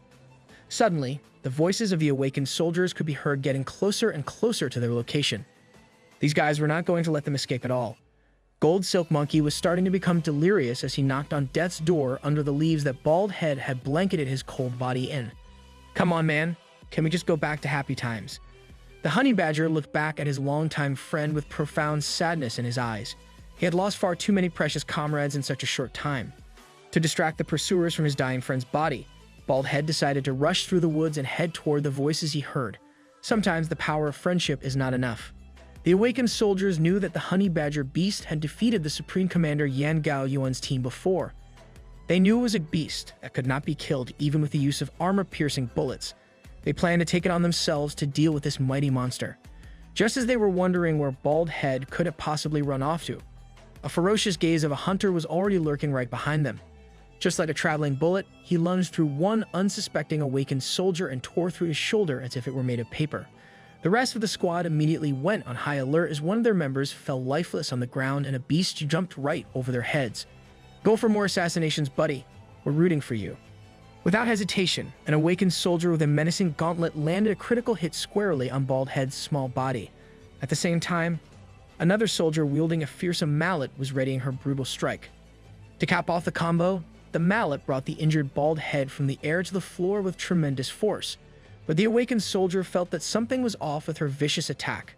Lifting the mallet, she saw that the honey badger beast had surprisingly tunneled through the ground below. They had just lost their target once again. They quickly tried to regroup and conduct another thorough search of the perimeter. Just as they were about to leave, the ground shook in front of one of the soldiers. Bald Head tunneled upwards with unstoppable momentum as he unleashed a skull bash against the guy above him. This caused explosives with safety pins to fall all over the place. Bald Head was finding it hard to even stay conscious at this point. That's when a familiar, hateful voice appeared at his flank, asking for the location, and insulting his friend, the Gold Silk Monkey. The awakened soldier who had killed the war armor boar released a vicious chop right in the middle of Bald Head's struggling body. We don't even know who this guy is, but I hate him with a burning passion. The force was so powerful that it caused the surrounding terrain to break, bend, and cave inwardly towards the epicenter of the chop. Bald Head was suffering and shivering from the agony of his injuries piling up on top of each other. The ruthless man was not done yet. He released another punch that caved in his chest. This awakened soldier was simply full of hatred towards beasts, seeing them as nothing but bugs that dared to mess with him. Bald Head endured a brutal flurry of strikes from the soldier as he cried in pain. He raised his arms in a weak attempt to guard his broken face, but the onslaught did not show signs of stopping at all. The awakened soldier finally finished his rampage with an uppercut to the unconscious honey badger. He was sent flying forward until he hit the rocky terrain of the mountain. The awakened soldier squad looked in anticipation of their brutality as the dust settled on this battlefield. Bald Head was still trying to be resilient, as that was his biggest weapon, but he could barely stand and breathe. The soldiers laughed and joked amongst each other to stop wasting time and finish this beast off. There were many other beasts to kill in this massive mountain. In his mind, Bald Head could only think of a single good memory at the precipice of his life. He just wanted to ask the kind Shaolin for some more meat. At death's door, all he wanted was some more delicious meat. "You got this, buddy. We'll give you every cut of meat that you like." The awakened soldier squad resembled a pack of devils grouping up to torment the dying honey badger, using every means to hurt the little guy. They let their sick and twisted methods take over.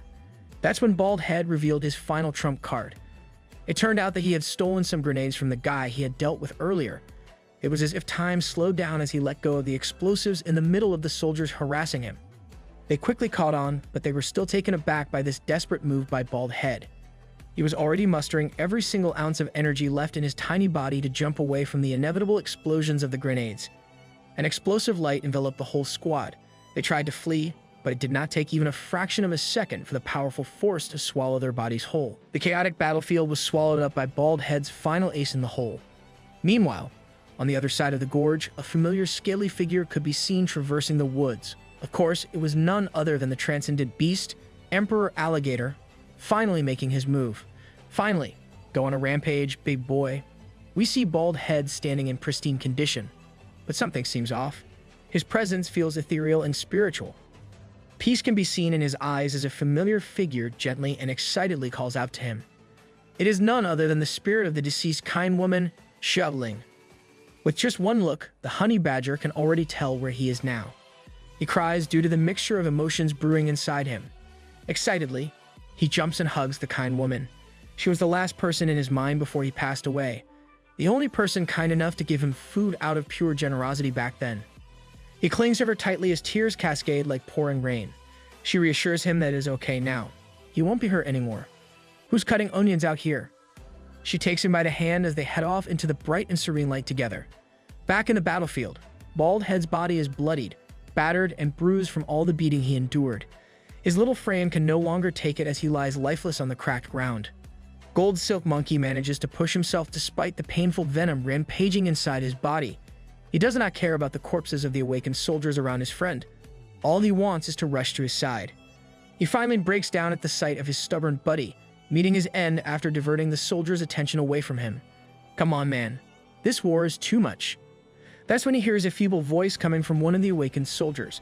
The soldier is complaining about his injuries and asking if anyone is out in the battlefield to help him. He pleads for help while cursing out Bald Head. He vows to skin the honey badger alive. No, it does not matter to him if it's alive or dead. He'll never let it go.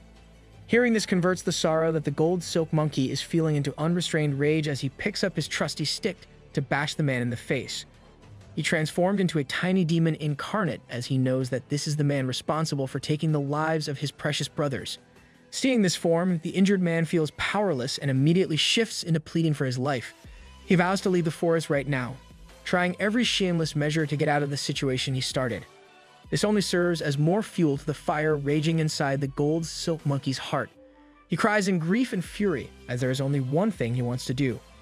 He unleashes countless strikes from his trusty stick, having no regard for the man's pleas or his own health and well-being. He just wants the man to taste a fraction of the pain he's feeling. Go off, little guy. Bloody footsteps can be seen leaving the battlefield. What is left on the site is a broken down stick that has turned crimson with blood, along with the disfigured and unrecognizable body of the awakened soldier who tormented the group of beast friends. He was not messing around at all. The Gold Silk Monkey has only one mission left in his mind as he carries Bald Head's body, limping forward with unwavering conviction. He's bleeding from his poisoned wound, and the venom has finally spread all over his body. That's when we see their destination, the lifeless body of his brother and best friend, the war armor boar. With a meaningful pat on the head, he looks at the sky of the Bayou Gorge one last time. A faint smile forms on his mouth as he reminisces about their time together. They bickered and fought about simple things, but the bond between the three of them is stronger than blood, species, or form. They're just three friends who went through everything together. Side by side, they nestle in peaceful slumber until their last breath fades into eternal rest. Rest in peace, boys. No more pain.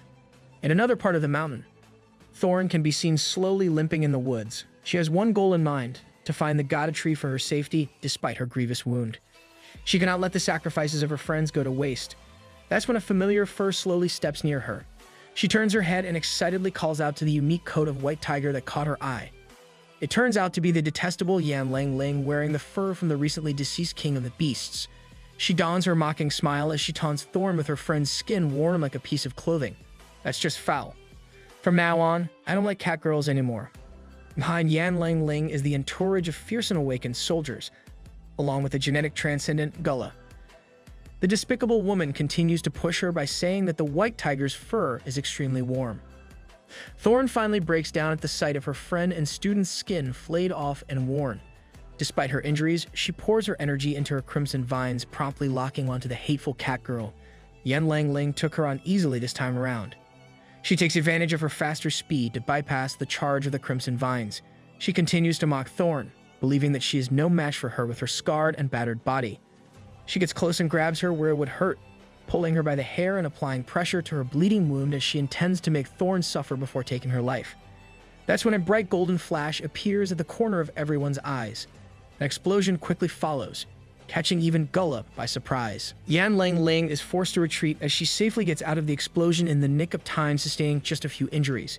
It is none other than the remaining superhumans in the Bayou Gorge and Thorn's friends, Lang Feng at entry level 7 and Qing Chuan at entry level 8. The human force is astonished at the sight in front of them. They did not expect other humans to be part of the beast organization in these mysterious mountains. Gullah remains calm as he lays down the plan for everyone. If they catch these humans alive, they can interrogate them about the organization's affairs. He also instructs the once again injured Yan Lang Ling to retreat, as there is no way she can handle these reinforcements in her current state. The genetic transcendent himself will take them on alone. He looks dope though. I hope they can convert this guy into an ally or something.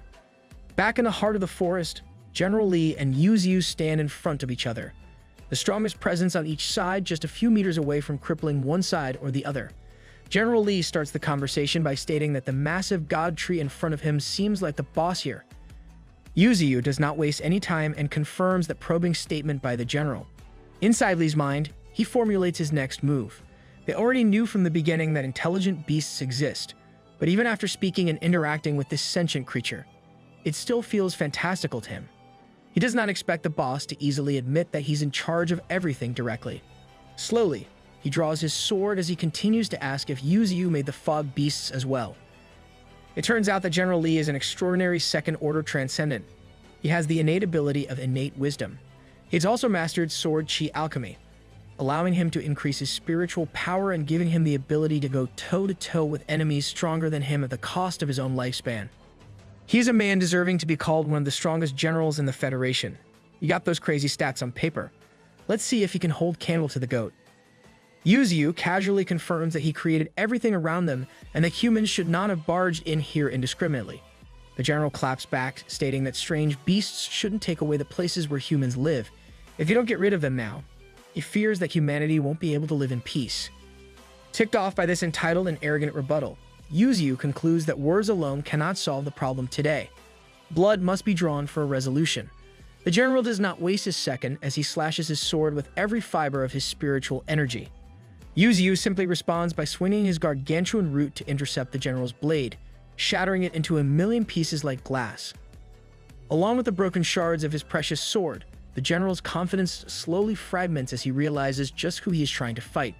It's promptly constricted by the thick and strong roots, rendering the calm and composed general subdued. This scene is the definition of F around and find out. We once again find ourselves in a flashback to the war plans of the higher-ups regarding the hunt. They gathered inside the round table where Yan Gao Yuan is showing them. The footage of where the reconnaissance plane attached to the Emperor Alligator was last spotted before it entered the mountain. Right now, this is the visibility in the mountain as captured by the satellites. It is heavily surrounded by mist, and originally, the appearance of the misty mountains before the spiritual energy revival was that of a long gorge surrounded by lush trees. With this distinction, they have pinpointed that the gorge is the hiding place of the beasts. In a serious tone, he further explained what they were discussing earlier. They must consider the possibility that the organization which has control over the mountains might be humans. But in Yan Gao Yuan's gut, he feels that maybe this organization is not human after all. The head of the Federation and General Lee were taken aback by the possibility of this hypothetical scenario. That's when he showed the footage of the moment when the reconnaissance plane was shot down by the fog beasts. In the lower right corner, there are some unidentified figures present. After technical restoration, they managed to salvage a result that shocked everyone in the room. It was a grainy footage of none other than the god tree himself, Yuzu. They caught him in 480p. They could not believe that they were seeing a tree evolving the beasts. It's only been half a year since the first spiritual revival. Being able to control 8 peregrine falcons and tame a first-order transcendent emperor alligator in such a short amount of time is unbelievable. They estimate that the strength of this tree could not be lower than that of a first-level transcendent. You must pump those numbers up to be able to manipulate all the strange beasts, evolve human beings, and learn the human language. They think that the answer to these mysteries will only be revealed to them when General Lee personally arrives at the enemy's location. What they are going to confront is far from human. This will be their first direct contact with a newly awakened intelligent monster. Back in the heart of the gorge, General Lee is being continuously pummeled by the almighty Yuzu. He brandished his root in the form of a sharp blade, only stopping a few inches from the man's throat. Just a few moments ago, this guy was making boastful statements that he would win right here and right now. This all-might-looking dude really thought he got this in the bag. But now, the scene is far from what he expected. Here he is kneeling in front of the god tree. His life is now in the hands of the boss monster. Yuzu stated that he had no intention of starting a war against humans at all. They did not have to attack this place. He extended an offer that if every human force retreats right now, he will never invade human territory. With eyes full of hatred and contempt, General Lee expressed his doubts regarding the god tree's words. He continued that Yuzu probably hasn't realized it yet, but all incoming soldiers are equipped with spiritual power isolation devices, which can isolate the spiritual power within a radius of 5 meters around every unit. The spiritual power of Yuzu's subordinates has been cut off. They cannot even perceive the fog emanating all over the place. General Lee continued his speech with the announcement that he had just received a message that all the organized beast creatures that have been targeting soldiers have been killed. Whether it's the honey badger that injured Supreme Commander Yan Gao Yuan back then, or the white tiger that fought against hundreds of soldiers to protect the mute woman, all of them have died on this mountain already. He readied his special ability as he continued to taunt and disturb Yuzu. In General Lee's perspective, the god tree is the elephant, and the humans are just a group of ants. Only by biting him to death little by little can they continue to survive on this land. They had no reason to fight the elephant in the first place. Humans are stupid, bro. Yuzu finally showed signs of giving in to rage, but he held himself back. He knows that this war cannot be won without making sacrifices. But what that means is every single citizen in this gorge is not afraid of death. The peregrine falcons are continuing their job of bursting through the sky to erase every single airborne unit the human forces possess. They are swift and focused to the highest degree. The soldiers are beginning to realize that their speed is not the same as it was in the beginning. Even though they are incredibly strong, they are showing signs of fatigue already. Gullah had managed to make quick work of the superhuman reinforcements on one side of the battlefield. King Kong is in an intense battle against multiple awakened soldiers at once. He's been tanking enhanced bullets and spiritual abilities like there's no tomorrow. The Emperor Alligator finally arrived at the final site of his little brothers that he protected every single night of the mountain hunts as the Expeditionary Beast Unit. Press F to pay respects, boys. Tears could not help but fall from his eyes full of hatred and regret. Sparky is rushing towards the enemy lines that are continuously advancing towards the heart of the mountain. His hate and bloodlust are so palpable that you can see it in his eyes with just a single glance. In Yuzu's point of view, this world should belong to everyone, so they are never going to back down. Surviving and fighting is the only thing that they can do. Even if they receive the hatred of this world, they will endure. I followed this tree to the death. He asked General Lee a simple question. Since when did the world belong solely to humans? This simple question struck the general like a ton of bricks. Yuzu simply found this whole situation as a comical twist of fate. The humans started this bloody war, but if they can't kill him today, he vowed to stop at nothing to take his revenge. With utmost willpower and resolve, he declared that where they live, everyone does not need anyone's approval. That's because this world that they are living in is a place for all living creatures. This is why he is goated. These humans barging in just keep on blabbing, and it does not sit right with him. It was as if the Emperor Alligator heard his master's emotionally charged words as he roared in fury. Back on the other side of the gorge, Gullah gripped Ching Chuan by his neck as if he was nothing. He took care of everyone that stood in his way.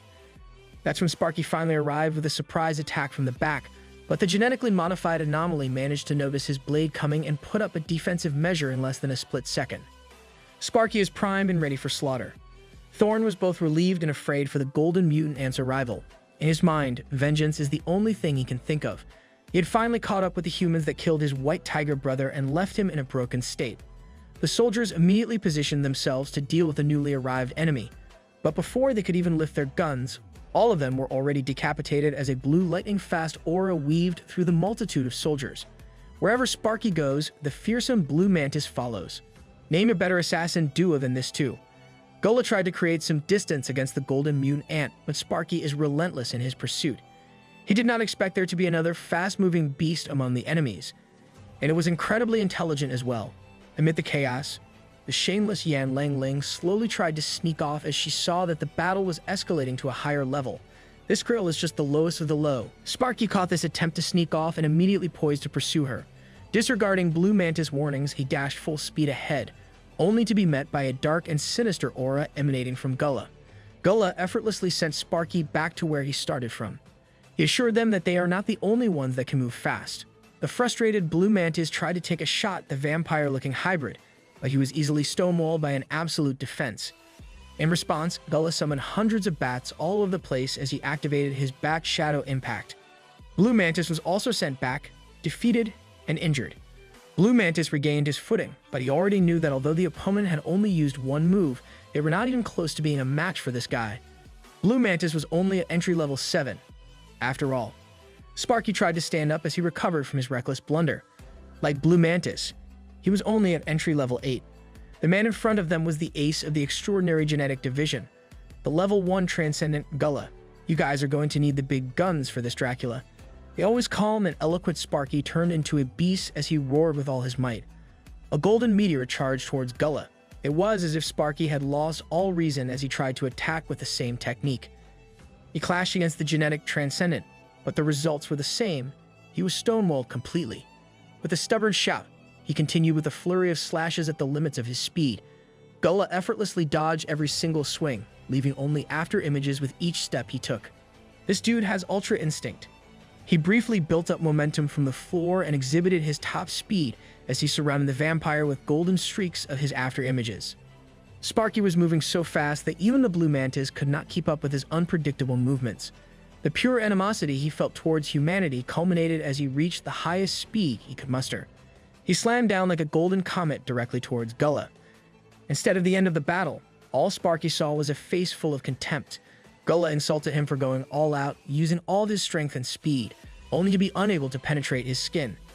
He raised his cloak, which took on a sharp appearance as it swiped Sparky as if he were just a useless bug. As always, Blue Mantis came to his rescue with the fastest speed he could muster. Gullah simply laughed at this charge as it had already been proven that their attacks were no match for him. That's when something unexpected happened. The unconscious, beaten, and bloody Ching Chuan stood up, catching Gullah by surprise. When it came to pure body strength, Ching Chuan was at the top of the charts. So when he grabbed Gullah with a grapple, he held him tightly. He screamed for Langfeng to finish off their surprise attack as a silhouette of a sword-wielding man came into view from the dark skies. He stated that since he was too weak to cut through the transcendent skin, he would go from Gullah's eyeballs all the way through his intestines. That's a Mortal Kombat fatality. For the first time in this war, the ace of the extraordinary genetic division felt genuine dread and anxiety. When the killing blow was supposed to land on his hateful eyes, the vampire naturally transformed into 100 different bats, rendering their grapple and stab useless. Langfeng gritted his teeth in frustration at letting such a golden opportunity go to waste. From a distance, a weak voice telling them what to do could be heard. Among the hundreds of bats flying in the air, there was certainly one particular beast that bore a special feature. Thorn had successfully and immediately recognized the distinction, yelling at her friends to target the bat with red eyes. Gullah clicked his tongue as his trick was so easily seen through by Thorn's intuition. But before he could do anything about it, Blue Mantis was already behind him, going for a sneaky death blow. The bat with red eyes panicked, not expecting the coordination of his enemies to be as quick. In his weak bat form, Blue Mantis finally landed a clean blow on his back, prompting him to scream in pain from the sharp slash. He started losing balance mid-air, blaming his luck for the relentless attacks coming at him one after another. That slash really took a toll on him as he crashed down at unbelievable speeds. Sparky would never let an opportunity like this pass him by. Gullah, in bat form, was once again put in a pinch as the hateful ant approached him at absurd speeds with killing intent. Sparky finally caught up and immediately grabbed the tiny, red-eyed bat by its tiny head. He repeatedly shouted the word "die" as he exerted his authority over his enemy. He crashed the bat onto the ground, causing a massive impact with just his sheer force. Lang Feng and Qing Chuan watched in anxious anticipation to see if they finally won this time around. Blue Mantis rushed to Sparky's side to see what had just happened. That's when his sinister aura started to emanate directly from the ground where the bat had been slammed into. The only thing on their minds was to run as fast as they could. Gullah activated his powerful transcendent ability, the Shadow Impact. Dark beams of shadow exploded in every direction, swallowing even the light itself. Blue Mantis hurriedly shoved Sparky away from the direct beam of shadow, taking it into his body. Similarly, Qing Chuan pushed Lang Feng to safety as he took the brunt of the force from the shadow beam, piercing cleanly through his body. When the shadow impact finally subsided, the surrounding area became barren, and a thick cloud of dust enveloped the whole expanse. The hundreds of bats quickly coalesced back into the original form of the transcendent Gullah. He complained that the move he just used consumed far too much energy, but he knew not to underestimate the squad he was facing. He had been blindsided far too many times already. Bro just used his ultimate. Lang Feng mourned the loss of his friend who sacrificed his life just to save him from certain death. Blue Mantis was not in the best shape either. He was coughing dangerously as the rage-blinded Sparky called out to him. He looked back at his friend and what he saw was traumatizing. Half of Blue Mantis' body had been blown off by the powerful beam of the shadow impact. His blood and guts spilled all over the floor. Sparky once again witnessed another one of his friends sustaining a fatal injury. This time, Blue Mantis sacrificed the right side of his body just to protect him. Gullah had finally recovered and was already going for another killing blow. His torn-apart cloak transformed into a sharp form resembling a drill. He assessed Sparky's traits: a petite body, superb speed, and impeccable strength. He knew that if he didn't kill him there, it would only become a lot harder to deal with him down the line. The only thing on his mind was killing Sparky right now. Kneeling in front of his friend who had just sacrificed himself to save him, Sparky was oblivious to the murderous rush of Gullah. Suddenly, the already injured Thorn stood up and rushed towards Gullah's strike. Sparky was brought back to his senses as his friend, his fifth sister, led down on him. Gullah's strike pierced through her body as if she were made of paper, and the Transcendent laughed maniacally. She turned to Sparky with her farewell. She said it was her turn this time to save him. Thorn's eyes became lifeless as the sharp cloak was withdrawn from her wound. Rest in peace, girl. This is the second time you're being taken from us. If Gullah reported these events to the military officials, maybe this kind of war wouldn't happen again in the future, but he decided to keep it all to himself. This was the only way he could keep finding pleasure in killing. He reassured them that they didn't have to cry because it didn't matter who died first. Now that he had changed his mind, he was going to kill every single one who stood in front of him. He considered killing Qing Chuan and Thorn as merely appetizers. Lang Feng was swallowed by grief as he blindly charged towards the monster, swinging his sword full of emotions. He called out to Sparky to take the mantis with him and run away if they wanted to live. He utilized another one of his trump cards as he called out to the mutant rat-digging squad from the construction of the underground city. Gullah didn't like rats at all. He viewed them as hateful creatures. As Sparky prepared to have another go at it with the genetic transcendent, the barely alive Blue Mantis called out to him. He knew they couldn't beat the guy at all. They had to run away. Blue Mantis wanted to let the humans kill each other. For a moment, Sparky thought back to his days as a simple ant, being subjected to human experimentation. He stood alone at the sight of hundreds of millions of his brethren. From the day he saw that sight onwards, he had already accepted his own fate, this extremely tortuous type of pain, knowing that he could perish at any given second, but not knowing when. All he could think about was that this is just how living as an ant goes. It only means that your fate is cheaper than paper. He tried to stand up with great effort as he shivered in pain from lost limbs. In his heart, he still wanted to fight, regardless of whether he could win or not. The fatally injured Blue Mantis saw his friend get up and slowly limp to his certain death, so he couldn't help but interfere. With the last ounce of strength in his obliterated body, he pinned down Sparky. No matter how many times he said that this stubborn friend of his didn't stand a chance at all, he just would not listen. Sparky finally let his tears of grief and frustration show. He already knew that everything Blue Mantis was saying was true, but by charging into battle one last time, at least he wouldn't die in vain. He just wanted to protect this precious place as much as he could. If he ran away now, there would be no difference between that and being dead already. Blue Mantis was beginning to understand what Sparky had been feeling and saying all along. If this was really the case for his dear friend, he had a proposal for Sparky if he wanted to win, even if it meant dying. All Sparky had to do was eat him. That's kind of sus. He must consume him whole and let him be his newfound power. This morbid proposal naturally shocked the golden mutate ant. He wasn't even sure if he heard him right. Blue Mantis explained that he was about to die anyway. Way back then, his mother ate his father, and then she gave birth to him. His father became her mother's strength, existing within her for the rest of her life. Sparky refused this crazy idea. He did not want to give Blue Mantis such a ridiculous way to go out. He just couldn't accept him suffering such a brutal death.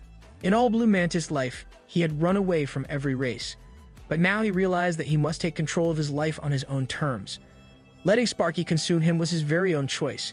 His strength would be Sparky's strength, and his speed would be Sparky's speed. This was how he wanted his life to end.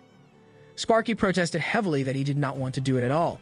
He just could not, for the life of him, do it to his buddy. Enough friends have died already. He did not want to lose Blue Mantis either. Just a few meters away from their heartfelt discussion, Gullah was making quick work of the mutant rats that crawled up from the underground city. These simple beasts were no match for his transcendent dark energy. This guy is a super effective rat exterminator. Lingfeng could not stomach this sight at all. In his months staying at the gorge, even he had formed quite a close bond with the beasts. He sneaked up on his foe as he raised his blade, full of emotions. Blue Mantis was relentless with his proposition as he tried to convince Sparky to get real. He coughed up blood persistently. Right now, even just talking was extremely painful for him. They had come all this way and they still had not felt the presence of a single comrade. That meant they should consider the possibility that everyone was already dead. So, rather than dying at the hands of a human, he much preferred handing over his life and powers to a brother in arms. Tears started raining down from his eyes as he admitted that he had always thought of Sparky as a good friend. This was the destiny he wanted to choose for himself. After this ordeal, there would be no need for self-blame. Sparky knew that this was the only way for them to survive. He cried and shook with powerlessness once again. He cursed his weakness for putting him in such a painful and sad predicament. With a roar of frustration, grief, and rage, he opened his monstrous jaws wide open. Something remarkable had just formed after the bittersweet goodbye of the two bug friends. Lingfeng tried to prioritize the lives of the mutant rats more than his own, as he was chased by Gullah's attack for attempting a rescue. He was critically hit as a gush of blood spurted out of his mouth. The mutant rats could not help but cry at the sight of their good friend in such a fatal condition. Gullah mocked him as he could not see the point or merit of saving a mere mutant rat. In the end, every single one of them in the group would die by his hands anyway. As he targeted the mourning mutant rat, a giant explosion of pure energy swallowed up everything in front of him. His expression turned serious as he felt that something bad had just happened to him. His powerful strike was effectively and effortlessly blocked by the newly transformed golden mutant ant. He came equipped with a blood-red exoskeleton armor, and traits such as his body color now resembled Blue Mantis. Sparky is out here pulling up with a fresh new drip. He's looking like a whole superhero. Gullah was puzzled by the ant in front of him, changing in appearance. It was impossible, as he had seen it almost dying just a few moments ago. He suspected that this might just be another trick or ploy, but its appearance was not the only thing that had changed. Its aura had undoubtedly become stronger as well. Sparky had finally broken through to entry level 9. Gullah quickly determined that this beast in front of him only had the aura of someone entering the 9th level. He, a proud transcendent being of the 1st level, assured himself that the ant in front of him couldn't be his opponent at all. He mocked Sparky continuously, calling him hopelessly stupid for tossing away the opportunity to escape that his friend had painstakingly given him. He boasted that even if Sparky became stronger, an ant still wouldn't be a worthy opponent for him. Sparky simply responded to this relentless mockery by moving so fast that he rushed past Gullah in less than a blink of an eye. This is the part where he should say, "Nothing personal, kid." Before the genetic transcendent could even process that speed, panic could be seen painted in his eyes as he tried to find Sparky's location behind him. The speed he just witnessed was terrifying. He promptly activated Cloak Impact as his dark cloak spun with a destructive force and a formidable speed of its own. To his surprise, it landed on absolutely nothing at all, as it only dug through the rubble with no sign of Sparky. He had a bad feeling about missing such a supposed surefire strike. Standing proudly like the menace that he is, Sparky had not only dodged a transcendent being's attack, but he was also so fast that he was able to rescue every single mutant rat in the area before Gullah could even detect where he was. low-key looking like a sharper Iron Man. He knew that this lifeless human, Lang Feng, had never been on the side of their divine god tree. But he had also observed that this guy had treated the strange, mutated rats as if they were his own. And now Sparky was returning them to his side. Sparky turned around and faced the humans that he once hated simply for the fact that they were humans. He vowed that he would avenge every single one of these people. Gullah was surprised that in just an instant, the corpses were moved. He mocked Sparky's vow, saying it sounded like he was certain of defeating a transcendent being. He admitted that he had underestimated him earlier, but he wouldn't let him go now. He intended to make this ant regret living. Before he could even finish his evil monologue, a solid punch had already landed squarely on his jaw. That's the best way to shut a villain up. The force was so immense that it sent the vampire flying like a rag doll. Sparky beckoned his opponent to stand up and not fall next time. He had no intention of letting this guy die so easily. With a sinister and fiery aura, he declared that he was going to torture Gullah endlessly. The genetic transcendent couldn't believe that he was getting beaten by a foe who was only at the 9th level. He stood up and refused to give in to Sparky's threats. He prepared himself for their next bout, gloating that his foe was not qualified to issue such intimidation. He dashed towards Sparky with blinding speed, immediately delivering a punch enhanced by his cloak. He laughed maniacally as crimson thorns started to cover his weapon. He slammed it directly into Sparky's thick armor. Ramping up the intensity and speed, he pummeled the ant with pure brute strength. He mocked the ant for being just a mere level 9, thinking that incredible speed was inconsequential against him. In the end, he believed that the most important thing in battle was not speed but power. As he enjoyed his onslaught, a chill ran down his spine as Sparky emerged from the dust with a fierce glare. Once again, he responded with a punch to the face, but this time it was infused with a much denser force. Get some rest, buddy. Gullah promptly lost his balance due to the powerful surprise punch that Sparky had just unleashed. He was starting to resemble a blood-armored battle god as the duel continued. The genetic transcendent was being put at a disadvantage little by little. He was fully aware of this and desperately opted for a different approach. His back bulged grotesquely as a multitude of bats were summoned around him. He controlled his summoned bat to rush and dive through the air like a flying bullet at top speed. It reached Sparky, but this bullet-fast speed was no longer enough to touch him. With a light step to the side, Sparky effortlessly dodged the diving bat. The bat went past him and promptly detonated into an explosive mess. It turns out that Gullah can turn his summoned bats into lethal bombs. This is his unique technique.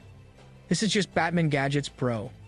He warned the ant that if he continued to dodge his volatile summoned bats, he would redirect them towards the corpses of the humans that Sparky had gathered, annihilating them even after death. Sparky felt darkness welling up inside him as he decided that he must kill all the bats flying around the area. Gullah thought he had heard wrong, finding this sentiment absolutely ridiculous.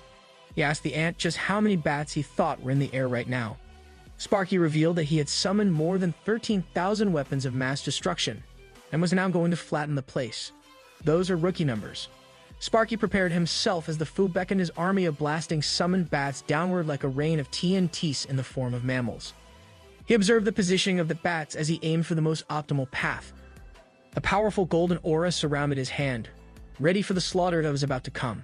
One bat was sliced cleanly by his sharp blade, and then another one. He moved so fast that all he left in his trail were tiny explosions from every bat that he sliced and diced. Gullah was taken aback by the next progression of their duel. His summoned bats were going back upwards instead of diving down towards his enemy. Before he could even make sense of what was happening, and why his summoned bomb bats were coming back to him, the little packages of explosives were already ready to burst all at the same time.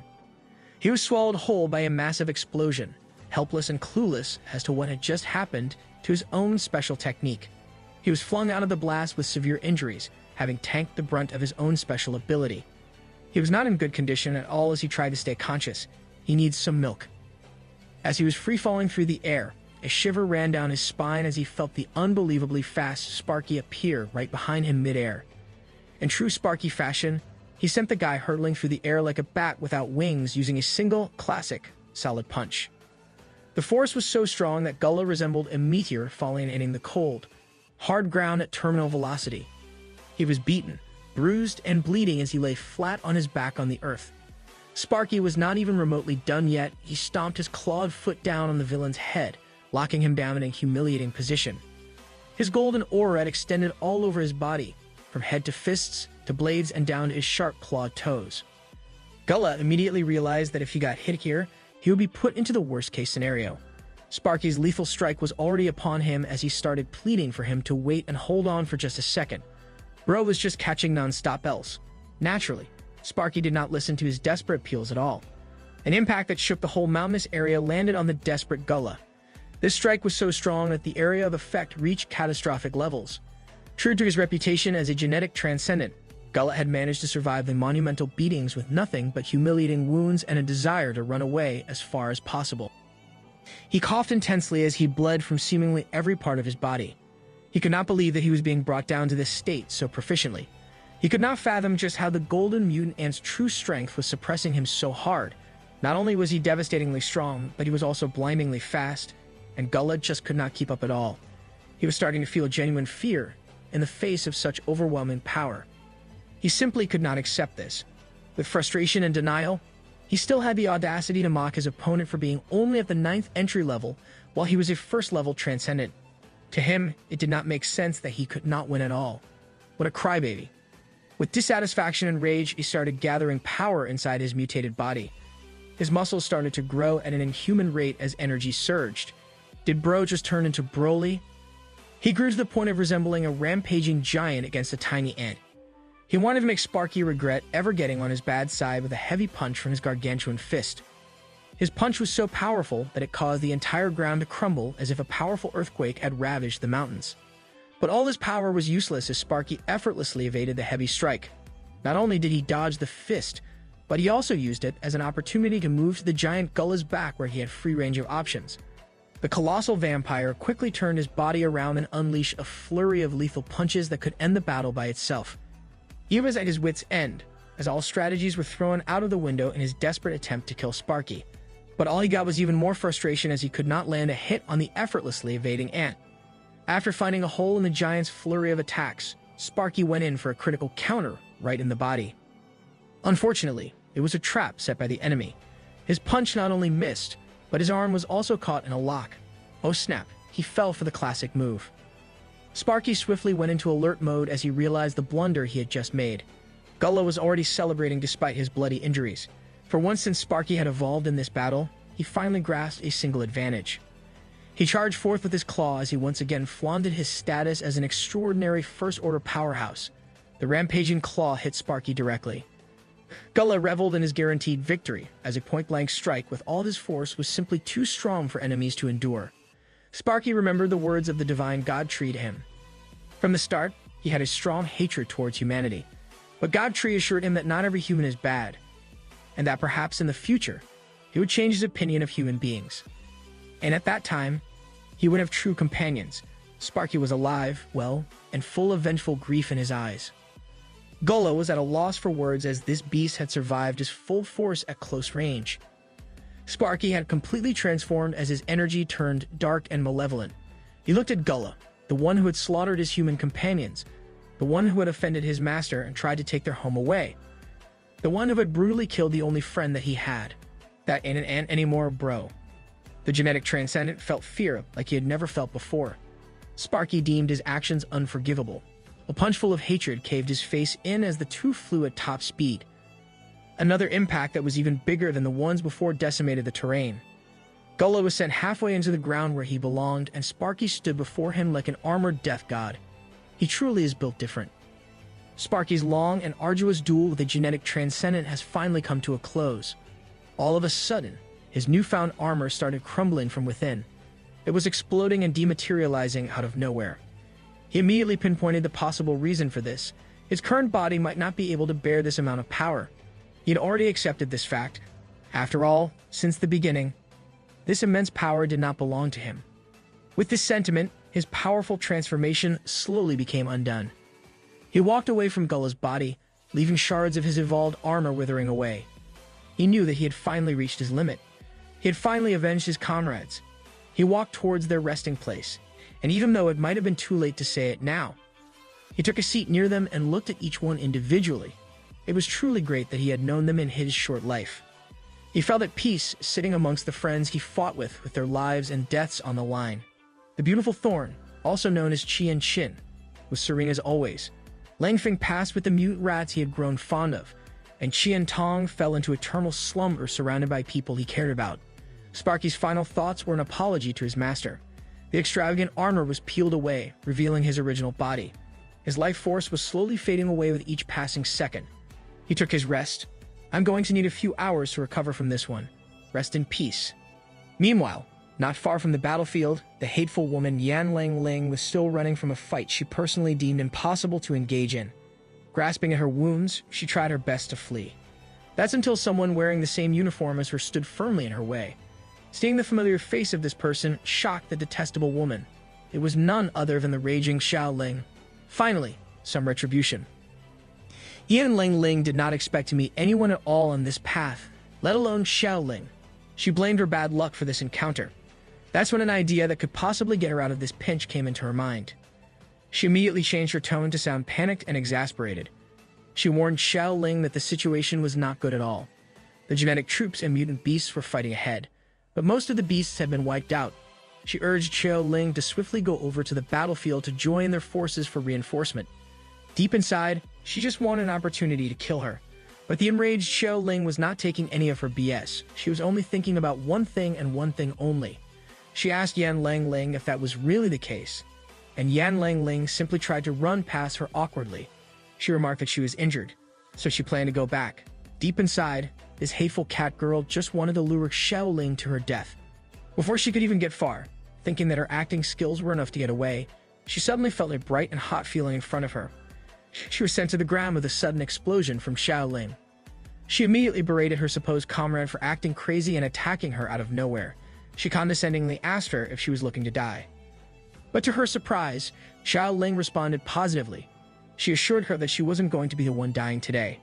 With hateful eyes, she threatened the injured cat girl that it was she who was about to kick the bucket.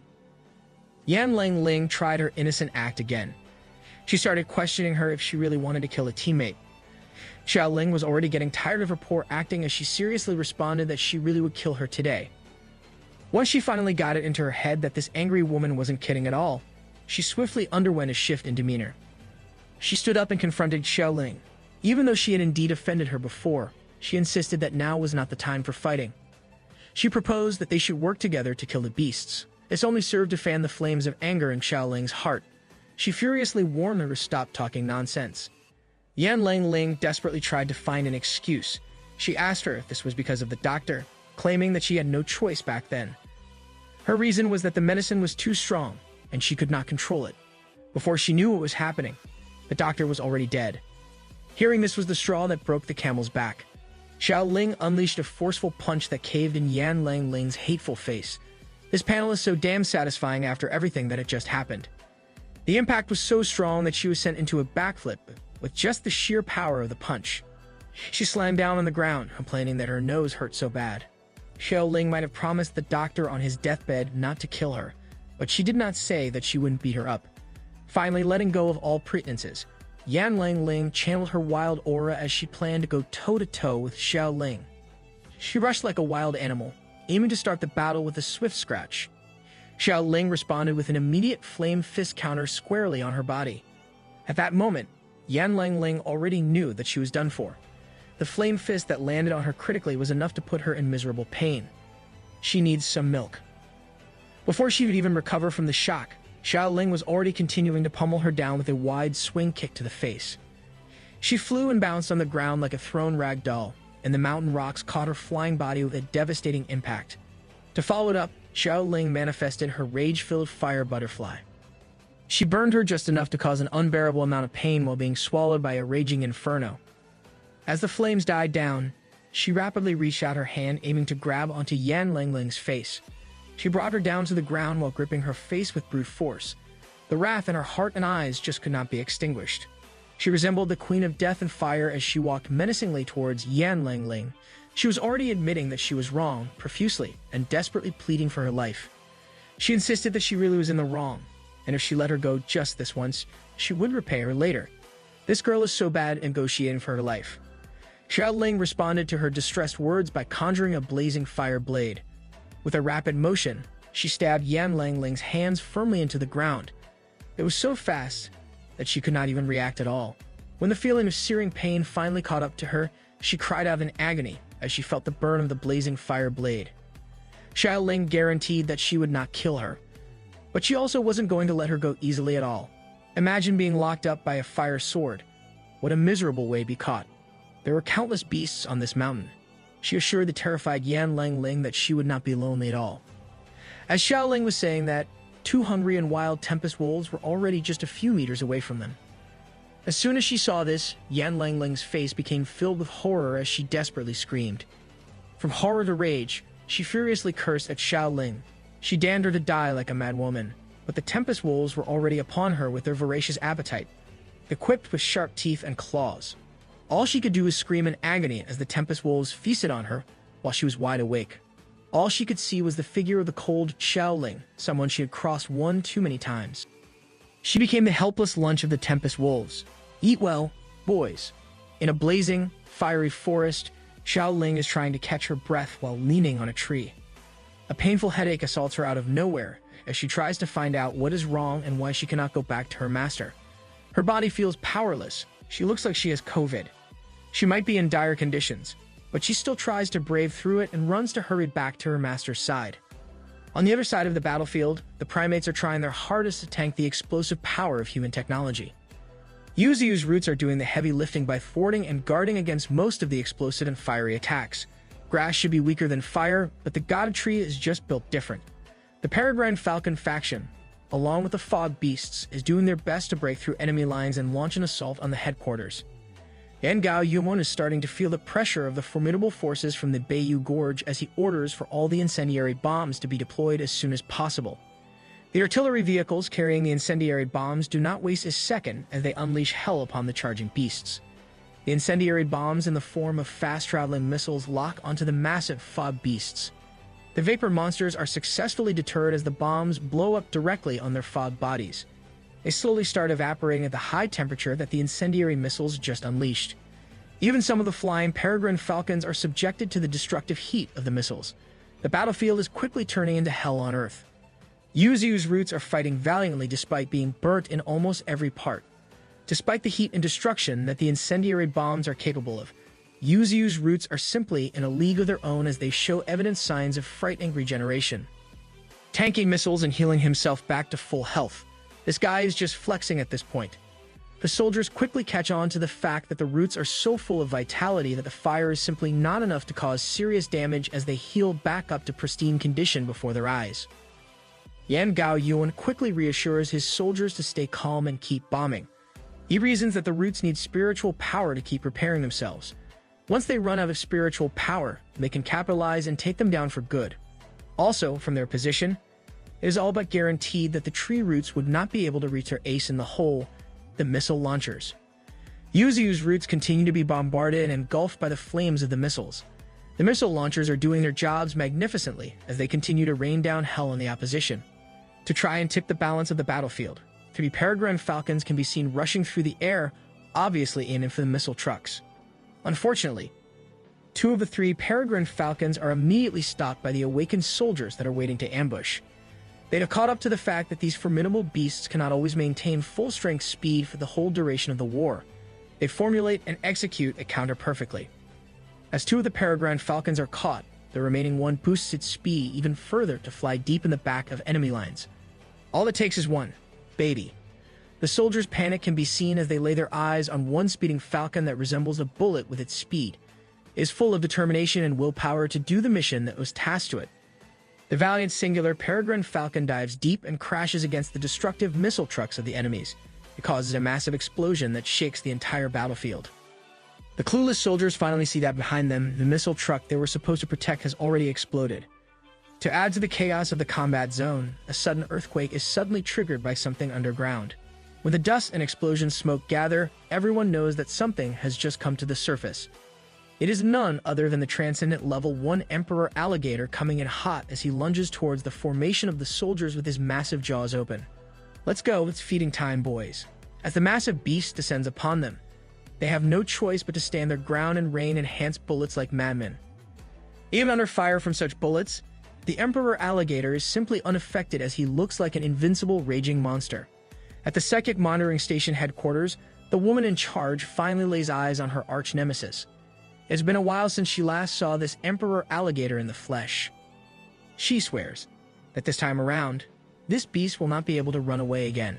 Yan Gao Yuan gets out of his cozy tent to observe this absurd development with his own eyes. This man is under so much stress. The emperor alligator that they have been so adamant about hunting is standing before their full military force. The monstrous reptile tanks every single bullet that is launched towards him with rage in his eyes and heart. He lets out a sonic blade that affects every single soldier and military force in the war zone. Awakened soldiers or regular soldiers. No one is spared by his powerful voice. Tanks and troops are mowed down as the emperor alligator starts his rush towards the base camp of the force. This looks just like how we played with our toys when we were younger. The humans try their best to stop him. No matter what happens to them, they must keep this monstrosity away from the Supreme Commander. Yan Gao Yuan promptly orders for every infantry and supernatural unit to fall back. He also requests the Air Force to get ready and deploy muscle-paralyzing bombs as fast as they can. The Air Force does not waste a second as their aircraft start dishing out muscle-paralyzing bombs and bullets towards the Emperor Alligator. He takes them with his thick and tough scales like a boss as always. Deep in his thoughts, the Emperor Alligator has already figured out his plan of action. Flames engulf the whole battlefield below as the base camp above the cliffs stays safe. The supreme commander of the whole operation, Yan Gao Yuan, tries to look at the state of the war zone for himself at the top of the cliff. He is greeted by the sight of the Emperor Alligator shouting out the God Tree's name in perfect human language. Imagine seeing this in the middle of a war. Just wave the white flag. Yuzu's roots move lightning fast in response to the Emperor Alligator's plea. He makes quick work of destroying every single airborne unit of the Air Force, effectively ending their reign of muscle-paralyzing bombs. That's some clutch assists. Call him Nikola Jokic. Taking advantage of the space that his master created for him, the Emperor Alligator jumps and roars into action as he rushes forward. No matter if it's humans, tanks, or whatever else, he does not care for the damage that he is unleashing. He only has one target in mind. Yan Gao Yuan is sent into his fight-or-flight mode as he is now exposed to the enemies. Suddenly, a singular muscle-paralyzing missile has found its way heading towards the Emperor Alligator's eye. Even the supposedly safe cliff that their base camp is located at is engulfed by the explosion of the missile from point-blank range of the Emperor Alligator. Yan Gao Yuan muscles through the impact of the explosion while his secretary tries her best to hold on for her life. You must see if the Emperor Alligator is neutralized with his own eyes. Contrary to what he was expecting, a massive figure with a gaze that would make anyone freeze greets him. The Emperor Alligator is uninjured by the missile that he just tanked directly. He has reached his destination and asks if this man in front of him is the master of the soldiers. Yan Gao Yuan realizes that he is now at the mercy of a bloodthirsty beast with its human-sized teeth aiming at him. The Emperor Alligator judges that if this single human die, everything ends right here and right now. He scoops the whole side of the cliff that the man is standing on as he intends to end this war. Supreme Commander on the rocks. What a lunch. Yan Gao Yuan takes his stance, refusing to surrender. He declares that they cannot lose here. He orders his troops to fire directly into the beast's open jaw. The Emperor Alligator quite literally eats a bunch of explosives. The remaining Air Force units in the air also take their revenge as they rain down hellfire on the vulnerable Emperor Alligator. Once again, he is being swallowed up by the unrelenting sea of fire from humanity's bombardment. These guys just won't give up. Back in humanity's world leader headquarters, the fearsome spiritual missile they had been developing is finally ready. This is humanity's last resort when push comes to shove. If even the powerful General Lee can't handle the mutant beast of Bayou Gorge, then only God knows what will happen. Humanity is so fast when it comes to making weapons of mass destruction, man. The commander of the outpost is getting antsy as he asks for updates regarding General Lee's side. It seems like there has been no news from their ace for the last hour or so. Back in the heart of the battlefield, General Lee is continuously being beaten by Yuzu. With just one powerful root, he manages to thwart the Federation's strongest general with no problems at all. He asserts to the powerful soldier that he could easily beat him. This general refused to listen to the words of Yuzu. He insists that he is not the type of person to back down. He believes that he will not lose. Seeing the willpower of the man, Yuzu decides that before ending his life, he will show him his real strength. General Lee is taken aback by this statement. He did not expect that after the intense beating he had just experienced, his opponent wasn't using his full power the whole time. This is not even my final form.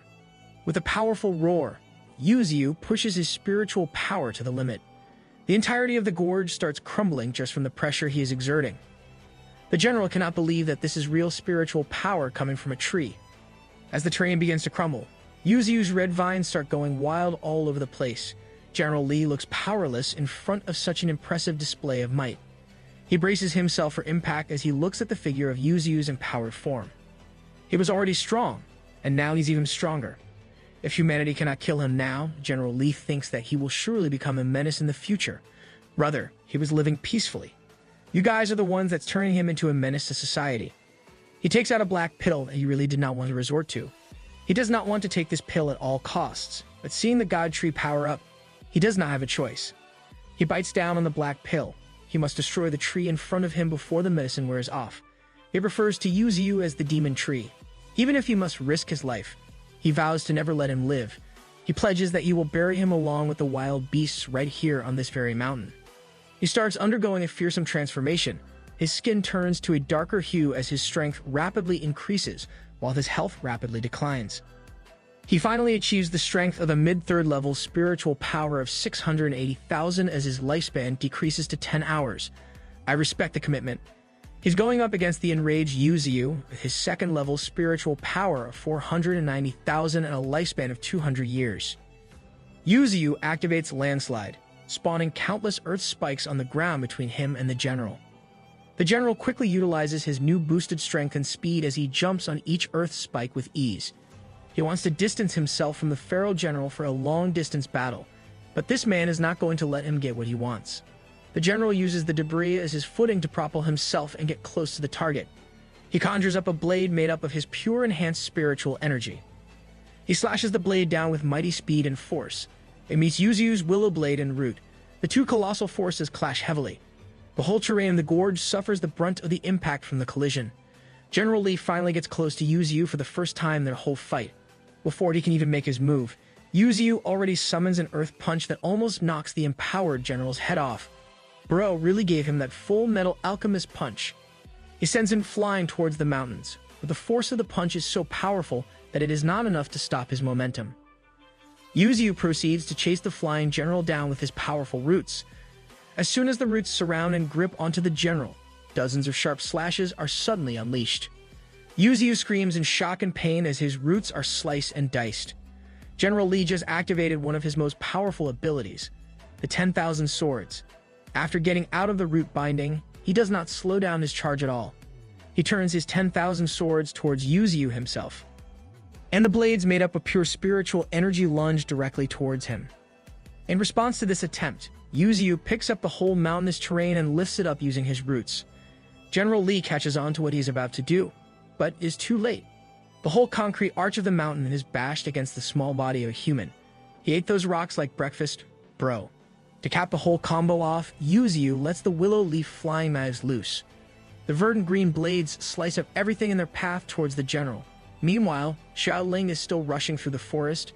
She grits her teeth as she desperately tries to go to her master's side. Back at the president's office, a new battle report from the front lines has finally arrived. They are informed that the Emperor Alligator attacked the headquarters of the Supreme Commander himself. The fate of Yangao Yuan is unknown at the current moment. The director of the supernatural unit is temporarily taking over the command of the operation for now. With desperation and anxiety in his eyes, the commander of the outpost asks if the thing is ready yet. He is informed that it is indeed ready. When General Lee retreats, they can launch the terrifying spiritual missile directly. Of course, the nuke is always the final answer. The only problem they have is that after stepping into the depths of the mountain, they had lost all connection to the general. All they know is that he seems to be in a fight with the opponent's boss.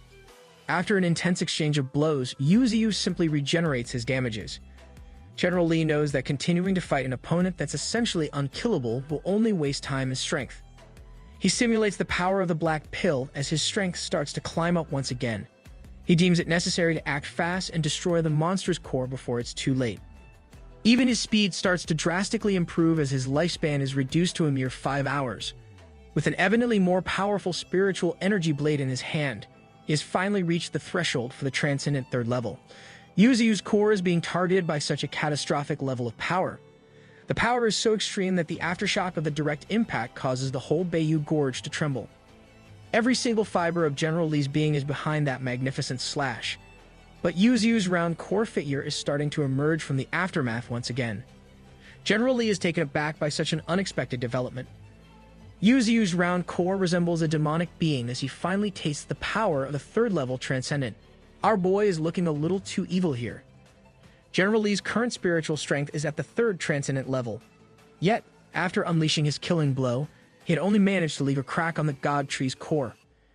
Yuzu was beginning to show signs of madness from the intensity of the fight. From the general's perspective, many people were relying on him to protect them, so he couldn't afford to lose. He must keep fighting for their sake. For Yuzu, these words coming out of the general's mouth were nothing but nonsense. He combined his branches to form a fearsome drill that struck the opponent directly on the body. He asked the general if his people deserved to die. And by that logic, were human lives the only valuable ones? The general spat out blood as his body was ravaged by the branch attack.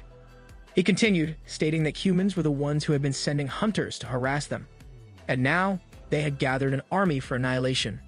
General Lee answered that this was necessary for the protection of humanity. This sentiment finally broke Yuzu. It felt like a big joke, like this man was spitting on his face. They had never invaded a single village. They had never touched any cities. Just because humans were afraid of them for no reason at all, they were trying to erase their existence altogether. He felt levels of anger that he had never felt before. Who the hell gave humanity the authority to do whatever they wanted? General Lee could not respond to the stinging words of the god tree.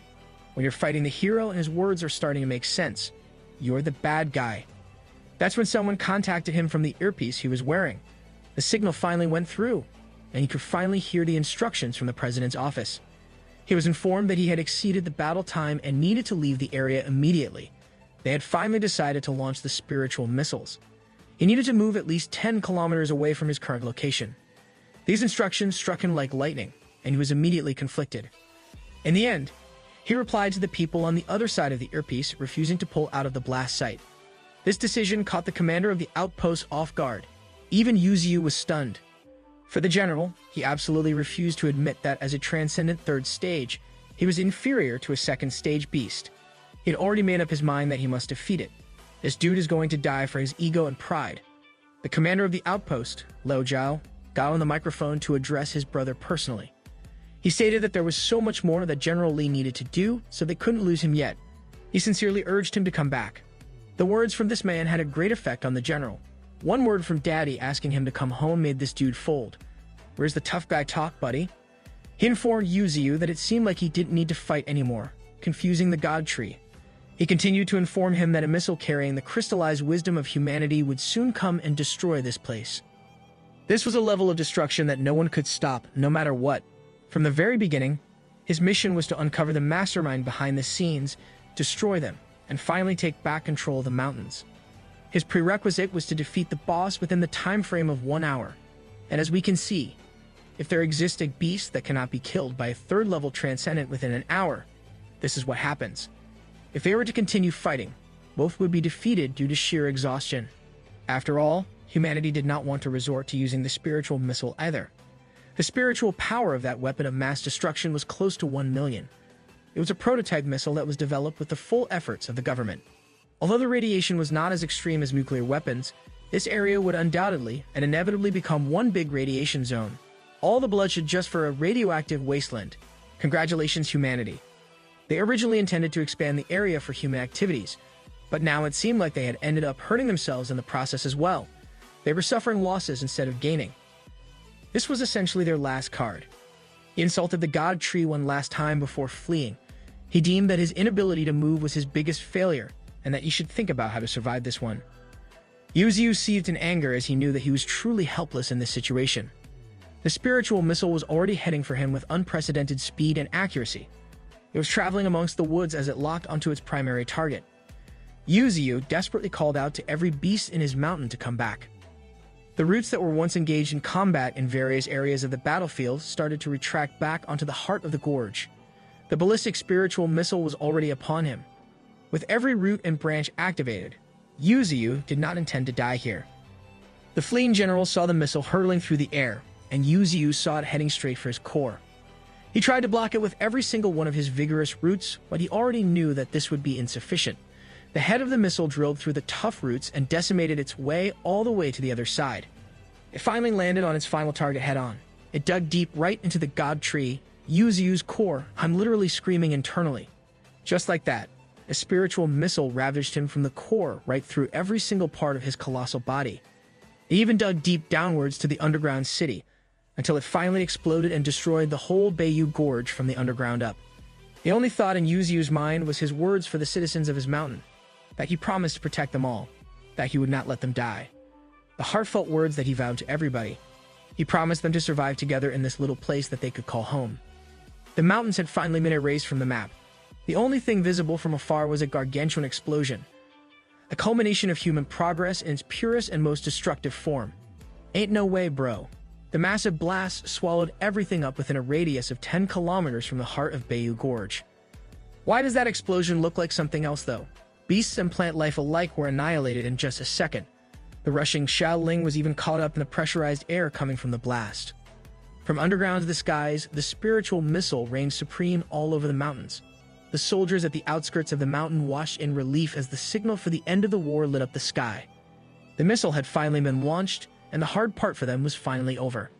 The head of the Federation was quickly updated regarding the triumphant hit of the missile. The mission had finally succeeded. Outside the blast radius, General Lee finally reverted to his normal, albeit injured, form. He coughed up blood as the injuries from his fight and his consumption of the black pill had left him in rough condition. That's when a group of awakened soldiers saw him struggling to stand up while supporting himself with a rock.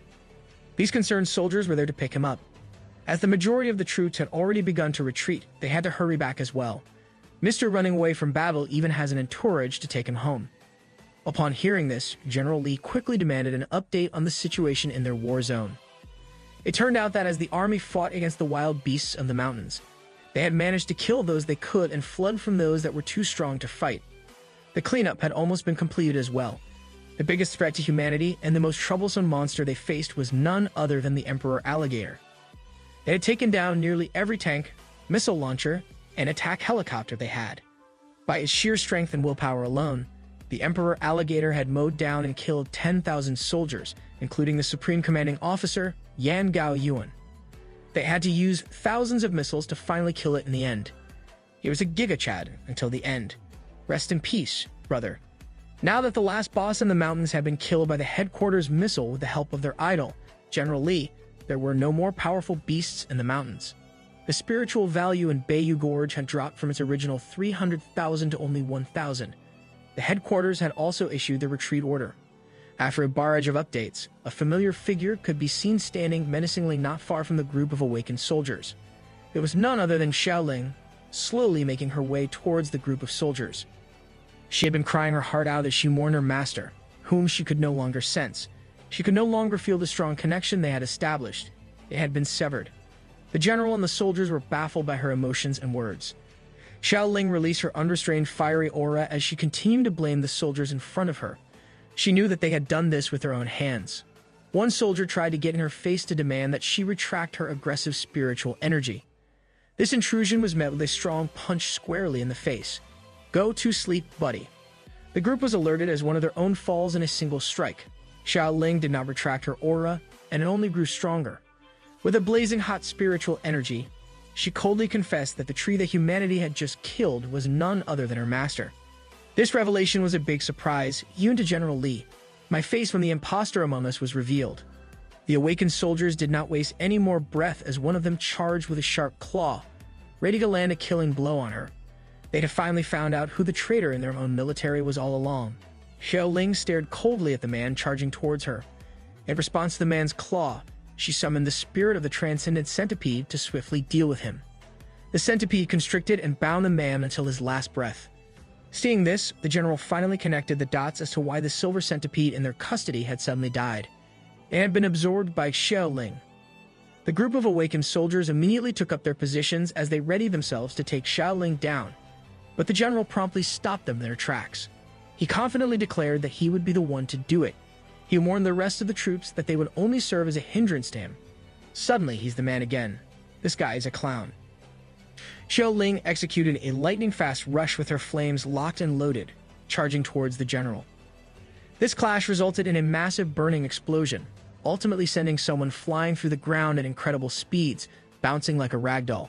Naturally, Xiaoling was at a disadvantage as she was too weak compared to the formidable general. He emerged from the smoke and started to berate her for her actions. He insisted that he took her in as a disciple earlier to keep her close and monitor her. He had really hoped that she was not the mole they were looking for. With evil in his eyes and aura, he expressed that he felt heartbroken by this development. He saw Xiaoling as such a promising person. In response, she got up and activated her newfound power-up, the ability called Spiritual Empress. The general brandished his blade made of pure spiritual energy. He refused to believe that someone at the first level of transcendence did not stand a chance against him at all. With raging flame butterflies surrounding her, she rushed towards the man, challenging him to a duel of strength. The two transcendent beings clashed with full force, destroying everything in their path. With a final shout, General Li's blade managed to slash through the rampaging flames of Xiaoling. An explosion of light and rubble could be seen from miles away. General Li stood like a blade-wielding deity while Xiaoling struggled to stay on her feet, injured and bleeding from tanking such a formidable strike. He implored her to stop fighting, as there was no way she could defeat him. If they kept on like this, she would undoubtedly die. Xiaoling looked at him with cold eyes as blood dripped from her wounds. Seeing her empty eyes and that cold gaze, he finally knew that she was already gone. She tried to conjure up another batch of flame butterflies, but she quickly extinguished them as she no longer had enough spiritual energy. He had enough of this exchange as he let out another slash, sending her flying. He promised that if she would just come with him, he would not hold grudges about her past. He would even raise her like his own daughter. That's a hard pass even for me. You're a creep, bro. This sentiment only served to anger Xiaoling even more as she implored him to never talk to her like that. The general gritted his teeth and finally decided that she would die right there and right now.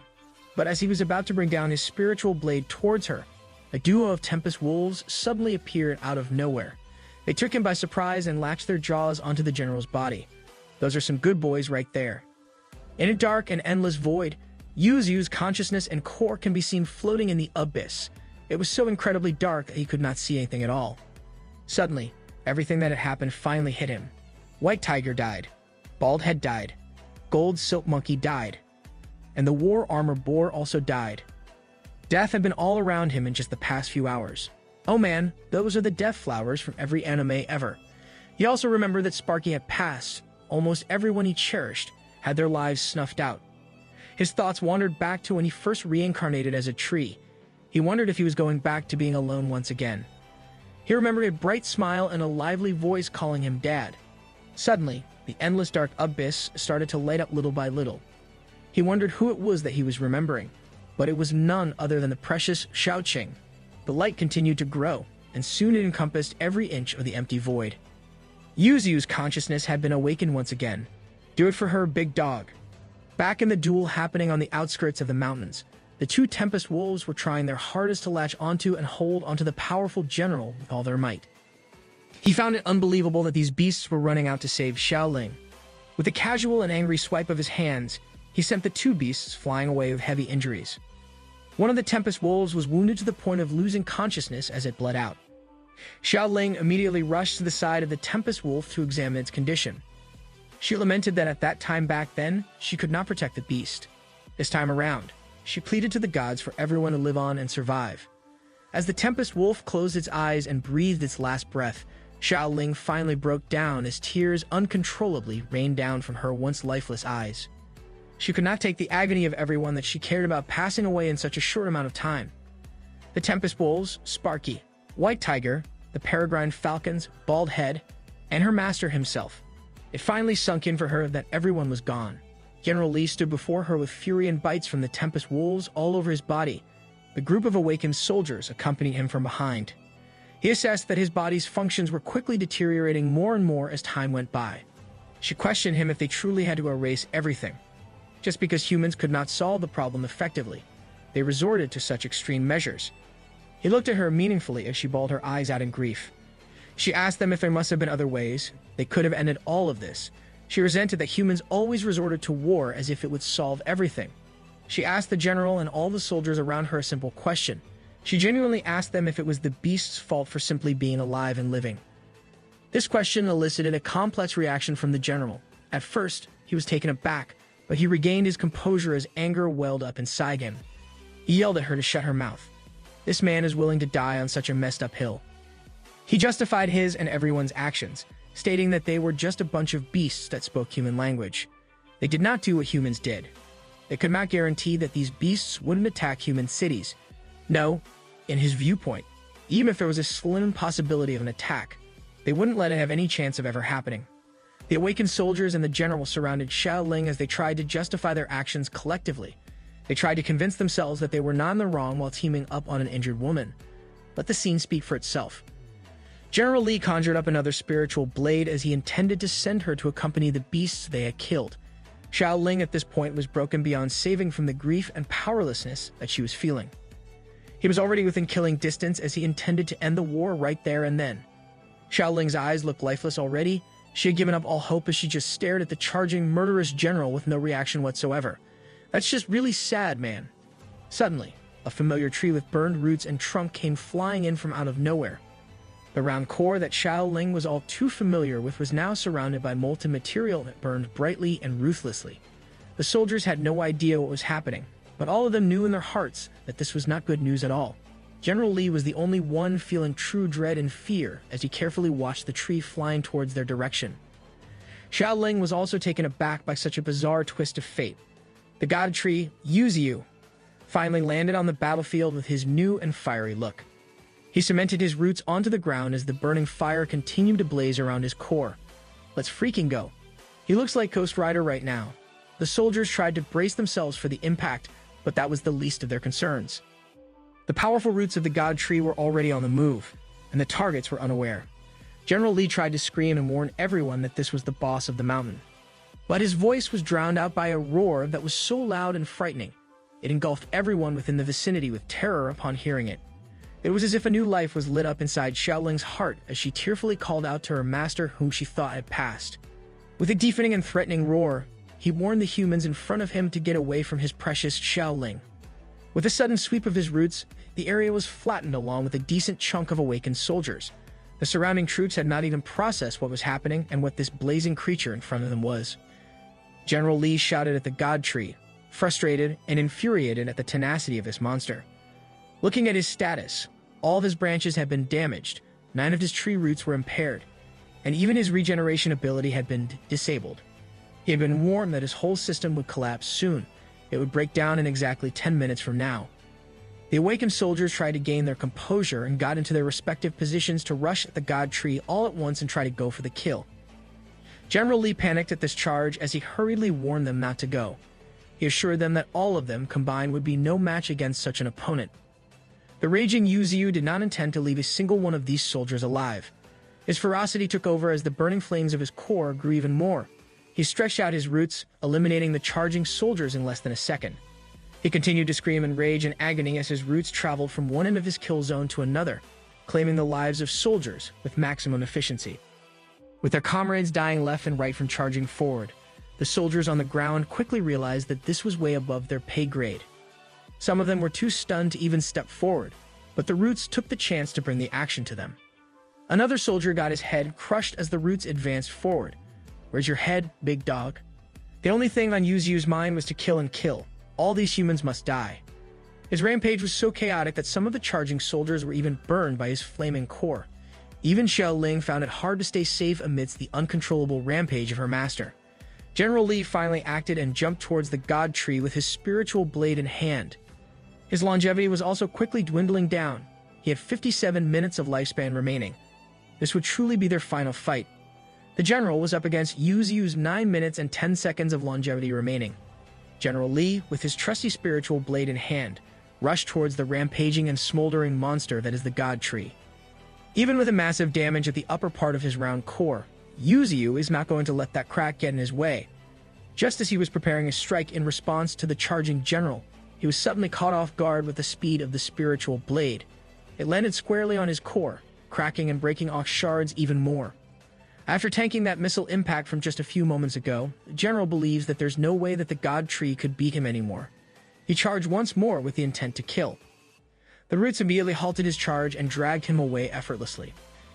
Contrary to his belief, the roots themselves are enough to stop his momentum and injure him gravely. It held on to him like he owes it money. No matter how hard he tried to free himself, the root was unmovable. Yuziu started to burn even more brightly as his lifespan slowly ticks away. It was as if he was going insane as he reaffirmed that this mountain of theirs is where everyone lives.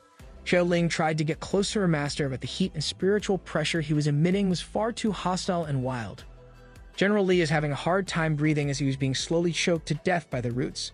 That's when the god tree jumped off the floor and took flight like a burning rocket ship taking off. He jumped all throughout the mountains, covering staggering amounts of distance as he traversed his home. He did this insane way of traveling from one point to another while dragging the struggling General Li by his neck. Bro was riding a most deadly roller coaster out there against his will. The general had a bad feeling as he finally ascertained where Yuziu was truly heading into. Looking down from a distance, the central battlefield had finally calmed down as the fires of battles slowly dwindled away. Countless casualties on both sides littered the ground as the historic war had finally ended. The soldiers gathered to confirm that targets had been verified as out of commission. In front of the primate beast corpses, they celebrated that finally, everything has been cleaned. They gathered around the Emperor Alligator.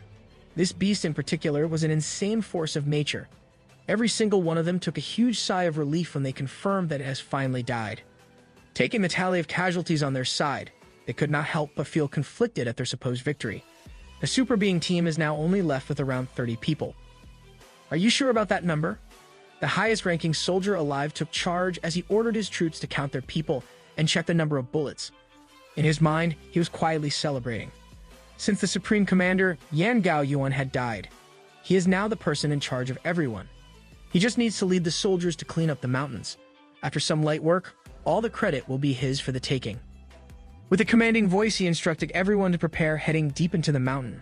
He roused them to start the mission to kill all the remaining weak beasts. That's when the commanding officer got flattened to the ground by massive roots that came out of nowhere. The soldiers were caught off guard as the blood and guts of their acting leader was spilled and showered all around them. The flaming horror at the core of the god tree served as a reminder to the soldiers that this creature is not something that they can mess with. Yuziu turned his attention to the surprised soldiers, and all he can see was hateful humans. He turned his roots into a killing machine as he goes on the second part of his savage massacre. The soldiers were so frightened by this development that they forgot to even raise their weapons. They would have accomplished nothing anyways. The roots of the god tree decimated its way through the hordes of humans in the battlefield. Even the heavy-duty tanks looked like a toy being flung onto the air as the humans watched helplessly. One awakened soldier tried to take charge as he tried to gather the remaining forces. He knows that they are no match for this type of monster. He ordered for everyone to retreat, but all he got was his head crushed away from his body. Yuziu cemented his roots even further into the ground of the bloody war zone. Every single person looked in horror of the strength that they are witnessing in front of their eyes. He resembled a demonic entity as he alters the terrain of the site. With rage-filled voice, he yelled at the humans to leave his territory forever and to never ever come back. The struggling General Li, trapped in the grasp of the roots, managed to let out a word of warning to his troops. He told them to run. But Yuziu does not intend to let any one of these people ever come back here permanently. After that sentiment, he went on an unholy slaughter.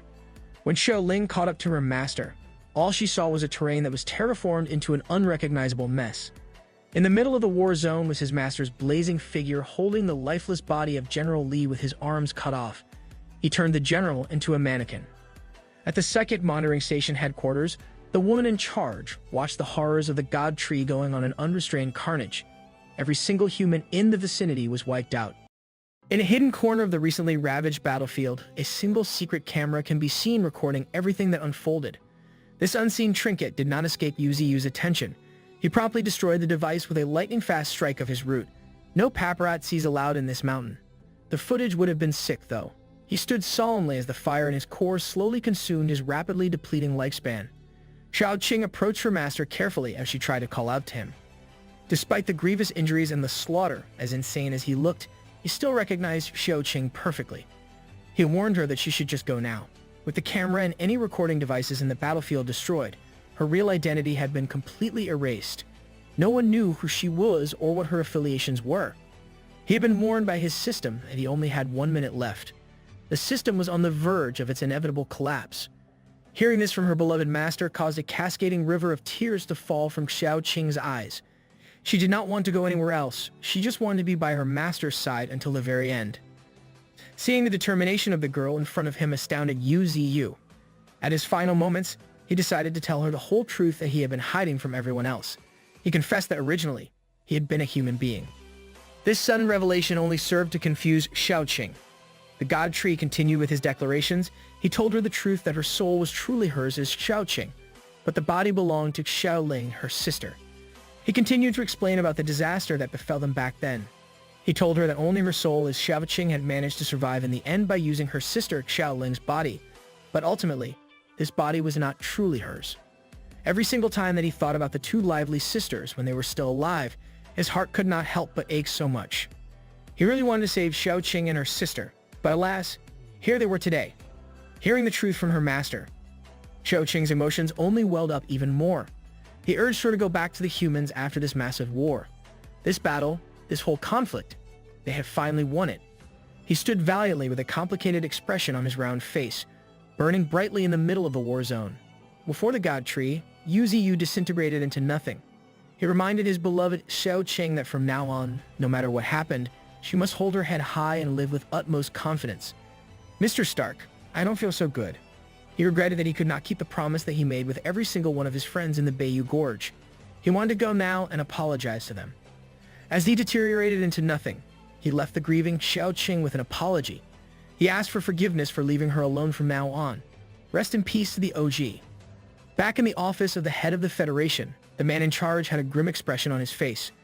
His office staff had just received the updates regarding the current situation in the Bayou Gorge. The hunt operation had ended after a grueling and long 18 hours of combat. If we tallied the damages, it would come up to a terrifying figure. 50,000 soldiers, including the superhuman unit and the genetic unity, had perished, a complete and utter wipeout. Except for Xiaoqing, also known to the humans as Xiaoling, every single troop that was sent to the north of the gorge had passed. If I was in the human side, I would find that incredibly sus. In return, the rest of the beasts were also killed. Meanwhile, somewhere far from the desolated war zone, we see a beautiful beach surrounded by the boundless expanse of the sea while the sun is beaming down. Oh snap, is this a beach episode all of a sudden? But hidden in the depths of this sea is an environment that nurtures countless terrifying beasts. A first-order transcendent baleen whale can be seen leisurely swimming around with menacing eyes. This beast dwarfs the regular whales in these depths. Zooming out in the frame, the mighty baleen whale was nothing out of the ordinary at all as the colossal killer whale king. A transcendent fifth-order beast holds the whole sea as his domain. Hell no, that's a big boy right there. The eyes of the beast in the depths shine with a savage gaze. We're only getting started. Out of nothing but an infinite void, we see the familiar sight of Yu's system notification appearing and acting out as if it were glitching. It was trying to send a reminder that the system had been damaged. Since it was damaged, it naturally started to enter backup mode. And with the next reminder, system activation had finally commenced once again. Yu's round core was intact and deep in slumber. He slowly opened his eyes as he heard an unfamiliar voice calling out his real name. He was startled as he faced the screen of the system that he knew all too well. He immediately panicked as he remembered his last memories. He was sure that he died, so why was he still alive? He did not know where he was, and the surroundings were pitch black to the point that he could not see anything. The voice that called out to him and woke him from his slumber confirmed that he really died earlier. The glitched-out system had simply entered the settlement interface. He calmed down a little as he got the confirmation that he had really passed away. The remaining question in his mind was why his consciousness still existed. In conjunction with that, would he be reincarnated again? The glitched-out system explained that even though he had died, it was still not over. Everything in the world would continue to operate as usual. As Yu, he was completely wiped out, but as the willow tree, he was not dead yet. This revelation painted a curious expression on his face. He ardently asked the glitched-out system what it meant by this cryptic information. The system started to glitch even more. The system was finally rebooting. It meant that the world would soon come to an end. In an enigmatic fashion, the system declared that Yu must be dead when the darkness falls in order to become a true god. With a serious tone, he asked if the ones that would bring the darkness would be the humans. The system only informed him that there were much scarier creatures than human beings out in the world. After this war, that's not very reassuring at all. Bro. So now, the system would give him an even greater strength, and it would give him a new lease on life once again. But there was a condition. Someday in the future, when disaster strikes, he must heed the system's request for help unconditionally.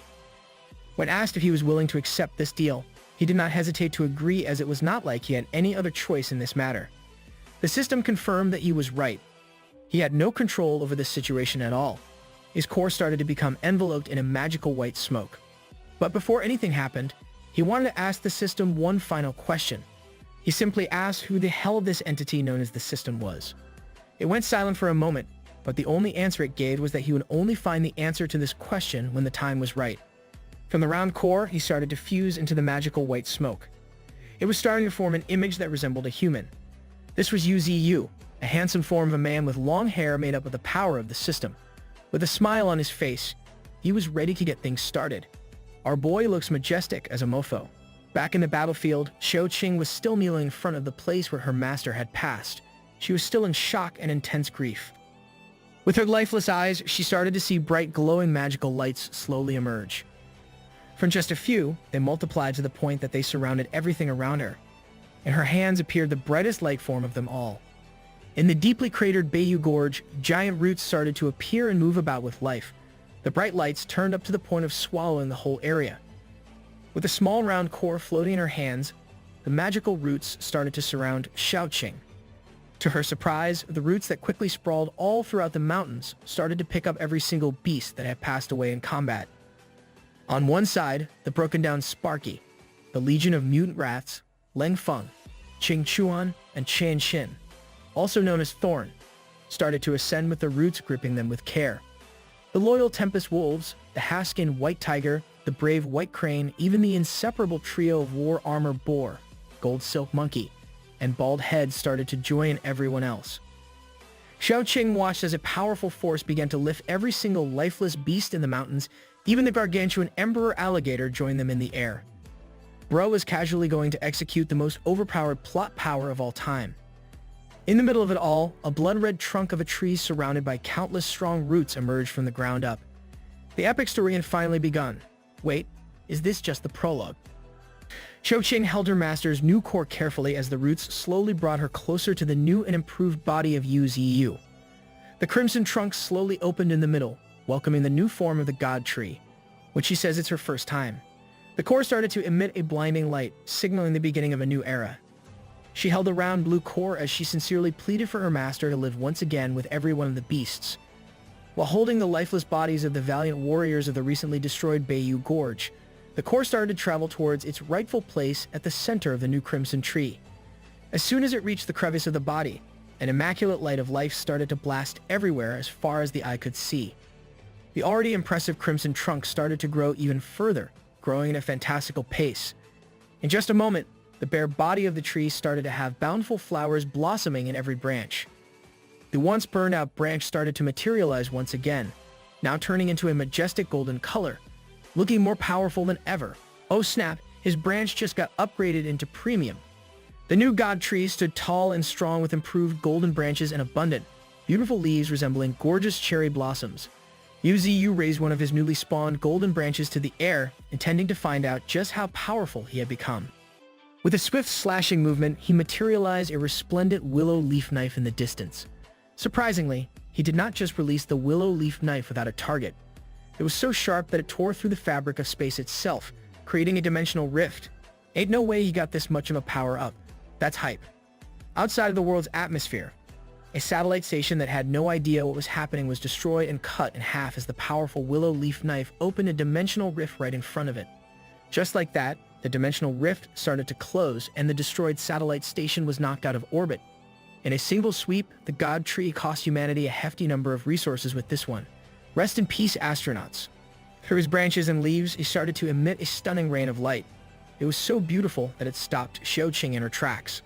Once these droplets of pure light started to land on the skin of the bloodied woman, the results were unbelievable.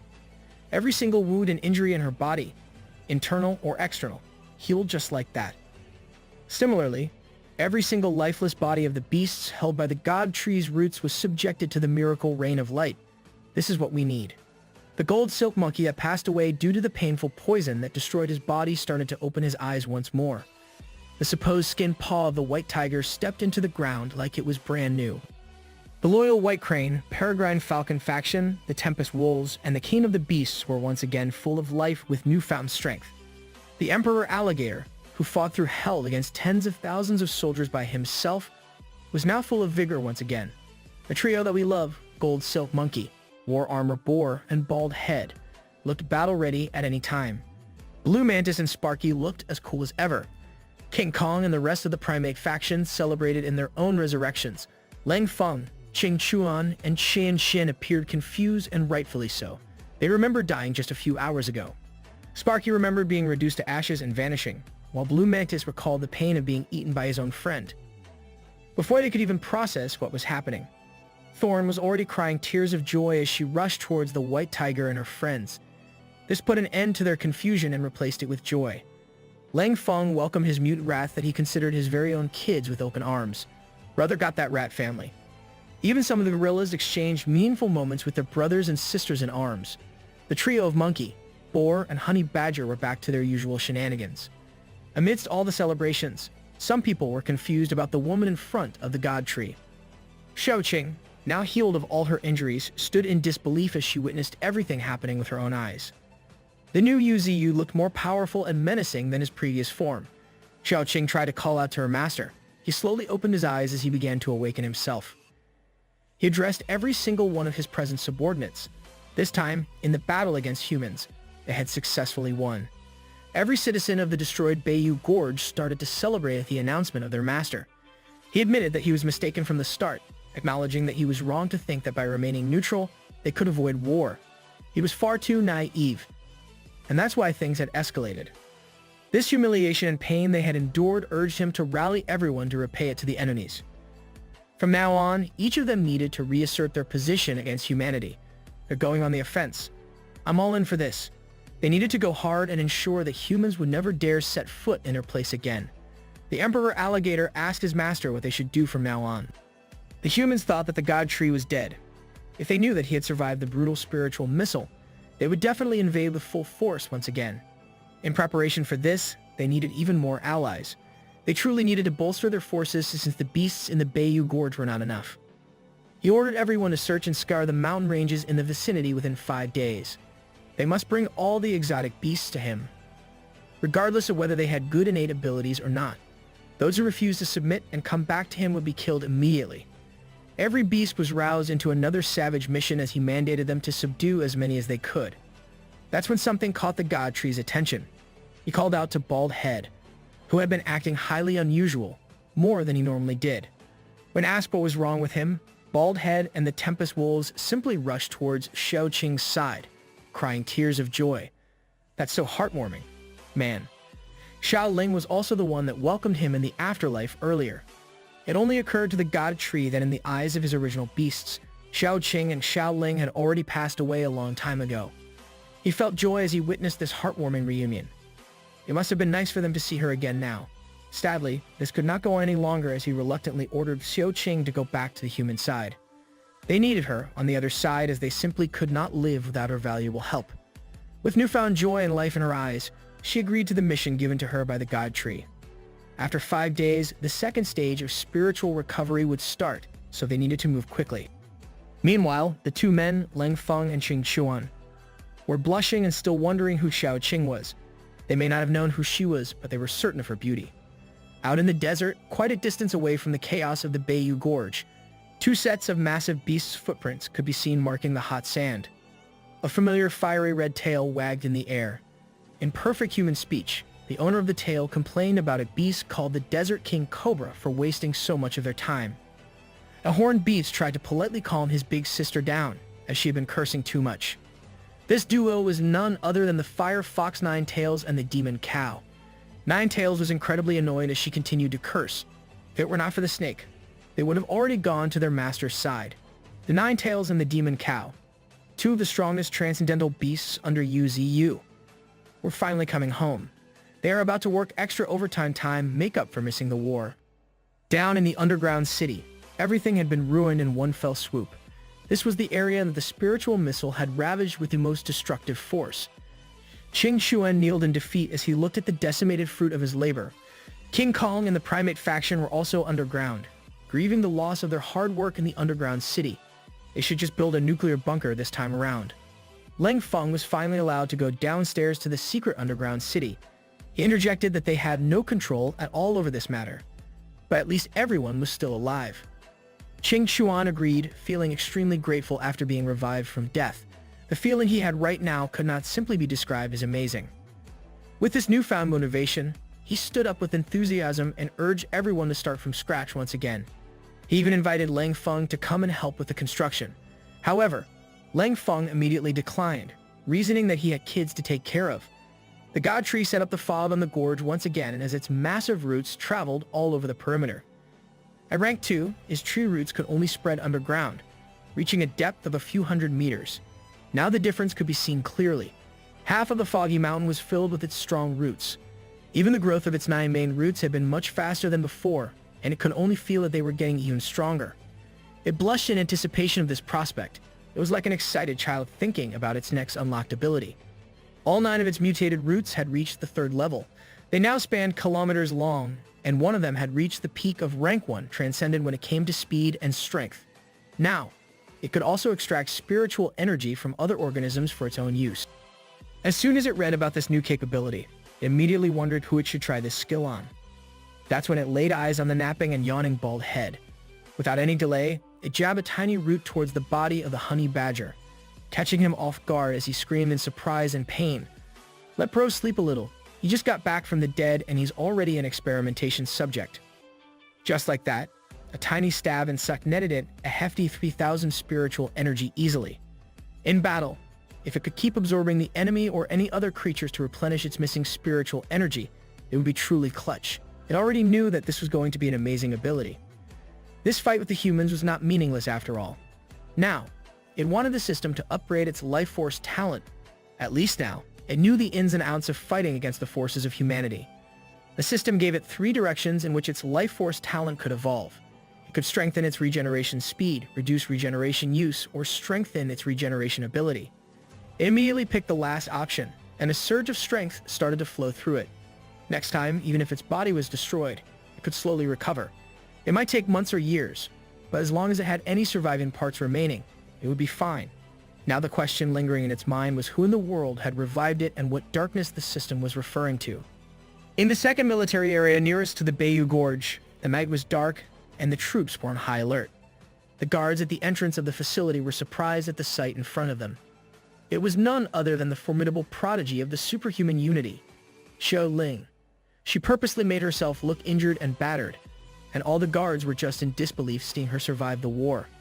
She quickly cleaned herself and took a shower at the base camp. Cover your eyes, kids. Xiao Ling was going to start helping her master investigate General Li this time around. He wanted to know just what an awakener was, as mentioned by the general.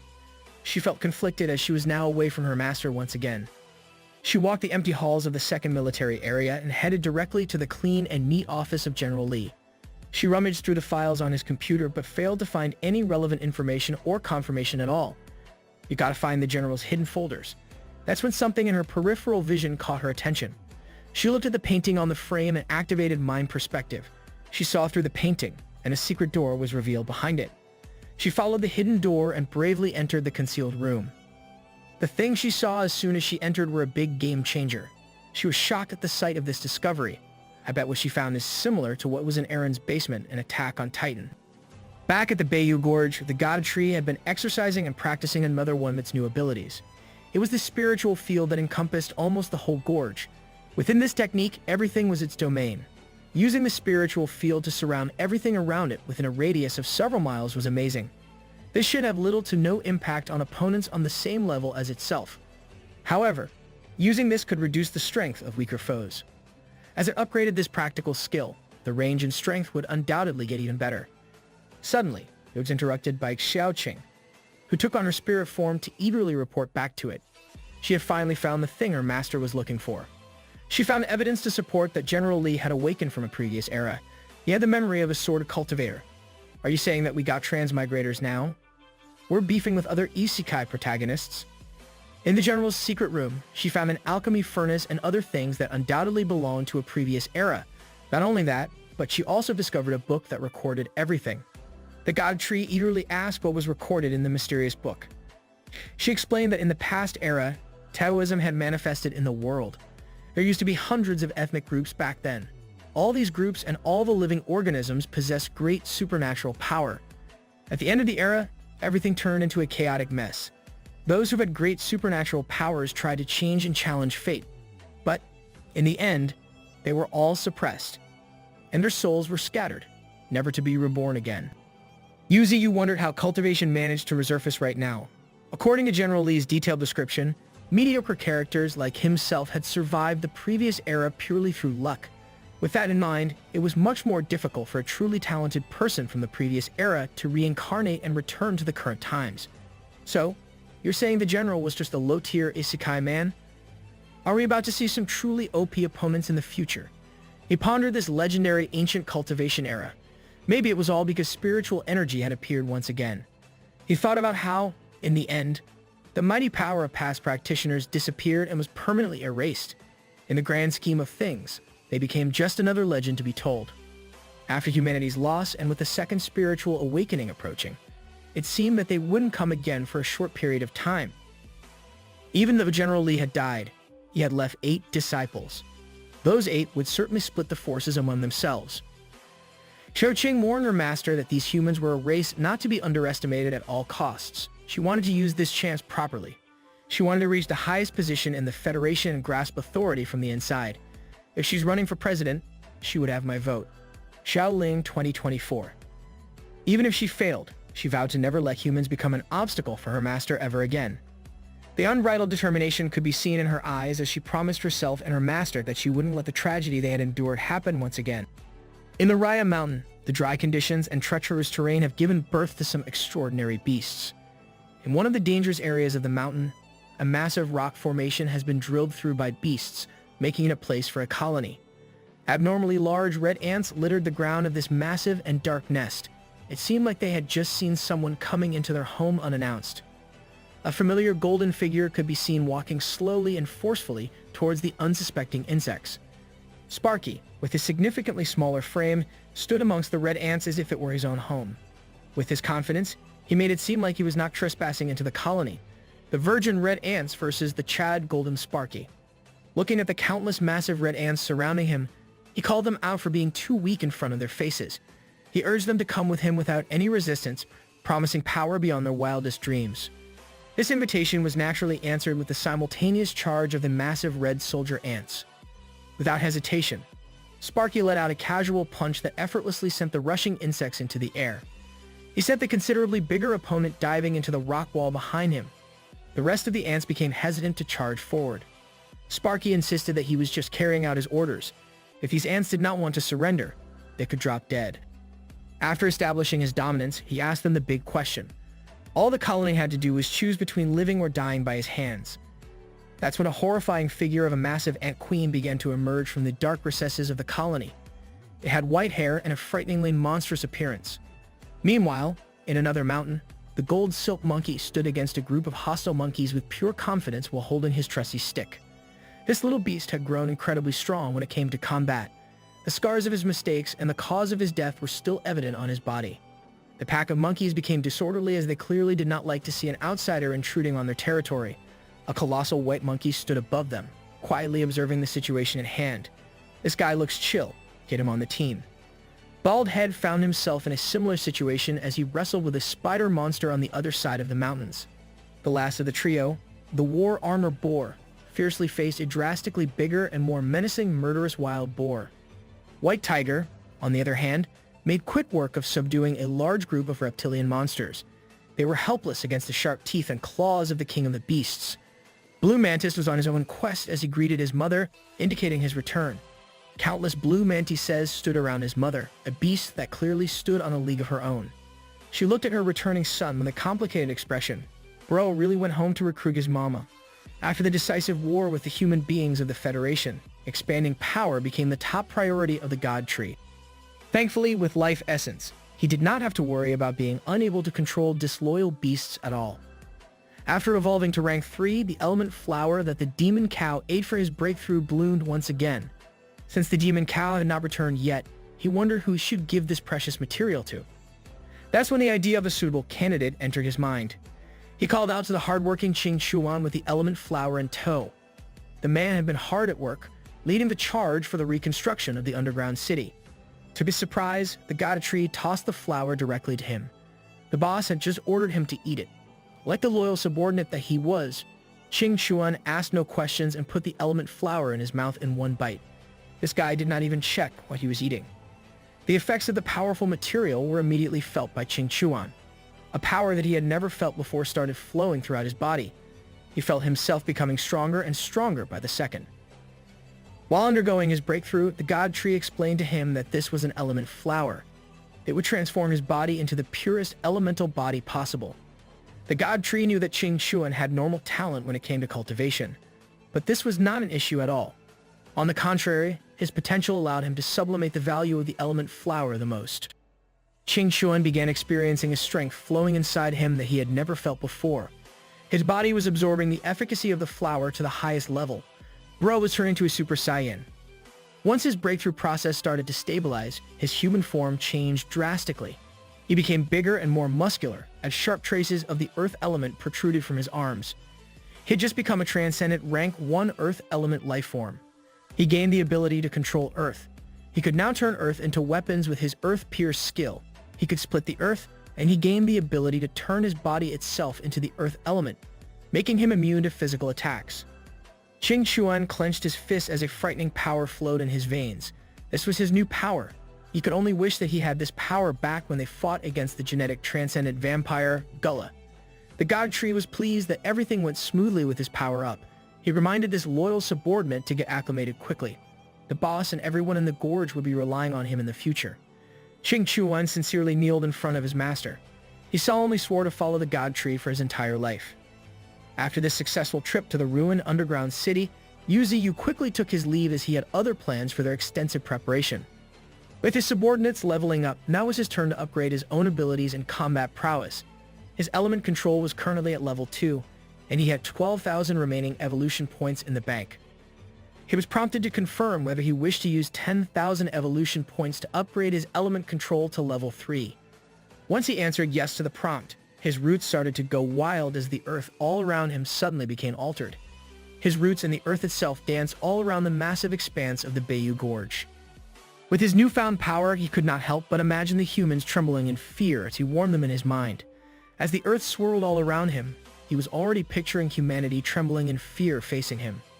His roots started to move and serve as massively forceful feet against the earth that he had been manipulating. Finally, it had been almost a year, and he was only starting to obtain the ability that he wanted the most. With the ground around him being structured by his earth element control, he used his roots to finally move around. When it comes to purely walking, I can probably beat the God Tree. Thorn was casually chilling in one of his branches as she congratulated her master for this significant milestone. She only had one concern regarding the use of this ability. She wasn't sure if it was alright for the God Tree to use so much spiritual energy. She also deeply worried that the humans would attack again.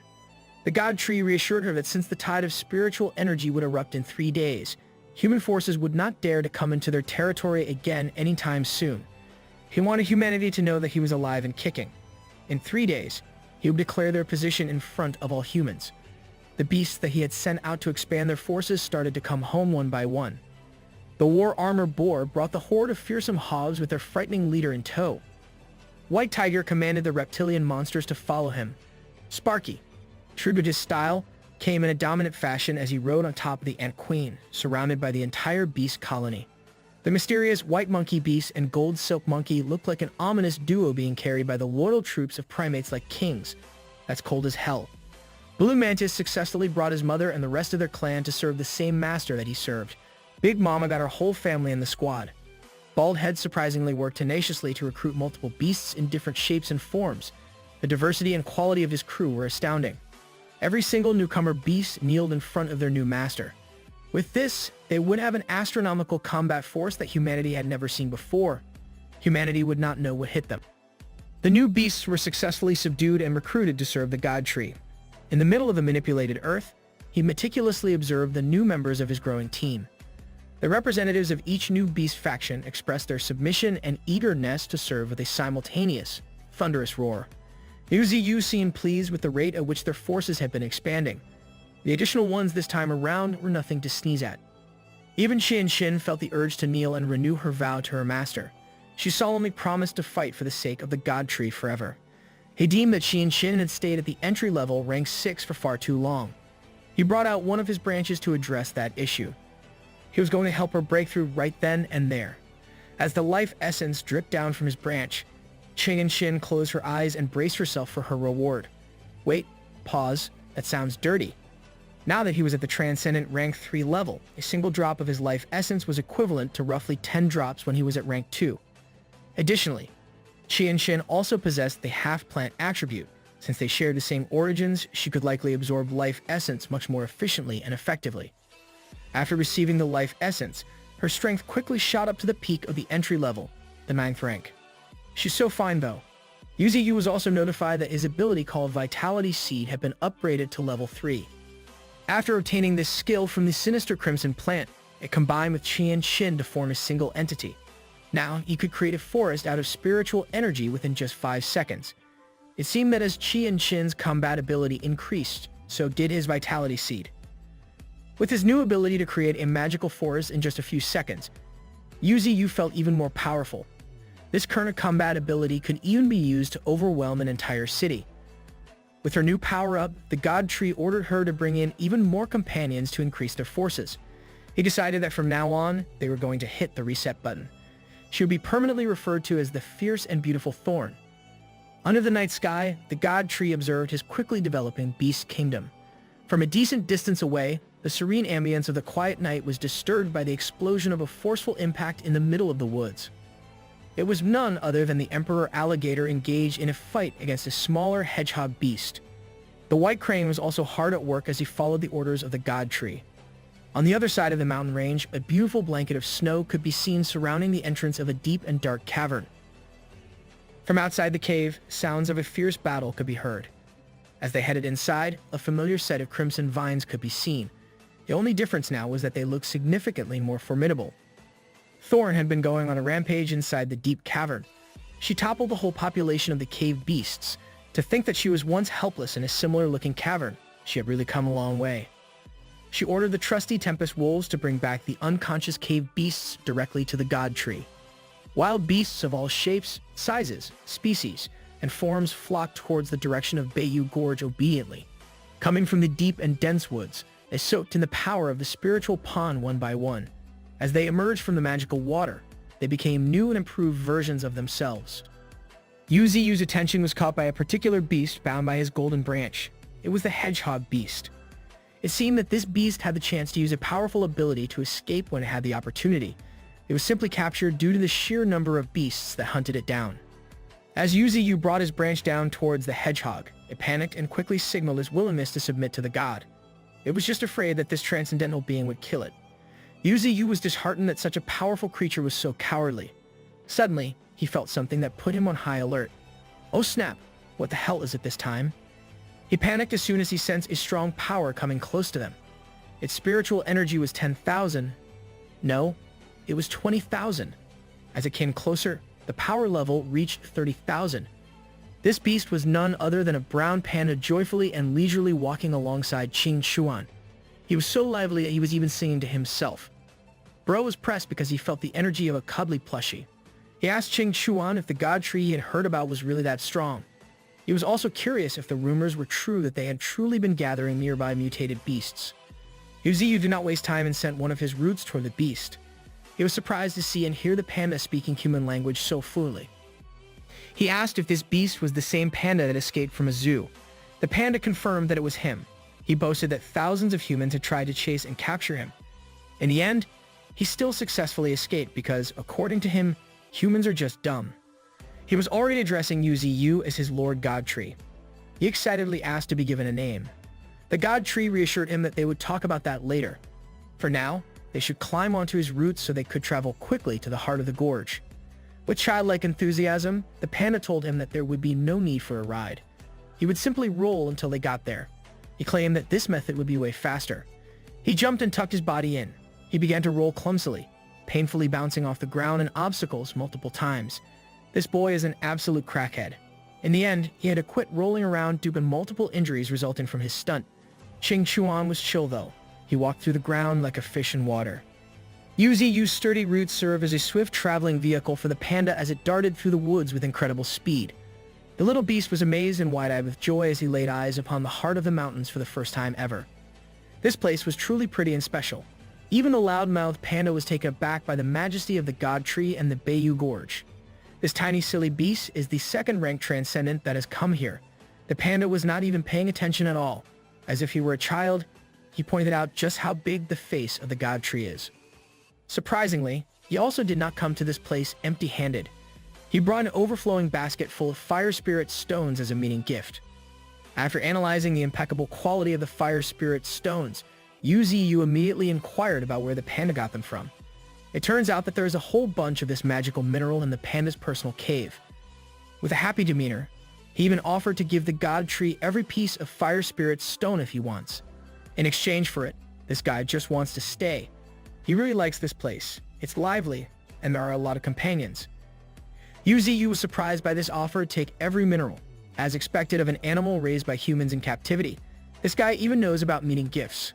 In response to the generous panda, he brought out a jar of something special as a return gift. Inside the jar is their very own monkey wine. They discover it when they subdue the monkey faction. Now, Gold Silk Monkey oversees brewing this special drink. It's so special that they only have a few jars of it. The curious panda's curiosity was quickly piqued. He couldn't wait to open it, and when he did, a mouth-watering pleasant aroma exploded out. Even the quiet Ching Chuan couldn't help but take a little look at the contents. Much to the heartache of the Gold Silk Monkey, the transcendent panda gulped the whole jar down in one fell swoop. He's just like me. For real. His face was flush with drunkenness and joy. This wine was truly delicious. The little beast was hooked. This guy right here is the Iron Eater Panda. He can devour spirits through minerals and spirit stones to strengthen himself. He can control an endless amount of fire inside his body. He also possesses unparalleled resistance to heat and flames. He has giant power and stone armor, giving him a fearsome number of defensive capabilities. Yuzu observed the Iron Eater Panda, and he was surprised. Just his pure attributes alone are scary enough. Whether it's offense or defense, he excels in both. With his life force talent, Devour Spirit, he can theoretically devour 5 different types of spirit stones and obtain every type of elemental resistance there is. A beast this strong and a potential this immense must stay enjoying them. He approached the panda that had just finished drinking all the liquor. Since this little guy likes to drink and wants to stay, Yuzu bestowed upon him the name Wine Deity and inducted him as the 9th-ranked member of the 9 great ferocious beasts.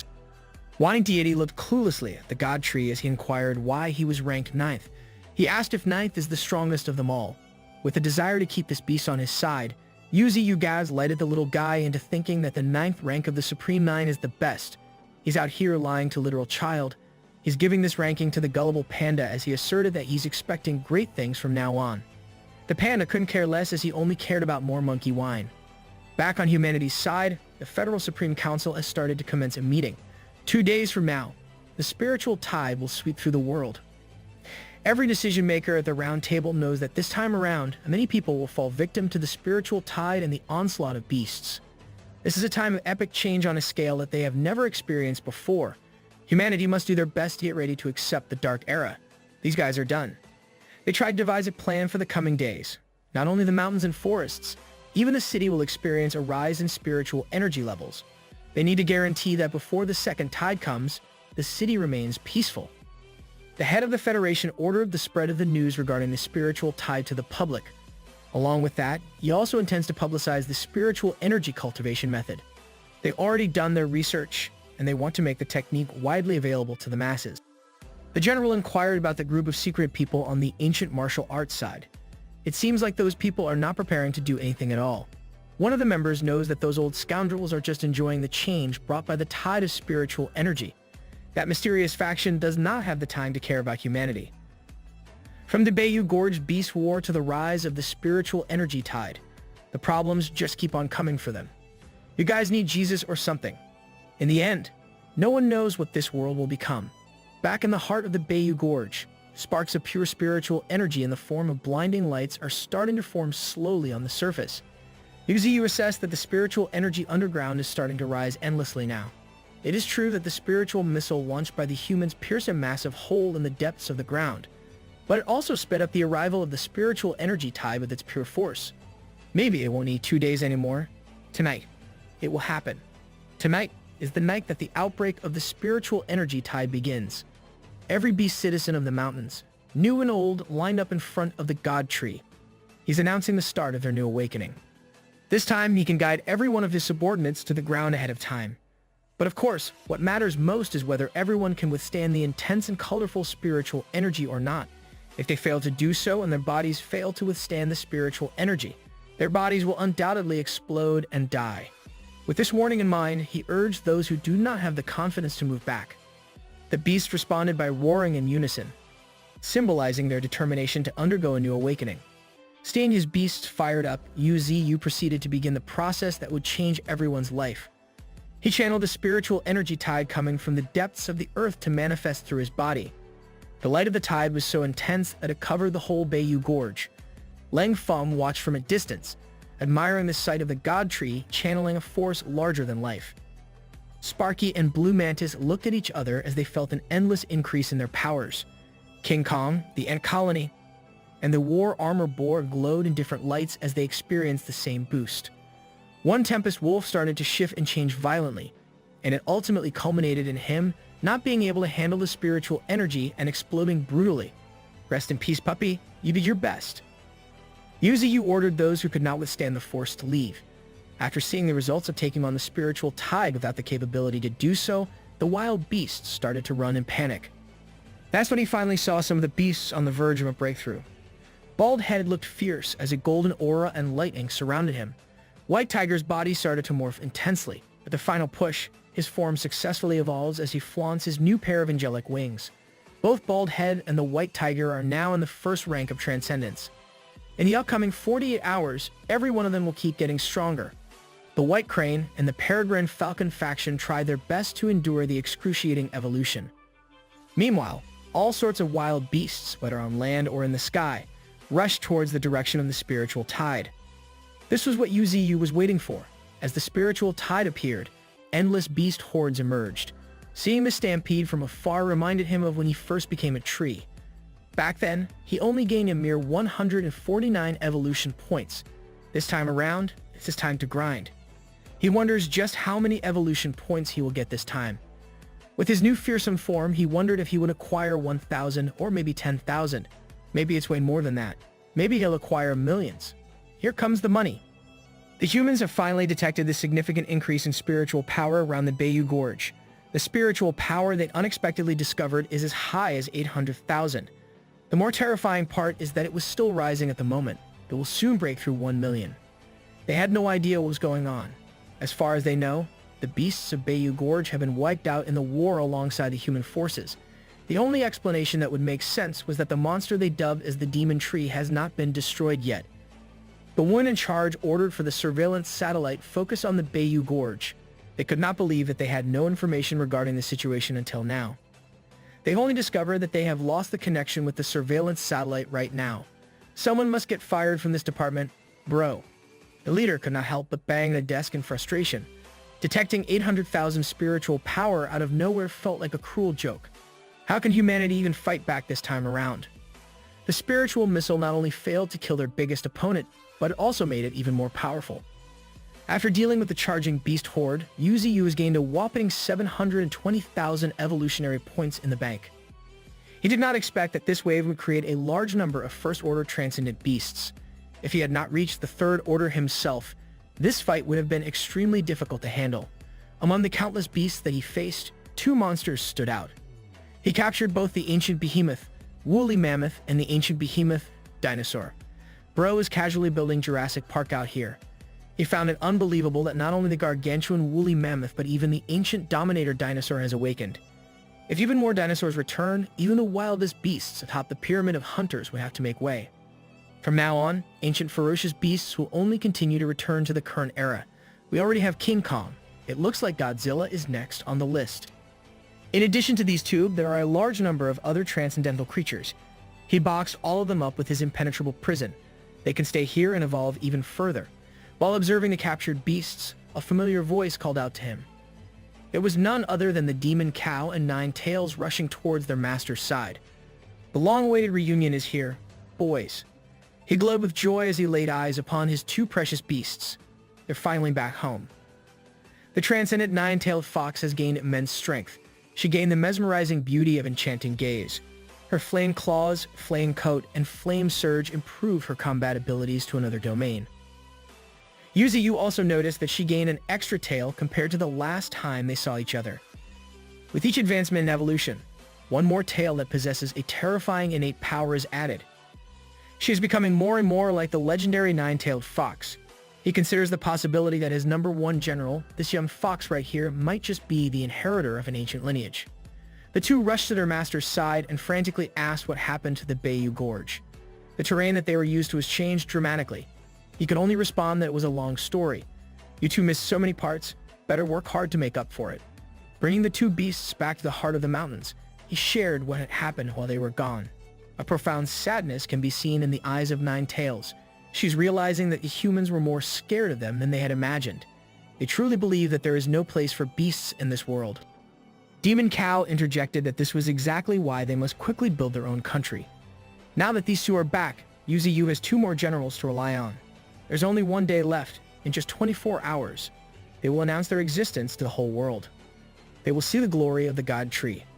Time passed slowly, and after a loud explosion, the entire world was enveloped in a colorful glow. It shook every part of the world. Whether it's land creatures, plant life, or marine species, everything's come to a standstill. The spiritual tide has officially erupted. People on the streets were forcefully subjected to the rampaging power of spiritual energy. The humans who can't bear this tide will experience a miserable fate. They will disintegrate into tiny particles and dissipate in the air. If I was here, I think I would not survive at all, boys. While those who survive will undoubtedly gain even greater powers. Moreover, the colorful spiritual energy rising from the deep mountains and old forests is even more abundant and exuberant. Bayou Gorge was in the heart of all of this. This was the epicenter that experienced it all. Furthermore, with the presence of Yuzu in the Bayou Gorge, the concentration of spiritual power in the area became even more grand and exaggerated. All the creatures in the gorge were absorbing this majestic surge of spiritual power like they were hungry for it. Everyone is eating good today. And as for the other beasts in the world who could not bear the intense concentration of this tide, the desire for survival made them run away to places where spiritual power is thinner. And where else can you find lesser spiritual concentration other than human settlements? In Bark City, the military tried their hardest to hold the high grounds as the horde of countless beasts tried to break through the city's defenses. They absolutely cannot let these monsters enter. The wild fleeing beasts tried their hardest to barge into the city as the military rained down bullets upon them. Out of nowhere, a massive foot came stomping down on the unsuspecting guards on their high ground. There was a colossal elephant that rushed through with brute force, breaking the wall that separates the beast horde from the city. The wild wolves were the first ones to capitalize on the chance as they chomped down on the soldiers. In Ghazi City, a familiar sight can also be seen under the bright full moonlight. In Bangor City, countless monstrous bees littered the sky under a blood moon. They've ravaged the city and literally drained the life out of the masses. In Yasuo City, a collaboration between different beasts brought down the bustling metropolitan area. Is this the city of feeders and noobs? But their rampage could not go on forever. The beasts found something strange coming down from the sky. It was a nuclear bomb headed right into the heart of the city. The metropolis in chaos was being targeted for humanity's last resort. As it lands, a massive radioactive explosion decimated the whole area. Asura City has successfully eradicated 80% of the mutant beasts. In addition to that, 5 other cities are currently under attack. With this much chaos, they have no clue what to do next. They even considered the option of dropping even more nuclear weapons. At the Bayou Gorge of China Federation, something unbelievable is taking place. The shadow of a giant divine tree can be seen undergoing a beautifully moving evolution. Bro looks majestic as hell. Yuzu resembled an ethereal being as his pure spiritual energy glowed in a bright blue hue. In this ghostly form, he could perceive the world on a different level. He saw the distant lights belonging to human cities. Judging by the distance he had been seeing, they were probably about 200 to 300 kilometers away. Bro was calculating where his target is. The humans had finally gained visual of the status at the heart of the mountains. The monster they dubbed as the Demon Tree had evidently evolved from the cascading tide of spiritual power. Despite deploying an astounding number of troops and weapons, it only made the boss and the beasts of the Bayou Gorge even stronger. What was even more concerning was the destruction of the spiritual power satellite, specifically used for monitoring them. Now, the boss was no longer concealing its true power like before. In their estimation, they found its power level to be a staggering 1.8 million. A high-ranking official expressed his contempt for the demon tree. In his eyes, it had killed too many of their people. Moreover, General Lee was also killed in battle against this monstrosity. This dude is unreal. You started this, bro. Despite all of this, the ancient martial side did not seem to care one bit about these developments. Now that the enemy was no longer keeping a low profile, they concluded that it was probably feeling confident in its power and no longer feared humanity. Initially, they were reluctant to use nuclear bombs because they did not want to turn the mountains into a desolate radioactive wasteland. But the situation had changed. They desperately needed to seize this opportunity to invade the den of the beasts. They wanted to launch another nuclear missile, a real and destructive one. Not just some insignificant experimental spiritual energy missile. They wanted something that would completely obliterate all 4 mountains of the Northern Canyon. Back in the Bayou Gorge, things were still heating up as the beasts received the gift of the tide. Even Yu himself was undergoing the strengthening process.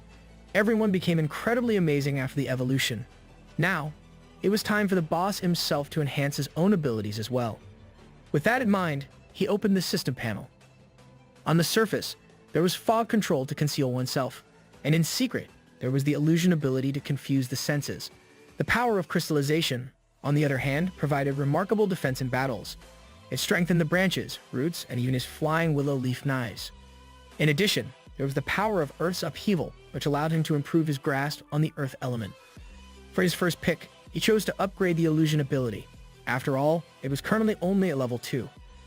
With a consumption of 30,000 evolutionary points, his illusion ability was upgraded to level 3. With this enhancement, combined with his fog beasts, it would truly be fearsome. It would make the enemy perceive the fog beasts as even more surreal and terrifying. He immediately turned his attention back to the system panel, browsing through his choices to decide what to upgrade next. He still had a lot of evolution points left. That's when he felt something enter his area of influence at breakneck speed. It was a bar edge of nuclear missiles, courtesy of humanity. Oh, hell no. They really did not hesitate to pull the Oppenheimer this time around. The missiles locked onto him with the aim of ending the war once and for all. As soon as he perceived the incoming nuclear attack, he ordered all his subordinates to go and hide in the depths of the earth. He urged them to run to safety while pushing his golden branches to their limits, going full power. He launched countless willowed flying knives into the air, targeting the nukes. The knives tore through the fabric of space as they collided with the nuclear missiles. As the 2 unstoppable forces made contact, an unprecedented nuclear explosion was unleashed onto the mountains. Every citizen of the gorge struggled to brace themselves from the impact of the blast. Meanwhile, Yu remained sturdy on the surface of the nuclear blast. This was not safe at all. The smoke obscured his vision as he wondered if that was it. He was quickly given the answer as another bigger ballistic missile tore through the smoke of the first wave of nuclear weapons. This was an intercontinental missile. This one was truly going to destroy him. They used decoy nukes. Bro, how big is their budget? As the intercontinental missile landed on the heart of the mountains, everything in the vicinity was lit up by the fiery colors of destruction. A gigantic mushroom-shaped cloud of nuclear devastation swallowed up the Bayou Gorge once again. The Federation leaders watched in anticipation as humanity's weapon clashed with a freak of nature. They held their breath as they wondered if it worked this time. As soon as they saw the devastating explosion of the intercontinental missile, they heaved a sigh of relief, thinking they had finally succeeded in destroying the tree that threatened their existence. Some of them even wanted to inform the Prime Minister right away. But upon closer examination of the live footage, something didn't add up, and the analyst told them to wait, feeling that something bad was about to happen. The smoke cleared, slowly revealing a crystalline formation with a crimson luster. The people at the round table were slack-jawed and speechless as they watched the projector. It was revealed to be a massive crystal figure that remained unscathed from the terrifying force of the intercontinental missile. The Federation leaders couldn't believe their eyes. They found this sight impossible, thinking it was simply an illusion. As the crystal started to unravel, a familiar glint of an eye could be seen behind it. Just the sight of this menacing glare sent a shiver down the spine of everyone at the round table. Bro was contemplating his life choices. Yu emerged from his form and loudly cursed the humans for courting death by his hands time and time again. His roots and branches went wild as the earth around the mountains began to crack open. In the distant city from the gorge, unsuspecting people felt a sudden earthquake for a moment. The area around the Bayou Gorge was destroyed beyond recognition. But Yu stood with his undamaged, crystallized body and roots. His crystallization ability had resisted the impact of the nuclear intercontinental missile just now. It had also withstood the intense heat comparable to the surface of the sun. He may have survived, but the burning sensation he felt was still unbearable. Shouqing's spirit immediately checked on her master's condition. He assured her that he was fine and that they needed to leave now. The time had finally come for the humans to pay. He's about to go John Wick against these fools. The military troops tried their best to keep the beast horde at bay as the creatures went after them in every possible direction. With a wall standing between the beasts and the city, this is their last stand. They psych themselves up as they rain down bullets in the air and on land. All they know is they must never let the enemy rush in at all costs. No matter how hard they hustled, the beasts eventually started to gain the upper hand. It started from the top of the wall as the mutant beast swarm found its way directly into the enemy lines. In conjunction with that, the land beasts have also successfully managed to eliminate all the soldiers under the wall and break through the fortification. As soon as the colossal land monsters got into the wall, a single awakened soldier immediately responded and lunged into a beast's body, killing it with just a single blow. The gray-haired old man is determined to take care of this beast horde. This veteran awakened soldier, known as Mr. Lee, urged the troops on top of the wall to leave the monsters pouring through the hole to him. All they have to do is concentrate on dealing with those outside the city. This sudden earthquake has certainly put them in a difficult situation. In just a few seconds, it caused cracks to appear in the fortified wall. The military units on the wall brought out the big guns as they intensified the hail of bullets. They were mowing down the enemies effectively, but there are just too many mutant beasts. They are heavily relying on the artillery to keep them at bay. They truly cannot afford to let even a single beast get any closer to the city walls. Mr. Lee battled through every beast that managed to bypass the guns and artillery as he tried to raise the morale of the troops at the same time. The strength of these beasts is up to level 8, and there are way too many of them. He was certain that if they cannot deal with this horde as soon as possible, the city is as good as gone. As he jumped to attack a beast, another earthquake unexpectedly occurred again. The beast horde was taken aback at what they sensed as soon as the earthquake struck. Whether it was a land or sky beast, every single creature began to flee in the other direction. Even the countless beasts outside the city were frantically trying to turn around and run away. The military just attributed the beasts running away due to this sudden earthquake. Regardless of the reason, it let out a collective sigh of relief as they believed that they have managed to survive successfully. But that's when a grim feeling struck the veteran, Mr. Lee. Bro started hearing boss music. After the beast hordes scattered around, a thick fog started to envelop the area. The military troops were sent into confusion as they had no clue what was going on. That is when they started to notice that something was coming out of the thick fog. A massive crimson trunk stepped on the ground with fearsome force. With every single combat beast of the Bayou Gorge eyeing the city walls menacingly, the land and skies were not a safe space for these humans anymore. With beautiful leaves and golden branches swinging in the air, UZU has brought his savage beast army to knock on humanity's door. The veteran soldier can already feel that this is way too different from the previous spiritual wave. The surge of spiritual energy coming from this charge is like a vast ocean. He already knew that they were screwed. They don't stand a chance at all. He urged every soldier to run for their lives and get out of the walls. They must sound the alarm and get the people in the city to evacuate as soon as possible. Whoever can escape should do so, otherwise, every one of them will die. In the eyes of a human, the demon tree is finally here. UZU's roots have already extended beyond the city wall. He's already in the process of invading the metropolis with his vigorous roots. It grew all over the city to the heights that rival the high-rise buildings.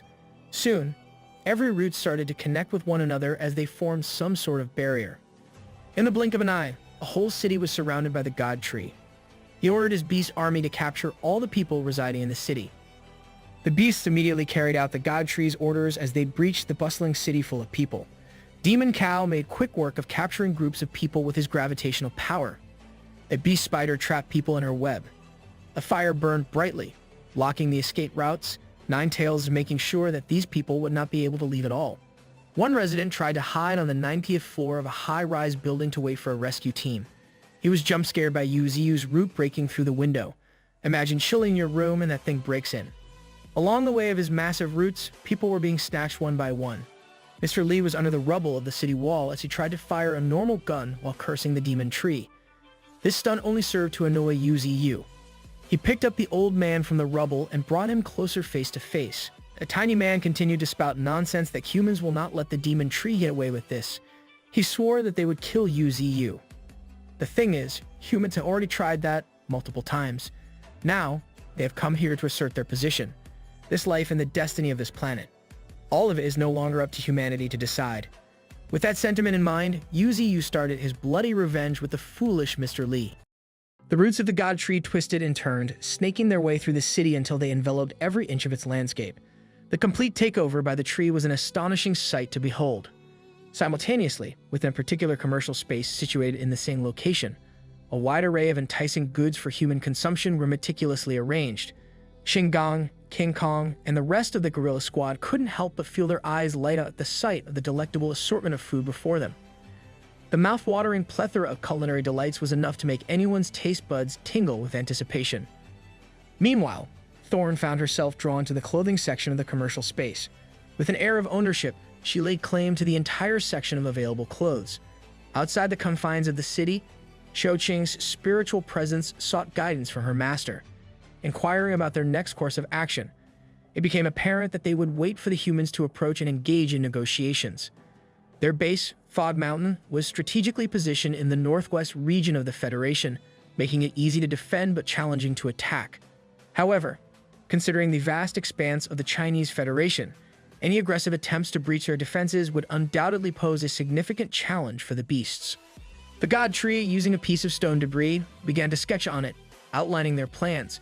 He illustrated that by establishing the Qing Feng city as their boundary and extending their dominion to encompass the northern border up to the Dai Qiang River basin and the surrounding desert, their focus would be on effectively managing the rear area. This would set the stage for the god tree's ultimate dominance over the entire region when the opportune moment arrived. With the reemergence of the fog, Shouqing's master would no longer fear the deployment of nuclear weapons by humans. The mere threat of such weaponry would deter any further attacks in the near future, while the conquest of the China Federation would result in the loss of a significant portion of their territory. As long as the god tree halted its advance, humans would be less inclined to disturb their dominion. Yu couldn't help but feel an immense sense of satisfaction at how well she grasped the intricate plan. This demonstrated the remarkable intelligence and capability of Shouqing. At this crucial juncture, everything hinged on the actions of a specific individual, a human who hastily fled the scene, ensnared in the root prison, using a getaway vehicle. This individual happened to be the seasoned awakened soldier, battered and wounded, racing back to report to the Federation. Taxed by the god tree to convey its demand, he bore the responsibility of demanding that the Federation surrender the individual responsible for planning and executing the nuclear attack on Fog Mountain. Failure to comply with this demand would result in the swift disposal of the entire Maple Leaf City, along with the 200,000 human lives residing within it. The weight of this task burdened the injured soldier heavily. Perhaps it was time for the old man to seriously consider retirement. Shouqing remained unsure whether the Federation would acquiesce to their demands and surrender the designated individual. However, the god tree's true intention lay not in apprehending a specific person, but in eliciting a clear and resolute response from the Federation. Even if the identified individual were to present themselves, they would be nothing more than a negligible pawn. Compliance with the god tree's demands would force the highest-ranking federal officials to bow before a transcendent creature, significantly tarnishing their prestige. On the other hand, if the Federation refused to comply, they would bear the immense guilt of allowing hundreds of thousands of lives to perish, a colossal crime on their part. Thus, regardless of the Federation's decision, they would ultimately find themselves on the losing end. That's a checkmate right there. Shouqing's face contorted with a mix of emotions upon hearing her master's foolproof plan. Across the ocean, in Sakura country, two colossal beasts stood face to face, ready to engage in a fierce confrontation. One was a land-dwelling titan, while the other was a fearsome deep-sea creature. The grassland plateau harbored the formidable fierce wolf pack. The #1 restricted area hosted the white giant rhinoceros, and lurking beneath the earth was the underground king gopher rat. These transcendent creatures would soon plunge into a brutal battle against Yu. Impending beast wars promised a scale of conflict that no one was adequately prepared for. Surveying the root prison he had constructed, the god tree contemplated how to allocate his substantial reserve of 1.6 million evolution points. In addition to the evolution points harvested from the Fog Mountain beast horde, Maple Leaf City had also provided a significant amount for him to gather. Summoning two recently acquired ancestral beasts, the god tree beckoned them closer. A mammoth possessing the rare reversal gene and an actual dinosaur responded to his call, rushing to his side. These two creatures displayed immense potential, prompting the god tree to summon them and offer them a portion of his life essence. However, that was not all. The god tree also sought to confirm their rankings, solidifying their place within his formidable lineup of ferocious beasts. Henceforth, the mammoth would be known as Glacier, the seventh ferocious beast, while the dinosaur would bear the name Tyrannotitan, the eighth ferocious beast. By infusing them with his life essence, he aimed to enhance their foundations and fortify their capabilities. Bro was recreating the Ice Age movie. Glacier, the mutant mammoth, was a transcendent rank 1 beast endowed with abilities such as giant power, savage trample, brutal impact, and thick fur. Its life force talent, sky-tearing ivory, rendered it unbeatable against other beasts on the same rank. On the other hand, Tyrannotitan, the mutant lizard, currently holds a beginner rank 9 status. Its atavistic life force talent set it apart from its counterparts.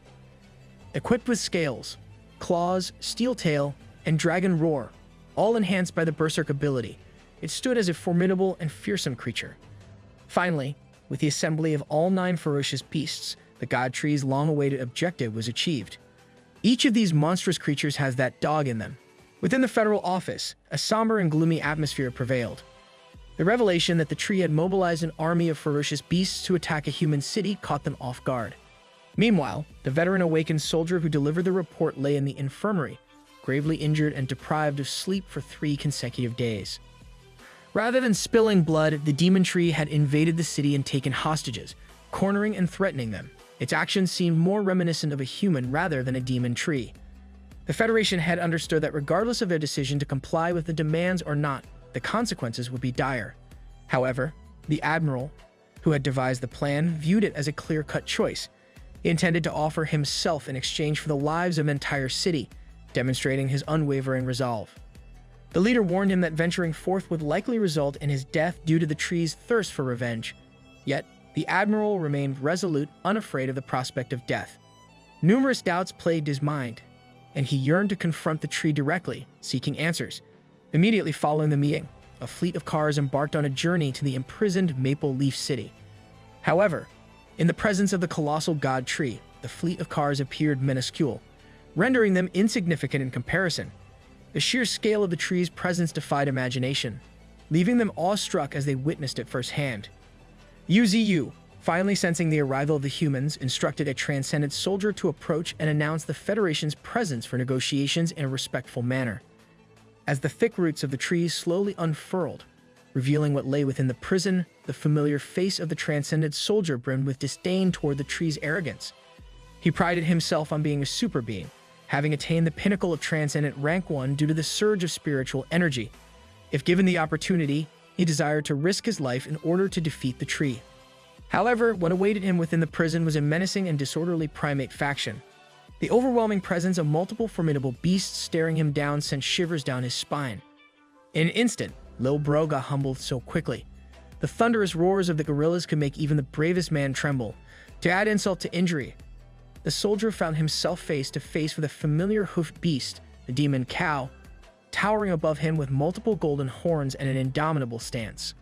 The demon cow and the scared stiff transcendent came face to face, their gazes locked in a tense standoff. The weight of the situation made the transcendent soldier stumble over his words as he desperately tried to convey their peaceful intentions and desire for negotiation. It became painfully apparent to him that he was out of his depth. The demon cow, unmoved by the soldier's words, simply motioned for the humans to follow.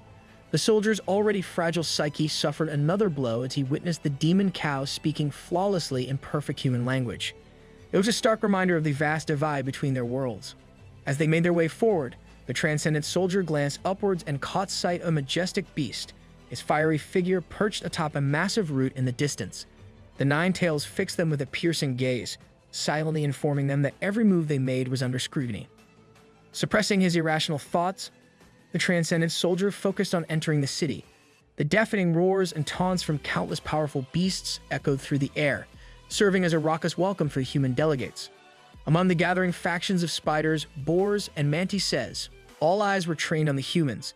The newly ranked Glacier and Tyrannotitan emitted an aura of murderous intent, their predatory instincts on full display amidst the other beasts. Not to be left out, the likes of Bald Head, White Tiger, and the Tempest Wolves reveled in the excitement. The arrival of the cars marked their arrival at the towering presence of the God Tree, casting an imposing shadow over them. Steeling his resolve, the Admiral emerged from the vehicle, fully aware of the significance of this pivotal moment for humanity. His gaze met with UZU, who peered down upon them from his elevated position. In the admiral's mind, he stood before the same demon tree that had decimated their troops, a reminder of the fallen General Li's valiant struggle against a formidable and overwhelming monster. The pressure he felt was overwhelming, threatening to engulf him. Close by, at the root prisons, the trapped civilians of Maple Leaf City pleaded with General Chao for salvation. Their desperate cries for help, invoking the well-being of their loved ones, tugged at his heartstrings. Without hesitation, General Chao introduced himself as Admiral Chao Yun-Yi, the one responsible for planning the deployment of nuclear weapons. In a bid to secure the release of Maple Leaf City's residents, he offered the beasts complete authority over him and his comrades. In response, the God Tree posed a pointed question, probing the lowly admiral if he was attempting to issue an order. The query sent shockwaves through the surrounding beasts, triggering a chorus of angry roars. The beasts would not tolerate any form of disrespect towards their revered God Tree. The tension escalated rapidly as the mounting pressure threatened to overwhelm the human delegation. They feared that these fearsome creatures might unleash their fury upon them at any moment. The beasts present in this realm surpassed anything they had encountered before. Even the weakest among them possessed combat abilities at the beginner rank 6 level. Furthermore, the presence of numerous transcendent creatures added to the palpable atmosphere of danger. A particular concern was the menacing dinosaur, its predatory aura fixated upon them from the outset. If it weren't for the presence of the demon tree, the transcendent soldier couldn't help but imagine that the dinosaur would have already attacked them mercilessly. Lil Bro is developing a dinosaur phobia. And then there was the demon tree itself, an entity that radiated an aura befitting the king of beasts. The transcendent soldier knew that if they dared to provoke this titan, they would meet their demise without a sliver of hope for resistance. Amidst the tension, Admiral Chao and his delegation needed to find composure. He clarified that his plea was merely a request to spare the innocent civilians, urging UZU to reconsider involving them in the conflict. UZU responded with a question of his own, probing why the admiral believed the situation had escalated to this point. The question left the admiral speechless, his shame palpable. At the root of it all, it's always humans doing something stupid. UZU, indifferent to whether the admiral was the mastermind behind the events or not, issued a stern warning to the humans. He made it clear that if they ever crossed paths with him again, if they dared to be recognized by him in the future, mankind would face a grim fate, a scene of unimaginable bloodshed. Admiral Chao listened intently, fully aware of the gravity behind the threat. Recognizing the sincerity displayed by these humans, UZU vowed to fulfill his promise of releasing the captives. However, he stipulated that the humans would have to send their own people to retrieve them. With resolve in his voice, UZU declared that Maple Leaf City now belonged to the territory of the Fog Kingdom. He warned that anyone who set foot within its boundaries would meet a gruesome fate. With those chilling words, UZU annihilated the hidden camera aimed at him, causing the room where the Federation officials were monitoring the situation to fill with nothing but the crackling static of a blank screen. After replaying the footage repeatedly, Admiral Chao couldn't help but feel frustrated by the God Tree's audacity in claiming their territory as part of this newfound kingdom. They now knew that the God Tree was fully aware of their surveillance, as his words and threats were undoubtedly directed at them. As they observed the mammoth and dinosaur among the countless ferocious beasts in the video, the realization struck them that engaging in another war was an unthinkable risk. The Federation head made the decision to restrict Admiral Chao's movements, much to his protest. Explaining the dire situation at the grassland plateau with the formation of a wolf horde and sea beasts encroaching upon the coasts, coupled with the occupation of their lands by the newly established Fog Kingdom, the Federation head emphasized that the entire country was under siege. For now, they had no choice but to step back and avoid further losses. Though Admiral Chao maintained his spirited demeanor, he couldn't deny the accuracy of the Federation head's assessment. The massive roots that had covered the city began to recede as the human delegation and rescue vehicles departed. Finally, the matter had been resolved, and these humans would not pose a threat to them again. UZU entrusted the city to the Great White Ape and his battalion of primates, assigning them as its guardians. Graciously accepting the responsibility, the Great White Ape expressed his humility and respect. Qinggang, having completed his task of gathering resources from within the city, returned alongside them. Some of the resources remained to be transported, but they could take their time in the future. For now, they could rest. As they prepared to depart and return to their homes back to the mountains, UZU couldn't help but revel in the recent victories they had achieved. It seemed that he couldn't stop accumulating double use, each one solidifying their position and influence. Cracks sprawled across the barren land, stretching far and wide, extending towards the distant horizon. From the depths of this desolate expanse emerged the colossal roots of the God Tree. their imposing presence reaching toward the heavens. Yuzi, finding solace in the familiarity of his mountainous homeland, cherished the transformation that had taken place.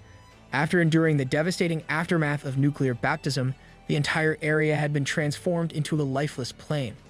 However, this desolation suited him just fine. With a wave of his roots, Yuzi activated one of his abilities, causing thick roots to emanate a vibrant hue of vitality. These roots swiftly extended in every conceivable direction, teeming with life and radiance.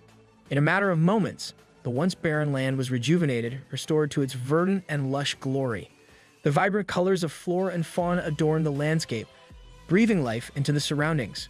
Thus, his home was once again perfect, a testament to his power and the bond he shared with the god tree. Accompanying this restoration was the arrival of his boisterous subordinates, the White Tiger, White Crane, and Thorn, who eagerly rushed to their master's side, their joyful presence adding to the revitalized atmosphere. Thorn, filled with excitement, had important news to convey to the god tree, news that piqued Yuzi's interest. With great enthusiasm, she revealed that the White Tiger and White Crane could finally speak, a development that was both surprising and intriguing. Curiosity piqued, Yuzi awaited a demonstration of their newfound speaking abilities. The two nodded confidently, ready to showcase their progress. However, to Yuzi's surprise, the White Tiger could only utter the phrase, "Quickly, go find the god tree. Sorry, and everyone is going to die." These peculiar words puzzled him, leaving him to wonder about their meaning. Similarly, the White Crane's limited vocabulary allowed it to articulate only the phrase, "I won't let you guys go after them." These utterances deepened the sense of bewilderment in Yuzi's mind. The talking points of his subordinates were simply too bizarre, leaving him grasping for understanding. Realizing their limited vocabularies had exposed them, the White Tiger and White Crane panicked, their inability to explain themselves further increasing Yuzi's mental strain. A painful headache gripped his mind as he called out to the crane, hoping for a more coherent response. Having assumed that the White Tiger embodied enough foolishness to cover the entire kingdom, Yuzi never anticipated that the same could be said for the White Crane. Typically lacking any significant presence, the crane's presence was often forgotten. Even if it were to flee, Yuzi might not even notice. Nevertheless, the profound words from his Lord God tree stimulated the crane's mind, extracting a diverse range of vocabulary. With a sigh of relief, Yuzi finally felt a sense of familiarity as if he had returned home. The newly rebuilt land was adorned with sharp peaks of white rock formations, standing tall amidst the verdant surroundings. These formations were swiftly severed by numerous potent green blades, a testament to Yuzi's enhanced abilities. Yuzi's Willow Wind Blade had reached the 3rd level, a remarkable achievement. He had invested a staggering 100,000 evolution points to enhance this lethal ability, resulting in a power that commanded reverence.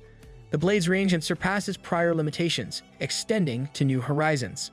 Moreover, its cutting prowess had become significantly sharper and more potent, capable of slicing through any obstacle. Additionally, he had upgraded the hallucinogenic properties from level 2 to level 3, granting him the ability to manipulate a realm of fantasy. Combining this enhanced ability with his advanced spiritual field at level 3, Yuzi could ensnare enemies within an illusion, greatly weakening them.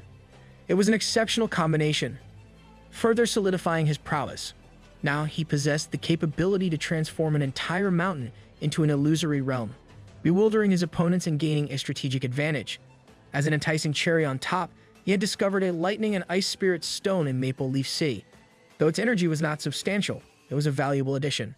Coupled with the fire spirit stone found in Raya Mountain, the birthplace of the panda, he had now gathered 4 types of spirit stones, enhancing his abilities further. Aware of the impending threat of deep-sea creatures venturing onto land, Yuzi knew he had to become even stronger before their arrival.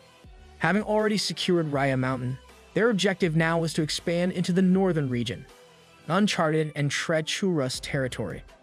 The northern region remained a mysterious realm, perpetually shrouded in cold throughout the year. The scarcity of human presence, extreme elemental conditions, and a profusion of wild beasts characterized this area. It occupied the northern expanse of the vast Luo country, yet the harsh environment had caused the nation's territorial decline. The barren and arid deserts, serene rivers now fraught with danger, and evergreen highlands had transformed into perilous hazard zones awaiting their conqueror. To ascend into the northern region, Yuzi needed to conquer and claim Raya Mountain as his own, establishing a stronghold for further expansion. And that was precisely what he had accomplished, with the transcendent Rank 1 mammoth, Glacier, leading the charge. trampling over anything obstructing its path. Glacier showcased sheer, unstoppable strength. Following closely behind were the bloodthirsty beginner Rank 9 Tyranno Titan and the peak transcendent Rank 1 Emperor Alligator, both formidable beasts in their own right. With these three vanguards leading the charge, the God Tree felt reassured, knowing that his forces were formidable and ready to face any challenge. Sparky and the Gale Wind, hungry for power, trailed behind, their transformations progressing steadily. The Gale Wind praying mantis had also reached beginner Rank 9, a testament to its growth. Meanwhile, Sparky had advanced beyond the initial stage of transcendent rank, much to the God Tree's pleasant surprise. His recent preoccupations had prevented him from noticing Sparky's transcendence, and he admired the golden mutant ant's growth and newfound energy absorption ability. With this in mind, Yuziyu also intended to head towards the panda's ore cave, as he sensed the potential for even greater power there. In the heart of the tundra, conditions were exceptionally harsh, the cold biting through the air. It was in this frozen hunting ground that Tyranno Titan asserted its dominance, engaging any beast it encountered. Glacier, on the other hand, showcased sheer unstoppable strength, mowing down heaps of snow apes with ease. The Emperor Alligator remained as dependable as ever, adept at conquering areas densely populated by beasts. Together, they advanced, leaving their mark in the frozen expanse. As they journeyed further into the northern region, the three vanguards sensed the robust spiritual energy concealed within the depths of the tundra. They knew that somewhere within this frozen wasteland, a menacing creature bided its time, waiting for the perfect moment to reveal itself. In the frozen mountains of the tundra, a furious blizzard rages relentlessly. Just below a low cliff, a hidden, small cavern comes into view, concealed from the elements. A massive root, familiar to the area, cautiously enters the cavern. Just outside, the God Tree affirms that this must be the place he has been searching for. At the bottom of the cavern lie fire spirit stones, shimmering and ready to be claimed. With a powerful punch, he breaks through the cave's floors and dives deep into its depths. What greets him at the bottom is an enormous deposit of fire spirit stones, scattered across the walls and floors of the cave. According to what Gong had mentioned, it should be a small-scale spirit stone mine. However, the sheer volume of these spirit stones should be sufficient for his needs. Now, all that remains is for him to commence absorption. Utilizing his main roots, he slowly devours the essence of the fire spirit stones. High above, the peregrine falcon quickly notices the change taking place within the God Tree. The pure element of fire radiates throughout his massive body. Is he about to become a fireproof tree? Even the falcon finds it challenging to cultivate such an intense amount of heat and spiritual power. Sensing the transformation in their master, Demon Cow and Nine Tails hasten to his side. His spiritual power increases from 1,810,000 to 1,830,000, with no signs of stopping. The peregrine falcon and the demon cow attempt to communicate with their master, but Nine Tails discerns that this is simply the reaction after absorbing the fire spirit stones. It appears that the God Tree is cultivating, and she knows exactly what to do. Swiftly, she ascends to the top of her master's branches and decides to cultivate the fire element alongside him. The majestic and fiery figure of Nine Tails seamlessly merges with the fire essence of the fire spiritual stone mine. Yuziyu realizes that with Nine Tails present, cultivating alongside him, the surrounding fire attributes become even more refined. This exemplifies the power of complementary elemental cultivation. His spiritual power has now reached 1,891,020, and it continues to rise. He activates his system and strengthens a single branch to level 4, which costs him a whopping 10,000 points. Even his system upgrades cannot escape inflation. That's tough. The exorbitant price of upgrading his single branch even causes him some distress. After reaching Transcendent Rank 3, the number of his branches has increased to hundreds. Currently, he possesses only 2 million evolution points. If he were to allocate everything to the branches alone, he wouldn't have enough to upgrade the rest of his body. A Rank 4 ability is considered disastrous for human beings.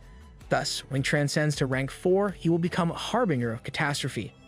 With his level 4 branch, he can now imbue different attributes into each one. At the moment, he can choose between the fire and earth elements.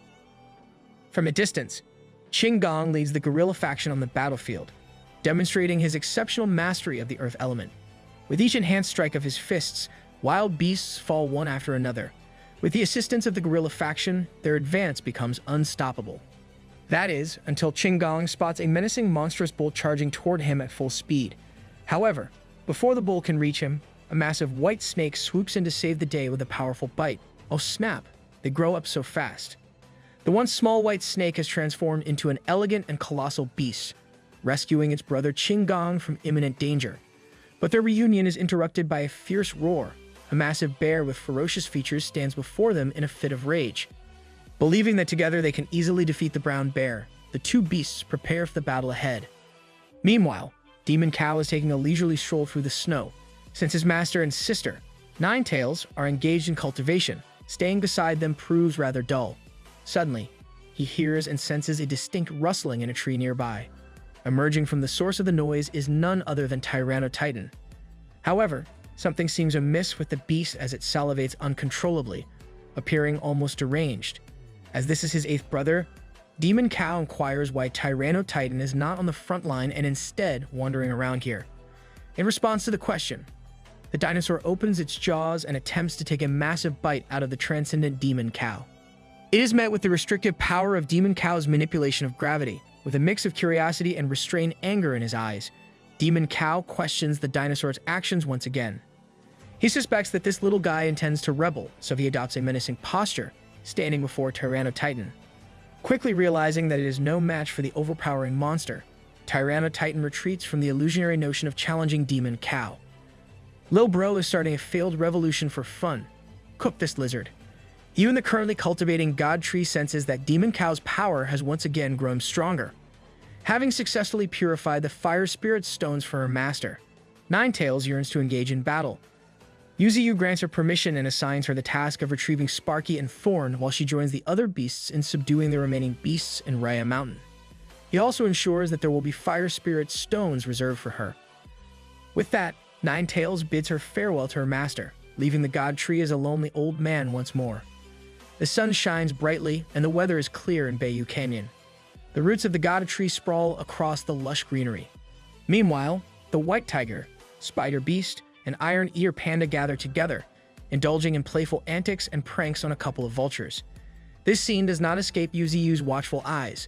As he arrives, the tied-up vultures immediately plead for his assistance. With lumps on their heads for being beaten up, he sternly scolds them, warning them not to bully the three vulture brothers.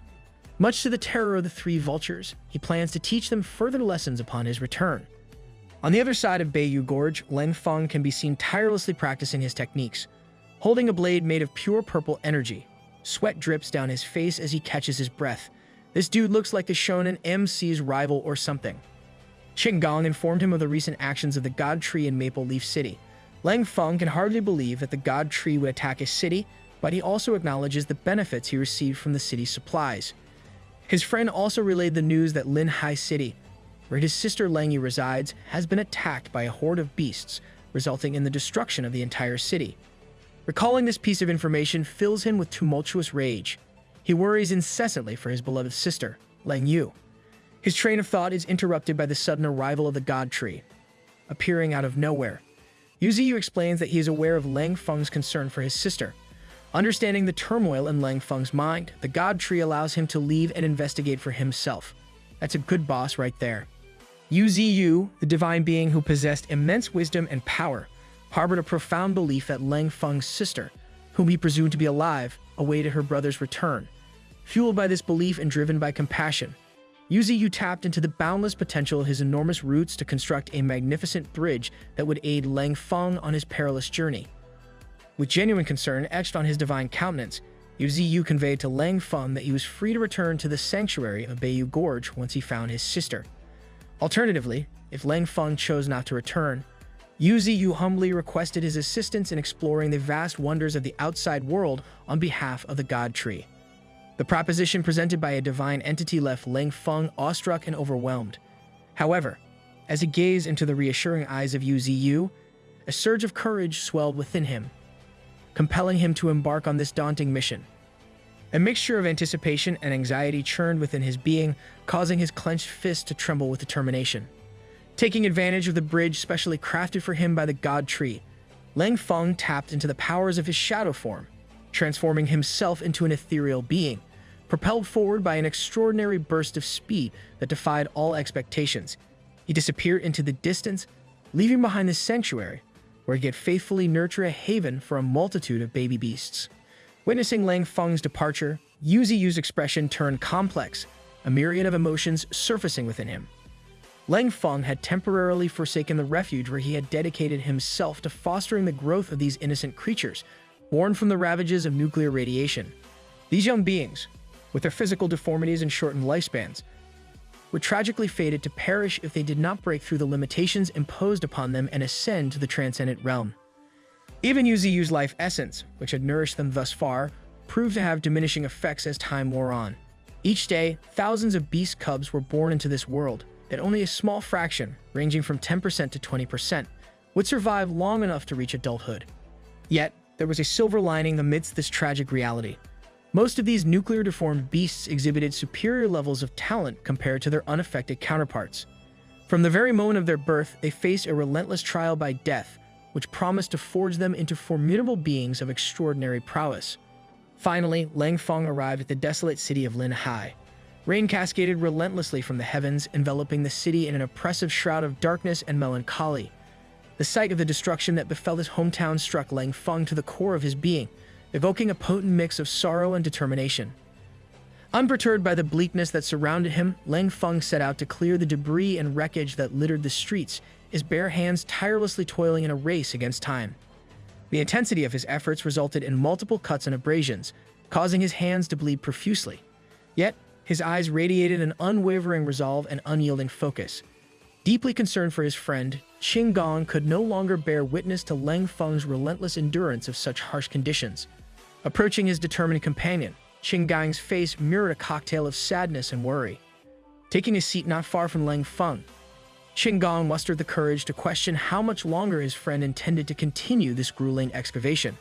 It seemed as though Lang Feng's mind had become consumed by the singular purpose of unearthing every fragment of fallen concrete and debris in his path. Qin Gong's worry only intensified as he observed Lang Feng's unyielding persistence. Unable to stand idly by any longer, he decided to intervene, lifting a sizable chunk of concrete road upon which Lang Feng stood. He inquired about the depth they needed to reach through their relentless efforts.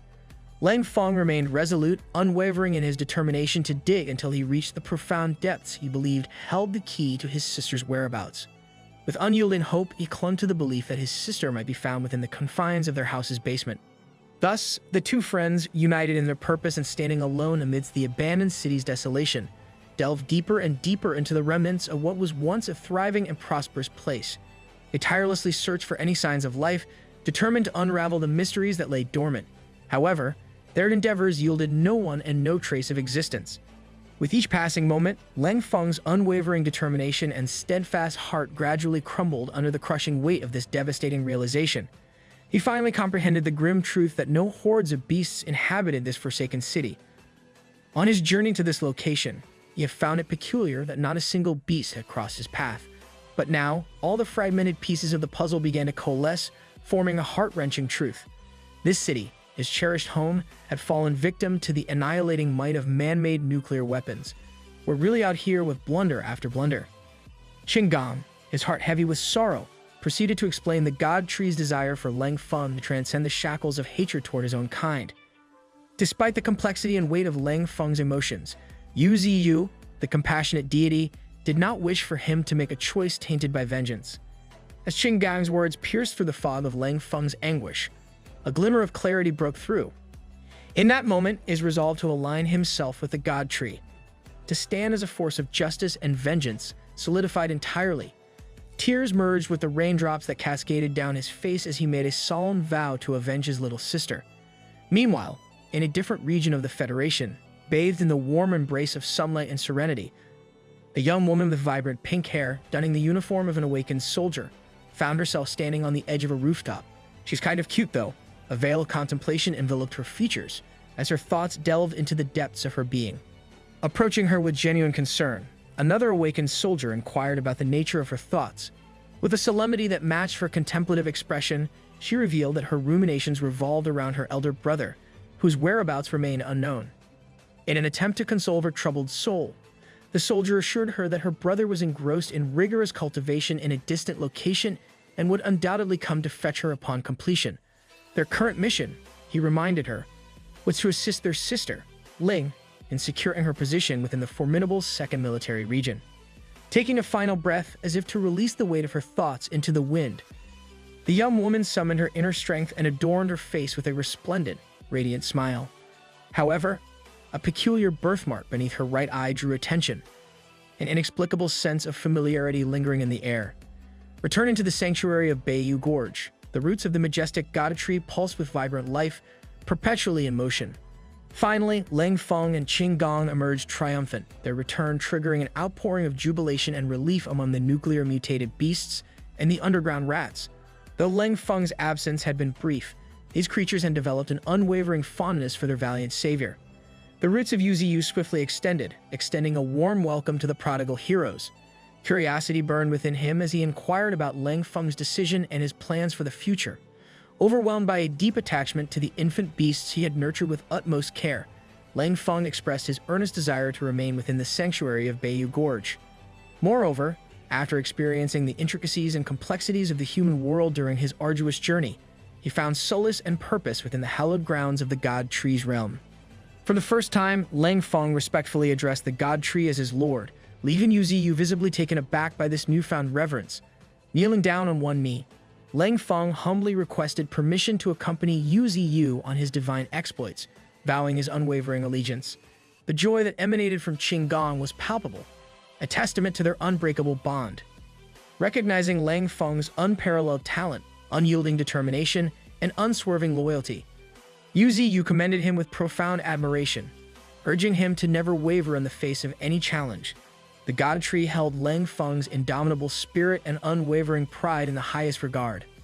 Thus, with resolute authority and divine decree, Yuziyu declared that Lang Feng would henceforth serve as the shadow of the God Tree, an indispensable and integral member of their united front. As the final piece of the grand design fell seamlessly into place, the stage was set for the future. The monstrous energy of the God Tree filled the entire Bayou Gorge after assimilating the fire and earth elements, creating an awe-inspiring spectacle that left no corner untouched. In the future, as he delves deeper into his cultivation journey, the prospect of harnessing the powers of ice and lightning beckons, promising to augment and diversify his attribute attacks to unprecedented heights. Ro is about to become the Avatar, as he diligently strengthens every branch, absorbing the remaining spirit stones along the way. A tangible sense of anticipation arises. It is a foregone conclusion that his spiritual energy level, currently at an impressive 2 million points, will undergo a remarkable surge to a staggering 5 million points.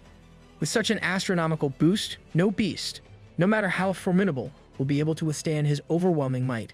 Meanwhile, at the outskirts of the northern region, the weather conditions remain as extreme as ever, imposing their unwavering dominance upon the land. It is within this hostile environment that the musk ox finds its home, establishing its reign as the ruler of the snowfield. Resembling a mighty ox but adorned with majestic goat-like horns, these imposing creatures embody a unique blend of strength and resilience. In the heart of this wintry domain, a colossal musk ox bellows at its opponent, exuding an aura of unwavering determination. Responding in kind, the demon cow, a force to be reckoned with, issues an even louder and more resounding challenge, setting the stage for an epic clash between these formidable beasts. The clash commences as the two titans engage in a fierce battle, employing their fearsome horns as deadly weapons. The impact of their collision reverberates through the surroundings, causing the musk ox's once mighty horns to shatter into countless fragments, leaving its head shattered and broken. Yet, the battle does not conclude with a single confrontation, for the Golden Silk Monkey and the War Armor Boar duo swiftly rush to provide backup. Brandishing his trusty stick, they engage in a relentless onslaught, decimating multiple musk oxen in a whirlwind of swift and calculated strikes. Simultaneously, the wild boar charge, fueled by boundless force and power, indiscriminately claims the lives of numerous oxen, leaving a trail of devastation in its wake. The rank 1 transcendent mammoth, Glacier, does not shy away from the fray, eagerly trampling over countless musk oxen with unyielding determination. Following closely beside him, the formidable Tyrannotitan indulges its voracious appetite, making short work of any ox unfortunate enough to cross his path. However, amidst the chaos, the demon bull stands tall, bravely facing the overwhelming onslaught of the enemy horde all by himself. Channeling his formidable gravity manipulation abilities, he unleashes an unstoppable force upon the battlefield, rendering the charging enemies powerless, their movements stilled by the weight of the world itself. In an instant, a significant portion of the opposing forces find themselves buried deep within the frozen tundra, their hopes of victory dashed. Witnessing this display of indomitable strength, even Tyrannotitan, the ferocious Tempest Wolf, cannot help but feel a twinge of trepidation. Hungering for action, the Tempest Wolf eagerly awaits its turn, eager to join the fray. Suddenly, out of nowhere, a snow leopard emerges with a feral roar, pouncing upon the Tempest Wolf with savage intensity. Caught off guard, the Tempest Wolf bellows in pain as the powerful jaws of the snow leopard clamp down upon its flesh. Recognizing the dire situation, the golden maned wild boar swiftly reacts, charging towards the scene. The snow leopard, momentarily distracted by this sudden development, finds itself in a vulnerable position. Seizing the opportunity, the wild boar successfully fends off the snow leopard's assault, freeing the Tempest Wolf from its grip. Yet, to its astonishment, a deep gash adorns the wild boar's face, evidence of the snow leopard's calculated retaliation. The snow leopard, arrogantly smirking at the wild boar's failed attempt, underestimates the lurking threat that stealthily approaches from behind. In an instant, before it can react, Bald Head, an electrifying entity, strikes with lightning speed, bringing down the snow leopard in a single devastating blow. This display of unparalleled swiftness establishes Bald Head's dominance, cementing its status as a fearsome predator capable of striking swiftly and mercilessly. Amidst the ongoing chaos on the front lines, the demon cow discerns movement at the Musk Ox camp, signaling the approach of a creature with an entirely different level of power and presence. Slowly but surely, the peak transcendent rank 1, Musk Ox King, emerges from the shadows, casting a towering shadow over every beast in its vicinity. In a different place altogether, at Rhea Mountain, a sudden and vibrant crimson glow pierces through the sky, marking the birth of a fire elemental flower under the watchful care of Uzu. Another elemental flower, condensed through his relentless pursuit of combat excellence, blooms in record time, a testament to his strengthened combat prowess. Returning to the battlefield, the culmination of the arduous conflict looms ever closer with each resounding step. Glacier and Tyrannotitan, formidable allies united once more, prepare to face the formidable Musk Ox King and its legion of relentless underlings. Their efficiency and prowess in battle have not gone unnoticed by Uzu, who eagerly awaits their return, his expectations met as they present him with the spoils of victory. Among the captives ensnared by Tyrannotitan's powerful jaws, the mutated snow leopard, a transcendent rank 1 beast possessing extraordinary talents, captures his attention. Marveling at the capture of this high-tier speed skill possessor, Uzu seeks to uncover the heroes responsible for this impressive feat. Glacier steps forward, recounting the story of how the snow leopard's arrogance led to its downfall, thanks to the stealthy intervention of Bald Head, the honey badger.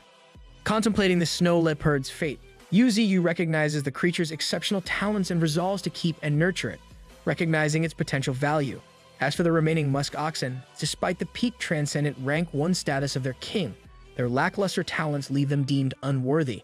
Determined to utilize their resources effectively, Uzu determined that these oxen will serve as valuable evolution points, fueling his own growth and progression. The battle for supremacy in the northern region wages on, relentless and unabated, as the hands of time move with unyielding determination. In the blink of an eye, an entire month passes, bearing witness to the team led by the indomitable demon cow, whose mere presence strikes fear into the hearts of any and all who dare to challenge them. Even the self-proclaimed overlords of the snowfield, upon sighting this formidable team, find themselves overwhelmed by coward Diz, fleeing at the very sight of their adversaries. Nevertheless, the team does not emerge from this prolonged conflict unscathed, for they too bear the scars of battle. The Tempest Wolves faction, once a formidable force numbering 30, has dwindled to a mere 18, casualties of the relentless trials they faced. Similarly, the Wild Boar group, now reduced to a mere 7, has experienced its fair share of losses. However, amidst the carnage and sacrifice, 3 Tempest Wolves and 2 Wild Boars have achieved the coveted transcendent rank 1 status, a testament to their resilience and unwavering determination. Alas, the team's struggles reach a climax as they encounter their most formidable opponent yet, a transcendent rank 2 extreme ice bear, whose monstrous power dwarfs anything they have faced before. Overwhelmed and outmatched, the team faces near annihilation, their survival made possible only through the combined efforts of the demon cow's enigmatic gravity field and the unwavering resolve of Glacier and Tyrannotitan. Forced to retreat and regroup, they return home, their hearts heavy with uncertainty and the weight of defeat. Yet, behind Glacier and the demon cow, a glimmer of hope emerges. The White Snake, a mystical presence in its own right, delivers news of a long-awaited discovery that a cursed bear's nest has been located. To their astonishment, this lair resides within an ice attribute spirit stone cave, unraveling the mystery of the extreme ice bear's unparalleled strength. With the ability to harness the power of an ice attribute spirit stone cave, the bear holds dominion over the frozen lands, solidifying its status as an almost insurmountable foe. Aware of the dire odds they face, the demon cow, in a calculated decision, chooses to temporarily continue their retreat. They recognize that confronting such a formidable adversary requires more than their current capabilities alone. With a newfound sense of purpose and determination, the time has come for their ninth brother to make his combat debut. Within the next 10 days, a momentous event would occur as Nine Tails prepared to join the upcoming battles in the formidable Raya Mountain. The majestic mountain ranges had recently become a part of Bayou Gorge's expansive territory, and now Nine Tails found herself returning to the side of her devoted master, Yuzi. Meanwhile, the indomitable God Tree experienced yet another astonishing surge in power, rendering him even more formidable than before. By his side stood Nine Tails, diligently dedicating herself to cultivation and striving to reach her full potential. As Yuzi observed his loyal subordinate, he couldn't help but notice that she, too, was on the verge of a breakthrough. With a surge of fiery energy, a profound transformation ignited within Nine Tails, her essence blazing with newfound strength. Yuzi spared no effort in providing encouragement and guidance to facilitate her evolution. After a tumultuous session of cultivation, Nine Tails emerged with an aura distinct from before. She had successfully ascended to the next level of transcendence, acquiring the remarkable ability known as Sky Leap in addition to further enhancing her existing powers. The revelation that Nine Tails had acquired Sky Leap came as a shock to Yuzi. As a renowned transcendent rank 3 cultivator, he was content with his ability to merely traverse the earth. He never anticipated that his faithful companion would already possess the power of flight. Such a remarkable feat could perhaps be attributed to her extraordinary heavenly fox bloodline. Eager to share her newly awakened talent, Nine Tails divulged that alongside Sky Leap, she had gained precise control, an ability that enabled her to delve into the depths of her spiritual potential. This exceptional talent not only reduced her spiritual energy consumption by an impressive 30%, but it also significantly enhanced her finesse in manipulating spiritual energy. Wait, that's kind of broken. The secret to mastering Sky Leap lay in the precise control of energy, an elusive skill that proved incredibly challenging for ordinary beasts to attempt. The exertion of this majestic ability consumed a substantial amount of spiritual energy. However, after a brief period of soaring through the heavens, Nine Tails reluctantly descended to the ground. Her flight lasted a mere few minutes before her spiritual energy reserves were depleted, unable to sustain the demands of Sky Leap. It became evident that further practice was necessary to refine her newly acquired skill. In an attempt to assist her progress, Yuzi offered Nine Tails a newly blossomed Fire Spirit flower. Consuming this rare flower would elevate her spiritual energy level to an impressive 400,000. Much to his surprise, she declined this generous reward from her master. "Can I get it instead?" Baffled by her refusal, Yuzi couldn't help but question the reasoning behind her decision. Nine Tails explained that she could easily enhance her spiritual energy through her own efforts. She suggested that the elemental flower would be better utilized by other beasts, as it held no value for her. She straight up told him that she's a strong and independent fox woman. Uncertain about whom to bestow this precious herb upon, Yuzi pondered the matter at hand. A month had passed since the surge of the spiritual energy tide, a period of relative tranquility. During this interlude, Xiaoqing, their trusted ally, sent an urgent update message to her master. She detailed the devastating aftermath caused by the global beast horde, which ravaged numerous small countries within the Federation. In response to this perilous threat, Buck Country, Kadashi Country, and many others mobilized their military forces to resist the encroaching horde. However, countless nations now served as havens for the beasts, and the looming menace of the horde continued to cast a dark shadow over humanity.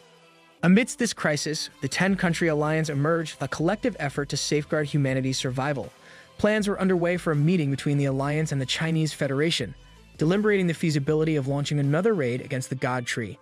Bro, when will these fools learn? This profound update opened Yuzi's eyes to the possible future that awaited them. In the frozen expanse of the tundra, treacherous mountain ranges posed constant hostility to every living being. Amidst this hostile landscape, a formidable beast with thunderous presence sprinted at breakneck speeds.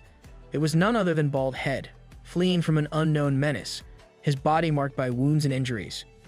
Hot on his heels trailed the Tempest Wolves and Wild Boars, each struggling to overcome their own wounds. Tyrannotitan and the White Snake appeared equally battered, their once mighty forms now displaying signs of wear. Even the hooves of a monstrous beast, known as the Demon Cow, bore injuries despite its formidable stature. The Demon Cow and Glacier, leading this group of beasts, wore solemn expressions upon their faces. Despite their injuries, the Gold Silk Monkey and the Wild Boar faction retained an unyielding fighting spirit. Finally, the battered assembly of beasts arrived before their master, the God Tree. Before addressing them, Yuziyu took stock of the returning group to ensure their full party had safely returned. His discerning gaze quickly noted the diminished numbers compared to the start of their expedition. Yet, amidst this apparent setback, he observed the remarkable growth exhibited by the 3 Tempest Wolves and the 2 Wild Boars who had successfully broken through Transcendent Rank 1. The significance of battle as a catalyst for natural growth in these beasts became increasingly apparent. The Demon Cow commenced his report, divulging the reasons behind their return. He recounted the discovery of an ice attribute cave and the presence of a Transcendent Rank 2 beast guarding its secrets. Yuziyu found it hard to fathom that such a remarkable cave resided merely in the outer reaches of the northern region.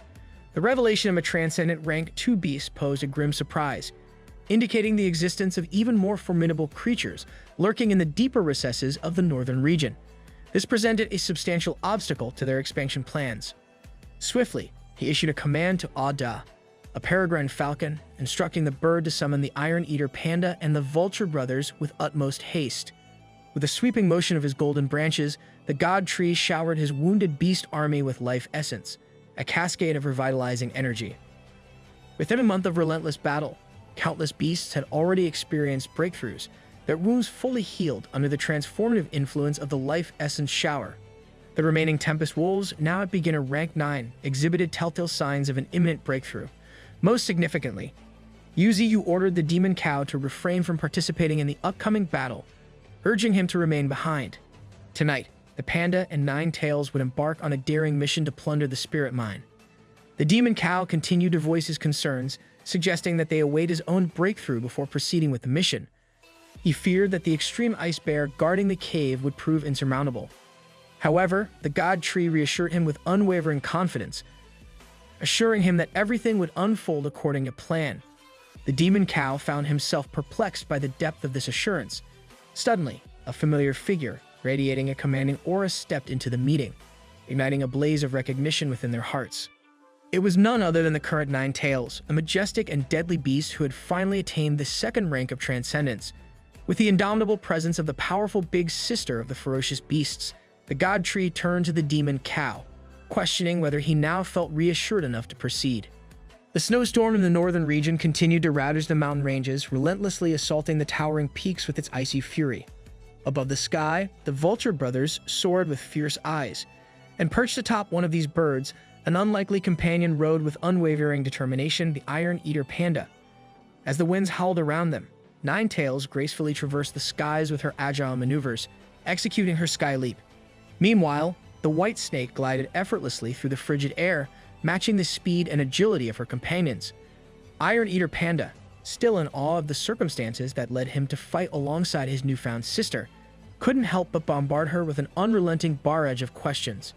Eager to establish a bond, he inquired if he should address her as Big Sis, following the convention of their comrades, and with relentless curiosity, he pestered her for flying lessons. His relentless questioning continued, with inquiries ranging from the possibility of 9 Tails sprouting additional tails in the future, wondering if their number would exceed 100, to the peculiar notion of whether her mystical fire would be extinguished in the presence of water during a routine shower.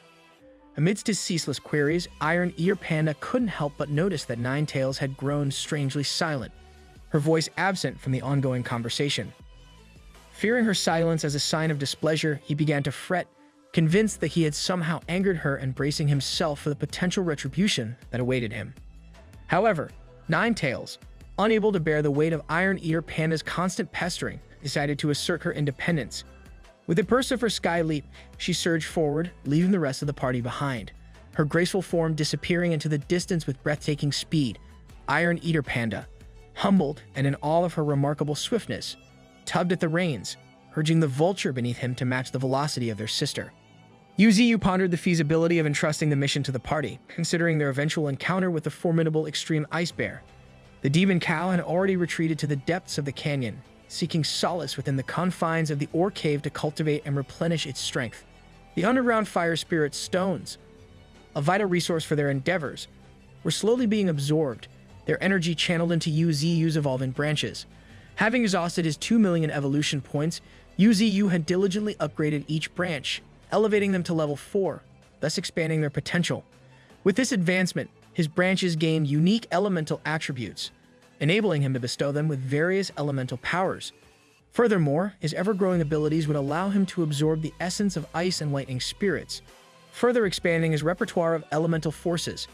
The ability to split his branches, previously limited to a single division, now burgeoned into a formidable force when multiplied by 10 during the process.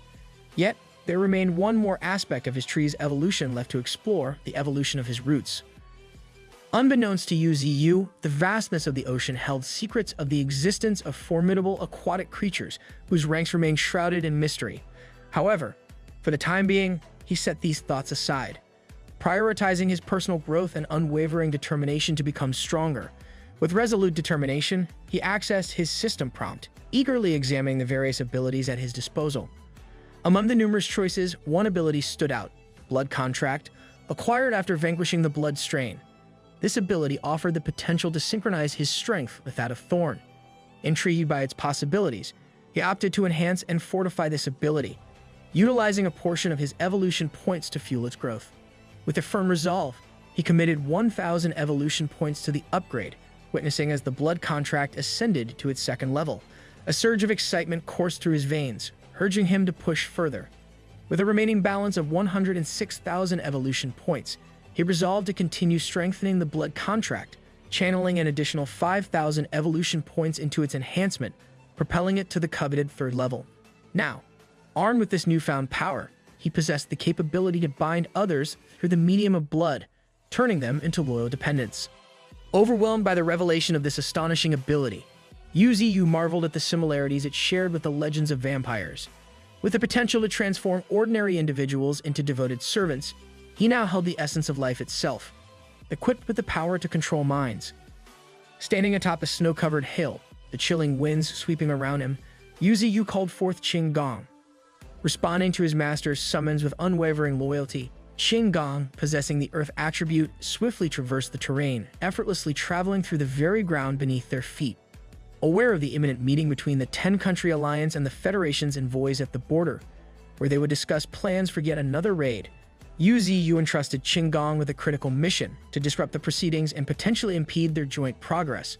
Realizing the dire consequences of failure and the subsequent unity of humanity, Yuzu resolved to prevent their adversaries from gaining an advantage, forcing them into a state of passivity once more. Understanding the magnitude of the task at hand, Yuzu couldn't help but worry about Qin Gong embarking on this perilous mission alone. As a result, he granted Qin Gong permission to enlist a group of beasts to accompany him, bolstering his chances of success. Furthermore, he instructed Qin Gong to be on the lookout for talented individuals and, if encountered, to bring them back to their sanctuary. Filled with determination and unyielding resolve, Qin Gong expressed his unwavering commitment. Acknowledging the importance of the mission, without hesitation, he swiftly journeyed to the area of the root residences, seeking the aid of his comrade, Lang Feng. Arriving at Lang Feng's domain, Qin Gong's unexpected presence caught his friend off guard. Curiosity etched upon his features, Lang Feng inquired about the purpose of Qin Gong's visit, and so Qin Gong explained the dire need for additional beasts to aid in his crucial mission, emphasizing the urgency of the situation at the border. Lang Feng, puzzled by Qin Gong's request when he already possessed the formidable guerrilla army, questioned the rationale behind seeking additional forces. However, Qin Gong revealed that the outskirts of the north had recently fallen under their control, necessitating the guerrilla army's deployment for the protection of the newly acquired territory. Mentioning the busy underground construction and ore transportation that occupied the Ant army, Lang Feng lamented their unavailability for the task at hand. Nonetheless, he conceded to Qin Gong's request, albeit with a sense of resignation. Regrettably, he could only lend his friend the forces of the underground rats, led by the mighty Rat Emperor who had attained the transcendent rank 1. accompanied by several others at the beginner rank 9. This revelation left Qin Gong astounded by Lang Feng's extraordinary feat, his efforts raising the underground rats to such awe-inspiring heights. To Qin Gong's astonishment, it was revealed that the Rat Emperor had awakened to the dark element, a development that Lang Feng believed would be an invaluable asset for their mission. Furthermore, Lang Feng divulged a secret known only to him. Their accelerated growth had been fueled by Lang Feng's own flesh and blood, a testament to his unwavering dedication and sacrifice. Acknowledging the formidable strength of these underground rats, Qin Gong couldn't help but express his concern that the mere presence of 4 beasts might not suffice to make a significant impact. Yet, to his astonishment, Lang Feng unveiled a hidden army, a multitude of these powerful subterranean creatures poised and ready to fulfill their duty. Overwhelmed by the sheer magnitude of this unseen force, Qin Gong felt a renewed sense of determination and conviction resonating within his being. Meanwhile, in the heart of the northern region, night descended, casting an eerie darkness over the icy mountains. Amidst the frigid expanse, a formidable beast stirred from its slumber, a transcendent ranked to extreme ice bear. Adorned with icy spikes protruding from its powerful form and exuding an air of malevolence with its piercing gaze, this creature sent shivers down the spines of all who beheld it. With a single swipe of its massive claw and a deafening roar that echoed through the frozen landscape, the extreme ice bear established its dominance, asserting its superiority over the surrounding terrain. In the distance, 3 vultures could be seen cautiously approaching the imposing creature. Undeterred by the bear's imposing display, Iron Eater Panda, standing at the back of the vulture, exhibiting a wide smile, brimming with unwavering confidence. Admiring the fearsome aura emanating from the extreme ice bear, he couldn't help but commend its formidable presence. Iron Eater Panda's words serve only to further enrage the beast, fueling its anger and solidifying its resolve. Seizing the opportunity, Iron Eater Panda leaped from the back of the vulture, his once playful countenance transforming into that of a fiery death god. With a calculated descent, Iron Eater Panda plummeted to the ground, his tiny form causing the earth to tremble upon impact, akin to a speeding meteor crashing into the tundra. The extreme ice bear, seeking to reestablish its dominance, released another earth-shattering roar, but its efforts seemed futile against the tiny, seemingly invincible panda. With a newfound air of seriousness replacing his playful demeanor, Iron Eater Panda declared his intent to commence the hunt.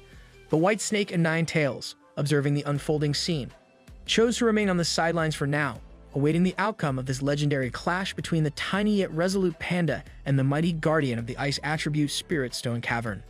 The extreme ice bear is practicing caution as it anticipates what the panda will do next. Emerging from the impact of its landing, the cuddly-looking panda has turned into a monstrous pocket-sized warlord. With another roar, the bear initiates the much-awaited fight. The White Snake also notices that the bear has recovered from the wounds that they had painstakingly inflicted on it. Even though they did not manage to defeat it, they still wounded it badly. He did not expect that within just 5 short days, it would completely recover.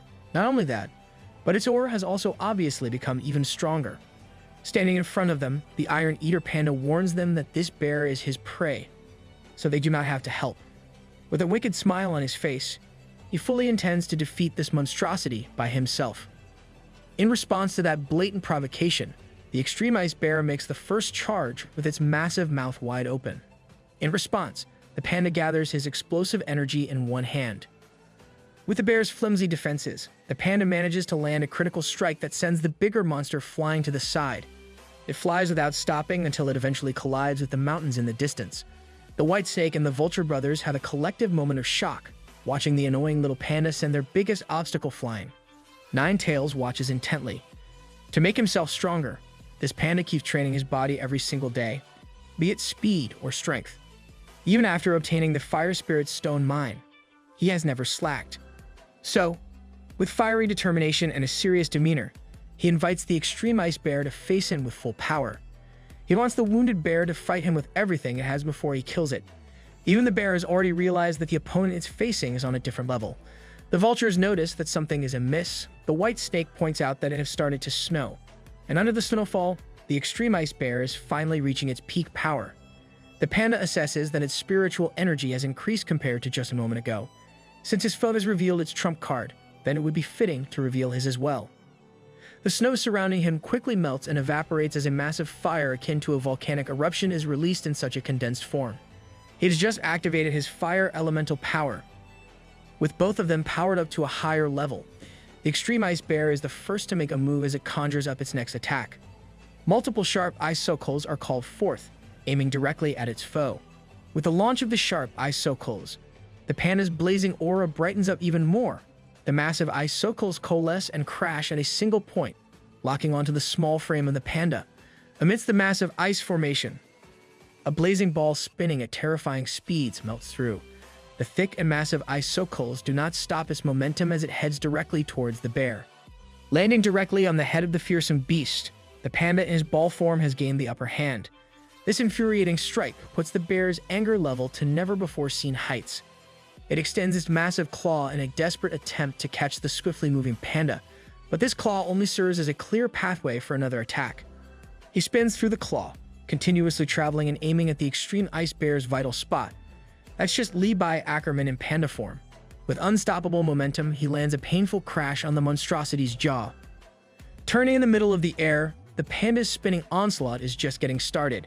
He bounces and spins all over the place, creating an unpredictable attack pattern that decimates the bear's body from every possible angle. It cannot help but let out a pathetic whimpering roar of pain. In an attempt to get out of the spinning hell, the bear gathers its energy and whips up a mighty blizzard. The panda is forced back by the harsh winds and the painful stain of the blizzard aimed at him. The two beasts on the sidelines are getting increasingly worried at the flare-up of even more snow around the battlefield. The ice attribute power of the bear is concentrated in its sharp and deadly claws. With a downward swipe, an immense amount of snow is unleashed, causing the panda to be caught in a raging avalanche. As a result of this concentrated attack, he is trapped in a solid piece of ice after being frozen in less than a second. Inside the giant iceberg, the tiny panda is situated right in the middle. The white snake and nine tails call out to their comrade, ready to jump into battle if things become even grimmer than they are right now. But inside the massive iceberg, the panda's voice can be heard clearly. Seeing the bear's final trump card, his only feedback is that it was too boring. Seeing his strongest move slowly being melted and cracked from the inside, the extreme ice bear is finally experiencing true horror and disbelief. With an even brighter blaze of flame, the tiny panda manages to escape and shatter the iceberg prison. From now on, his only intent is to kill. Our boy doesn't mess around. Curling up into a ball, he crashes down like a speeding comet. With his unparalleled speed, the extreme ice bear is unable to respond as it takes the brunt of the damage on its unprotected chest. The bear goes down in the thick snow covering the land while the panda easily gets out of the way of its downfall. Just like that, the Transcendent Rank 2 Extreme Ice Bear that has beaten the giant beast party is killed with multiple wounds and a gruesome hole in its chest. The White Snake is quick to celebrate the panda's victory, and even the Vulture Brothers' eyes light up with joy. Ninetails gives an approving look to the panda that was annoying her just earlier. Seeing the destruction that he has caused, the Iron Eater panda slowly stands up from his seat. With an absolutely bone-chilling smile and a blood-stained face, he asks his companions if what he did was not bad.